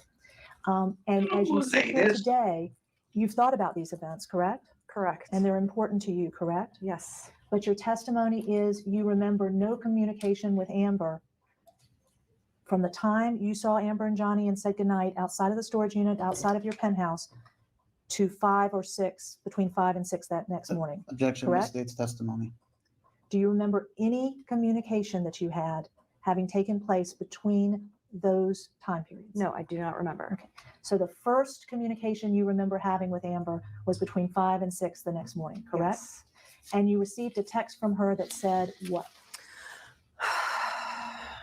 I don't remember the exact words, but in paraphrasing, she notified me that Johnny had left, that they had had an argument, and that she wished for me to wake her up sometime between 10 and 10:30 so that we could leave to go to on our trip. Okay. So you believe that in that text she sent to you between 5 and 6 o'clock that she said all of those things? Yes. Okay. And did she describe the argument in the text? I don't remember. You don't remember what she said about the argument? Not exactly. What do you remember, if anything at all? She said that we had an argument and he left. Okay. She said within the text as well, I don't have my phone. Penises. But not again. I don't have my phone. Please come wake me up between 10 and 10:30. Okay. And you believe that she said all of that in the text? I believe so. Okay. Is there anything else you remember her saying in the text? No. Nothing at all? I don't remember anything Okay. else. But you have that text? Yes. And you're going to provide it in response to the subpoena?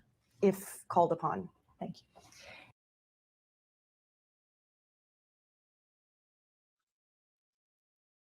Is that me?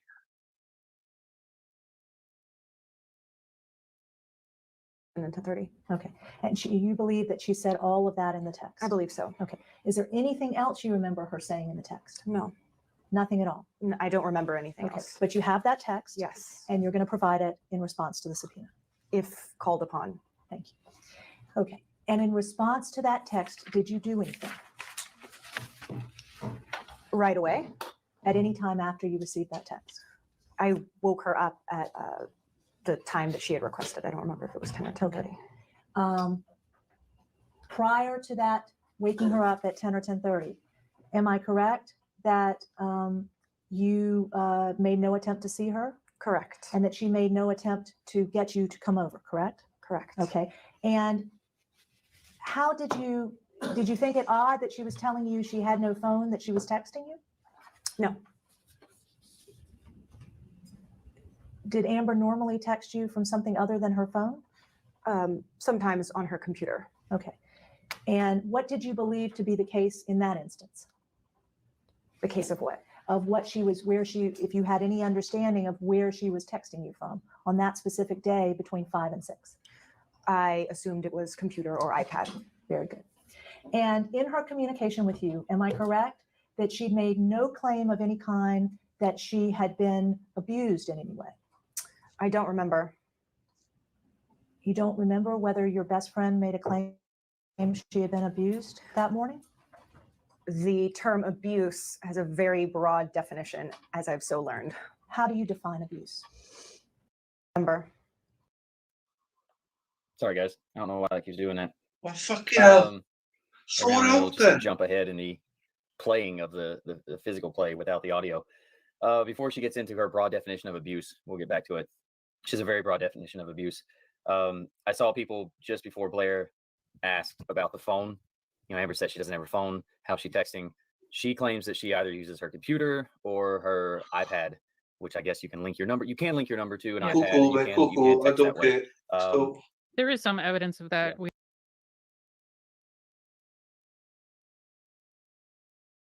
Well, why the fuck we?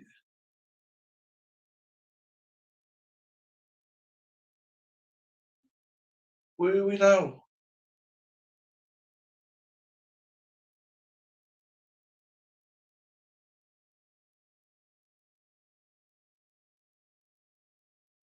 Phone. I still contend that I think. They'll leave the phone at home. Okay, so Oh, they go back there. I this don't question care. of what do you do when you feel overwhelmed? And Amber is going to mention. Back here. Extremely violently loud yelling and verbal abuse, destroying other objects in an apartment, destroying personal property, causing bodily harm, and unneeded emotional distress. Okay. Look how long it took her to get to causing bodily harm. It was like, well, if you break things or yell or destroy property, it's basically the May hoax of he tipped over my beads and spilled some wine. We're just I don't want the commentary. As you were leaving the apartment, is it truthful? Is it true that Amber had not said anything to you or made any claim to you that any of those things you just referenced in your definition of abuse had occurred? Occurred when? That evening. That evening, when I said goodbye to her that night? Yes. Correct. Okay. And am I correct that at the time you saw her with Johnny, as you described, happy with their arms around each other, is it also true that Amber had not communicated to you in any way, shape, or form that there had been abuse of any kind as you defined it just now? During the evening that we were having dinner? Correct. And we're talking about abuse that specific night during the 45 minutes that we were all around him? If that's what you were referring to, I'm referring to any contact that you had had during the evening with Amber. Did she ever once claim to you that she had been abused in any way? In their entire relationship? I'm very confused with what you're asking. Very clear. Yes. Okay, because we'll get to all of that other stuff. Okay, all the claims that you say she made. Okay, on the evening of April 21st, you say that Johnny arrived approximately at 10 o'clock? Yes. And you were there another approximately 45 minutes or so before you said goodnight and then fobbed everybody down in the elevator. Yes. Is it the truth that at no time during that period of time did Amber ever communicate to you any claim of abuse by Johnny? During that time, about abuse about that evening or abuse of an entire relationship? Let's start with that evening. No. Was there a time during the 45 minutes that Johnny was there that Amber heard complain to you or communicated to you about a claim of abuse by Johnny prior to that evening? No. Okay. So Amber made no claim of any abuse by Johnny during the entire evening you were with them in number 5 about Johnny, correct? Okay. Now, between the time that you were with them and left, and then next saw them again later in the evening outside of the storage unit, is it true that Amber made no claim of abuse?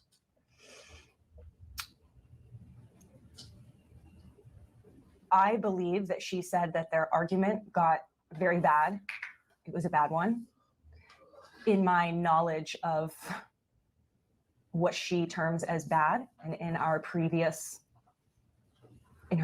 tellings of me about their fights, that abuse had most likely occurred. She told you at some time during the evening hours of April 21 that she was claiming that abuse had occurred. No, during the text. You said the text.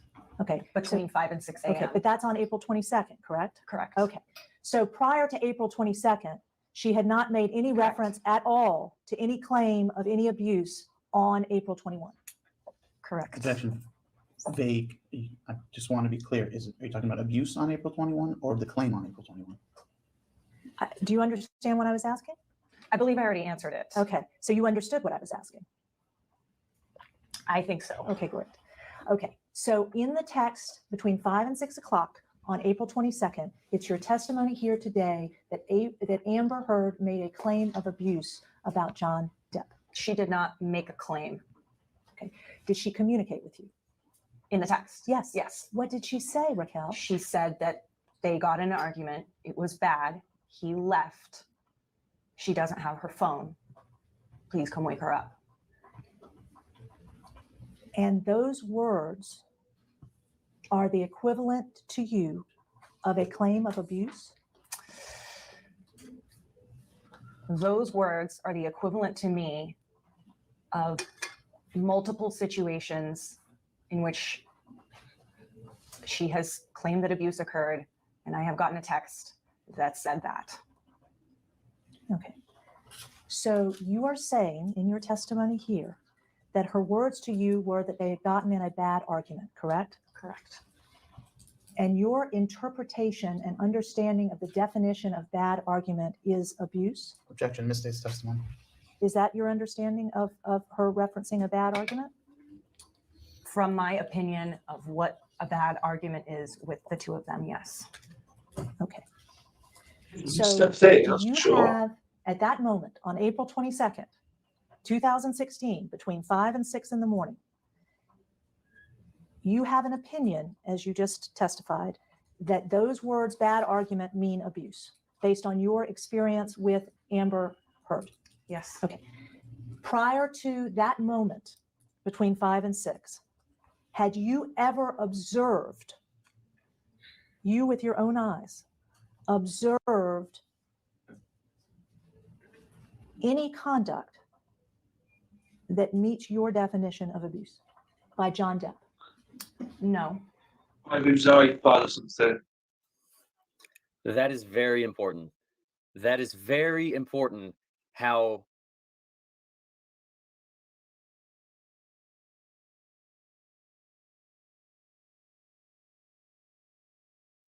She didn't always text by phone. She was an iPod, so she might use an iPod for that. But I think Raquel has fucked herself over here a little bit. I think she's been caught with a pants down a little bit here now.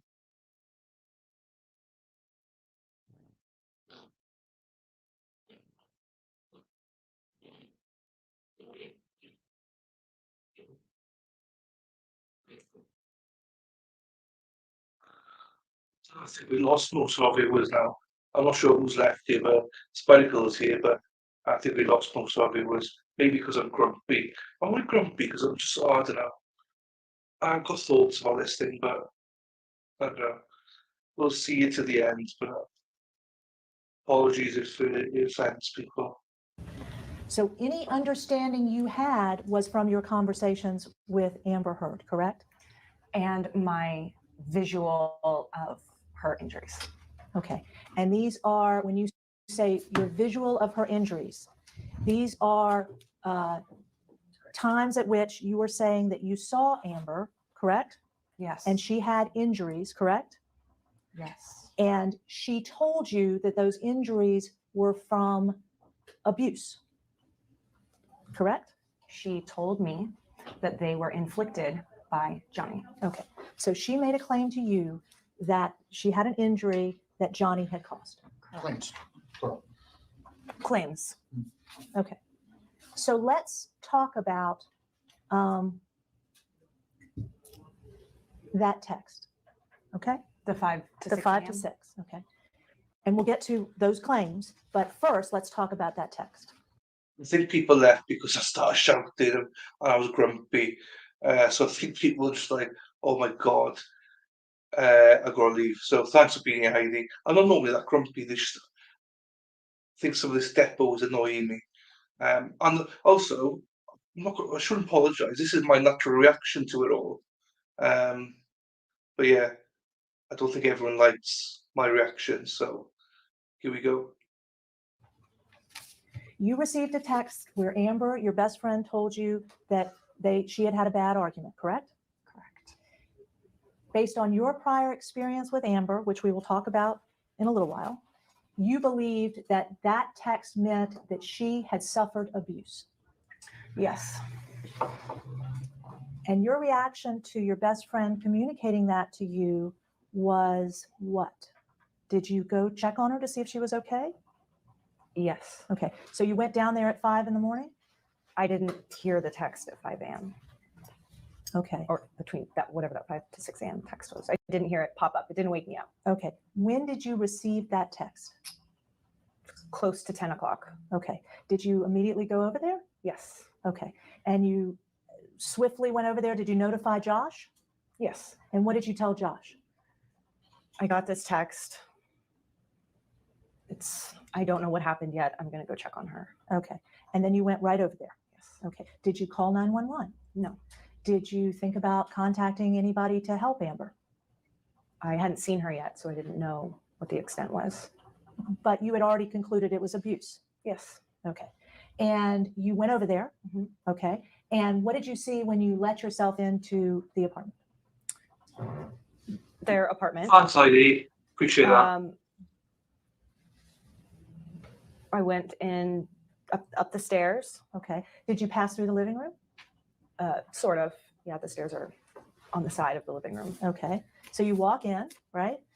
Did you have to travel a hallway between your apartment and their apartment? Yes. Okay. So you traveled the hallway, correct? Mm-hmm. Did you see any shattered glass in the hallway? No. Did you see any broken bottles in the hallway? No. Did you see anything amiss in the hallway? No. Okay.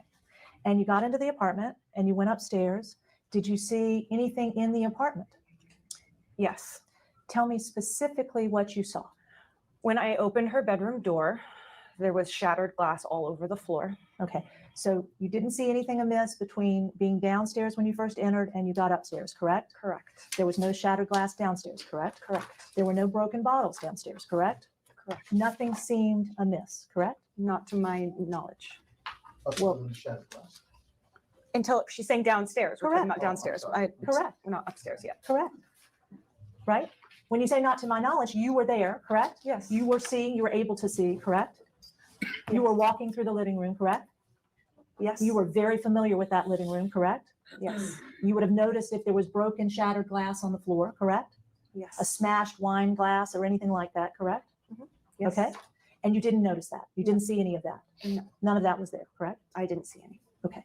And you then went upstairs, correct? Yes. Did you run or walk? I walked. Okay, you walked upstairs. And what did you do when you got upstairs? I opened her bedroom door Okay.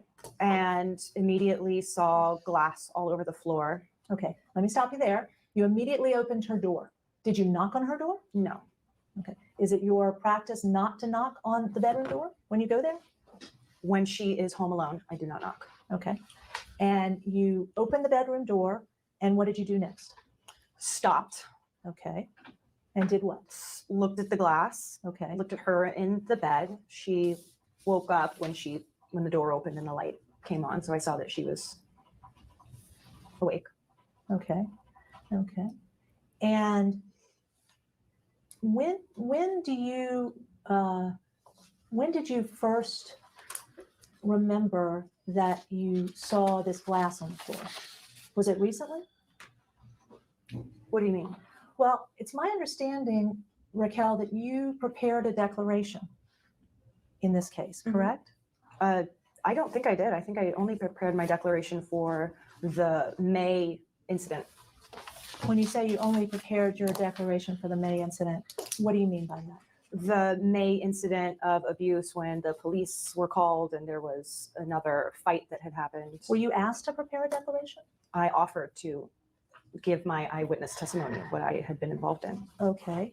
And this is certainly sounds like it's something that was alarming and upsetting to you, correct? On April 21st, 22nd? The morning? Yes. Somewhat. Okay. But you chose not to include it in the declaration you prepared in this case?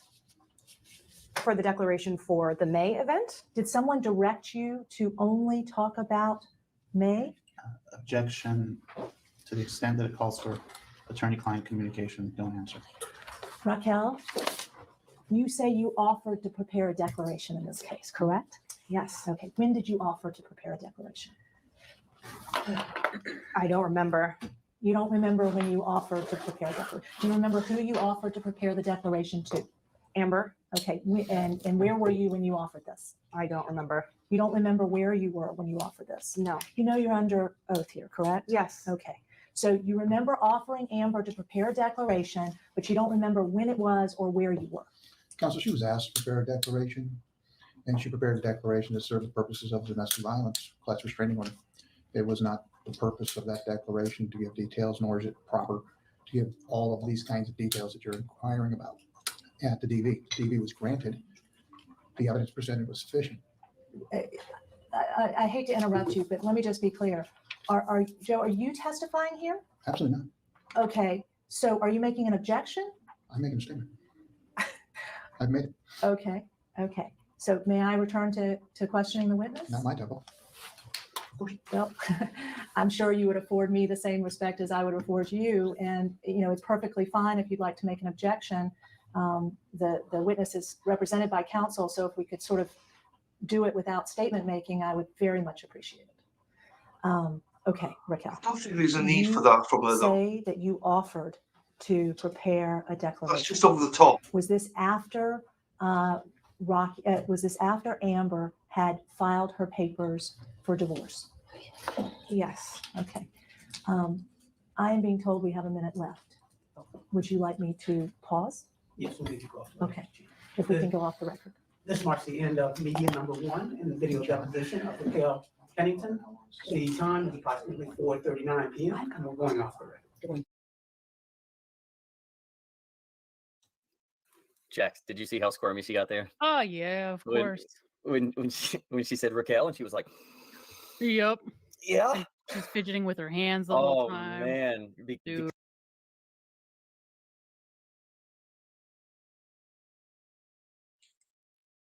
I'm taking it that these two are Johnny Depp fans, and they probably watched this after the thing. So I don't really want to listen to what they're going to say. But I did see a fit woman here. So what's going on here? So play it on a little bit. Oh, they just play in that. Okay, that's nothing. Oh, I say a fit woman, and it's fucking Amber Heard. I didn't even know. There we are. that's it, isn't it, Spider? I think that was every. Oh, hang on. I just like to show off my background.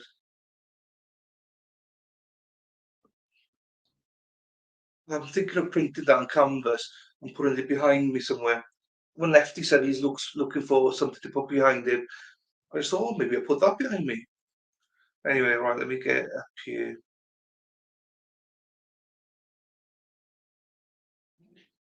Jesus. So, I do think that I'm not deliberately, but I do think subconsciously. Hang on, let me take a sip of coffee.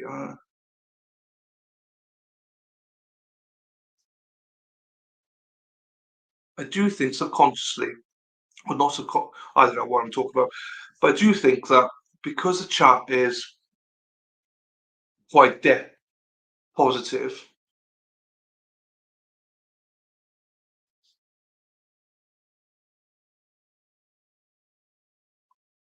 okay, so this isn't even the whole thing. No, they're not Johnny fans. They're the chosen ones. They an order goes to make public. Okay, I just didn't. Everything I saw from them wasn't very thing about Amber or anything. So I just saw them mocking everything. So that's why I was like, well, I'm guessing the Johnny fans though. Never heard of him. I'm sure they're nice people. It's just, it, I just think you've got to give everything on balance. Well, I will though, because you deserve some luck, Lefty.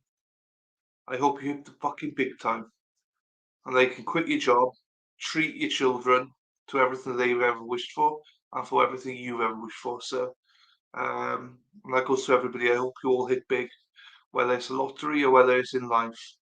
Um, that's all I can ask for all of you to do. Okay. So I'm not gonna look. Yeah, I understand some people don't like when I whinge. It's not whinge. I understand you're all fans of that woman, whatever her name is. I don't remember her name is now, but to be fair, she was much better in the second deposition than the first one. And I do realise. Yeah, Heidi, I think if Lefty hits big time, I think we finished this stream. We just all get a down payment um, for a house. Yeah, I don't remember her name now. That that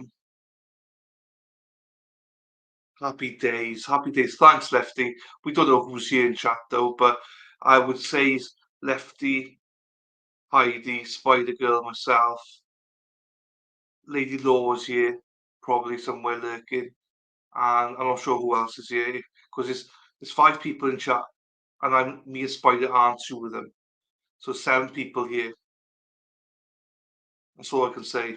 7 people will for sure be released until after the trial.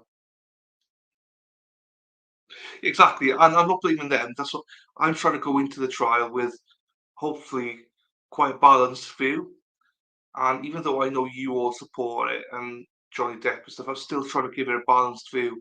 Um, so I do think that the lawyer for Depp did a really good job, a much better job in the second one than in the deposition for the second one for Rocky than she did for Amber Heard. But I do recognise that the lawyer was a dickhead as well. The lawyer for Amber Heard was more to blame than she was. But I do think she wasn't at times not very professional.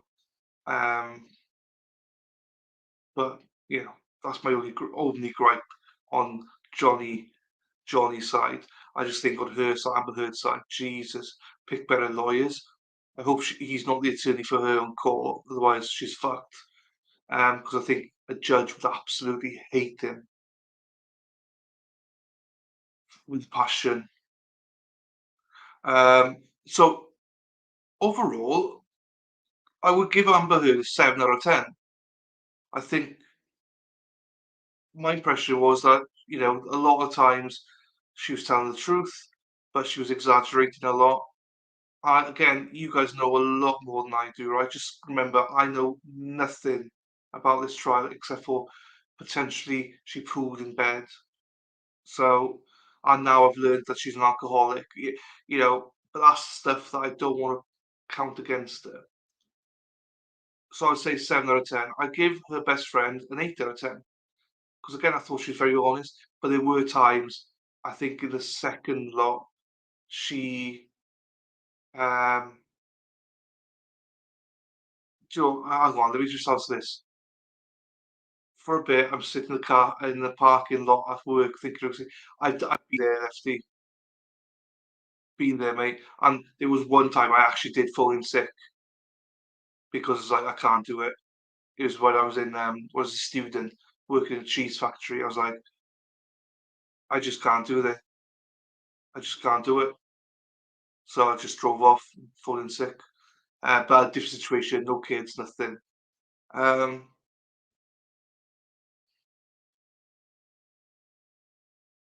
I think that Rocky was found out with a lie at the end. I didn't like that, but before that, I thought she was doing well. So going into it, I'm interested to hear what Johnny's deposition was. But Spider said we've not heard all the Rockies, but that's all we got. Oh shit! There's one more video. Shit. Hang on. Bam, bam, bam, bam, bam, bam.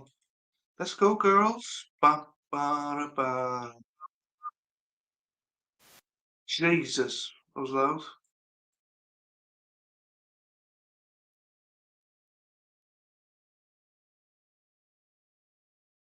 It's good that you love your job, Heidi. That's good. Otherwise, you end up on YouTube as a streamer. Did Rocky tell you that Amber Heard was having an affair with Cara Delevingne while she was still married to Johnny Depp? Yes.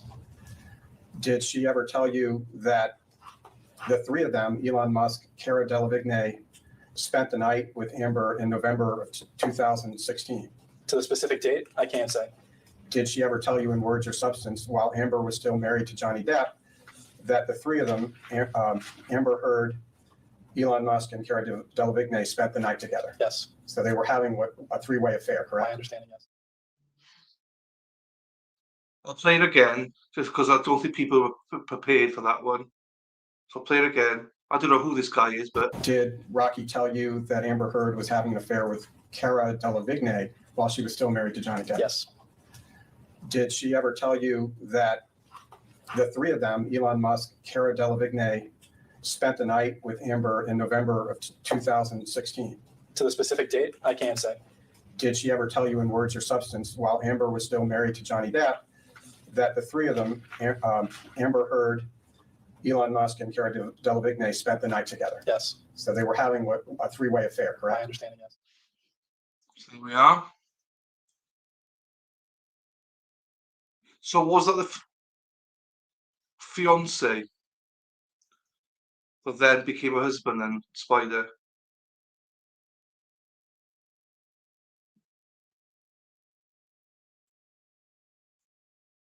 It's fair, Lefty. I pretty much know why you do your job and why you keep doing it. Well, I don't know it all, but I can imagine. I think we've all got stories, man. I've got a story to say. I'm just not ready to say it. That's all. But yeah, I wish you all health and luck and everything. Anyone that supports me or, not support, but anyone that's nice, I always try and make sure that they're good in life.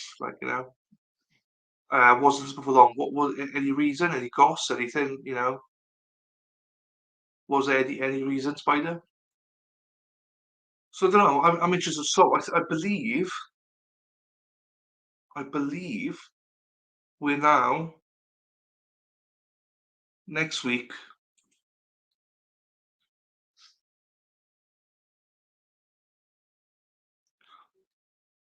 Thanks, Heidi. Yeah, I'm exhausted. It's just because I'm burning the candle at both ends. Like, some of the streams have been like, it's not just stream, it's setting up, it's doing something. It's some days 16-hour days plus doing other stuff as well. I no, I will. I've said myself I'm going to bed before midnight, so I've got quarter of an hour, 20 minutes left here, and that's it. Just to say, and I'm not streaming tomorrow. I've got a day off tomorrow. I'm going to church tomorrow. I've got to be Derbyn. No, I am. I'm going.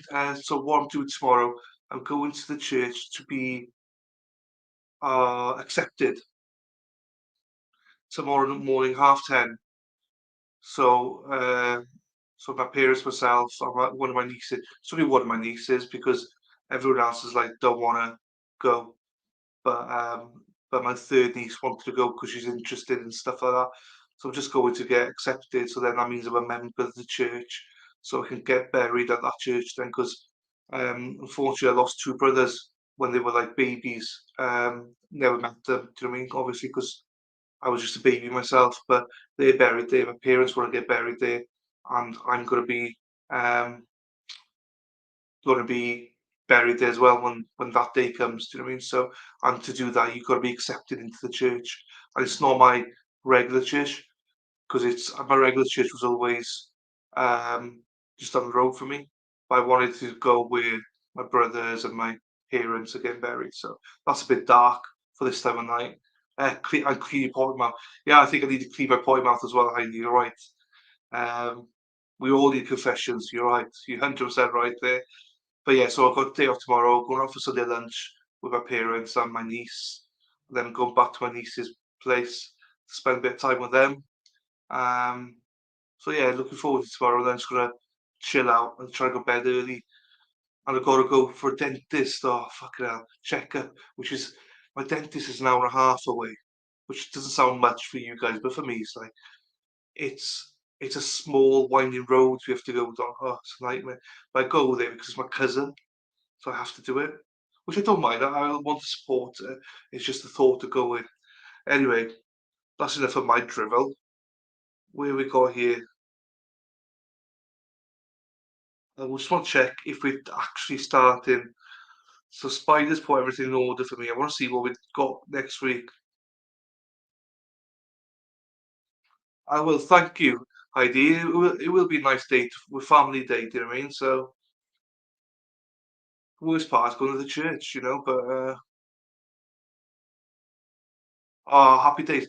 So my dentist is at 11:15.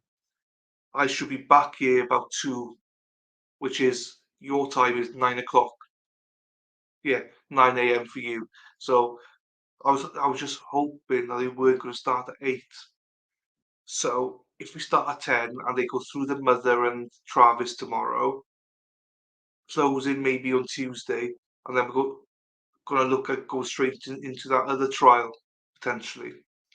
So let's have a look. Playlist. Yes. So we're starting off. So Spider's so organized. It's unbelievable. So organized. Thank you again. I thank you 10 times a stream, Spider. I do genuinely mean it. I do genuinely mean it. If you guys saw it, she's just everything in a playlist for me. I just have to click play. All I have to do is put the screen on and press play. She's done everything for me. So I really appreciate that because normally I'm scrambling at the start of streams, trying to find streams and stuff like that. But so it says Johnny Depp for Amber Heard defamation trial. Christy Dembrowski, Johnny Depp's sister. She's going to be on there. So I look forward to that. What else we got here? I'm not sure who else has left here now, guys, but I appreciate you being here. I'm just going to update the hours. 786 watch hours away from 4,000. And when I last updated it, it was 25 hours gained. So let me just update it again. and then I'll give you a brief. Tam 88774. Thank you very much for the follow on Alternate Corner. I really appreciate it. No, I'm not intimidated at all. I was going to ask you how much breaks and stuff were there, because do I need to play it at 1.25 or do I play it at normal? Would that get, because I'm going to start about 6 o'clock again, but then I'll message Rosie to see if he's going to come or not. I'm Mad World. Because if it's like an hour and a half break and stuff like that, then we'll finish before midnight. Unless I just want to finish before midnight. But yeah, again, shout out to you, Tam 88774 for the follow. I appreciate you for that on Rumble. Right, let's have a gander. And whoever's left here, if you don't mind, say hello. There's Luna. Is she here? No, but one day's low crime. Yeah. You've got it all. Spider's got it all. Right, so here we are. Right. Let me just get a guesstimate here.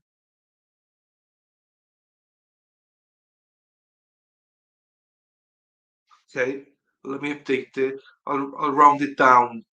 So, oh, that's shit. Oh, that can't be right. Or maybe it is actually.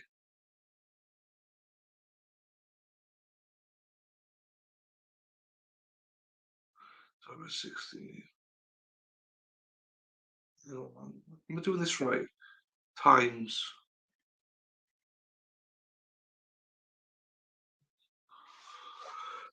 Okay. I think by the time I close down, I'll round it up. By the time I close down now, that's fine. So, okay, I'll do normal speed. As long as there's enough, I'll start, I'll just start there when, yeah, fine. So let me just update this bad boy, the ticker. I said I wanted 40 hours, 40 to 50 hours today would be good for this stream. That was above my expectations, to be quite honest with you. Because, it's a Saturday, people got stuff on. So that's... So that's fine. Let me just double check.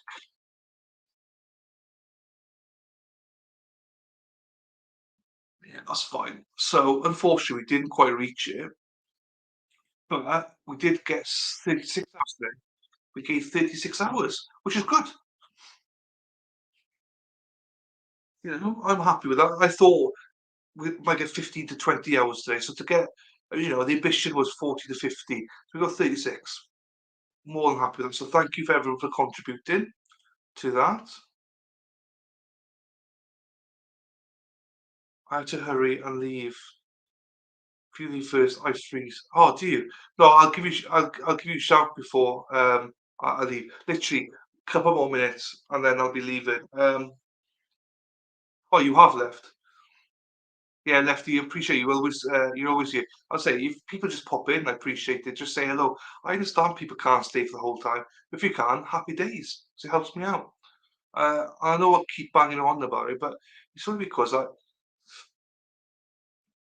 appreciative of people's support.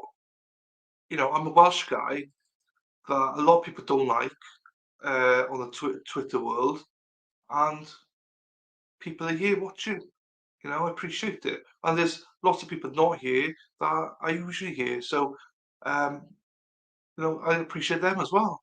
I appreciate the ones on the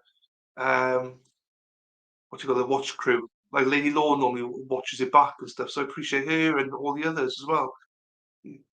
Stop screen there. So where I'm going into this trial, right, is I think she's, I think she's exaggerating a little bit, but I think Depp's got a lot to explain for himself.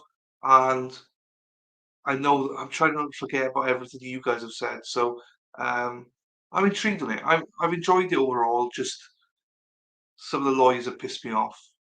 So replay crew night, yeah. I mean, look, I got this up now. Hang on, where is it? So at the minute, I got 3 people watching day 7 of the Travis Rudolph trial. 1 person watching day 5 of Travis Rudolph trial, and there's 6 people that in the last hour have been watching here. So,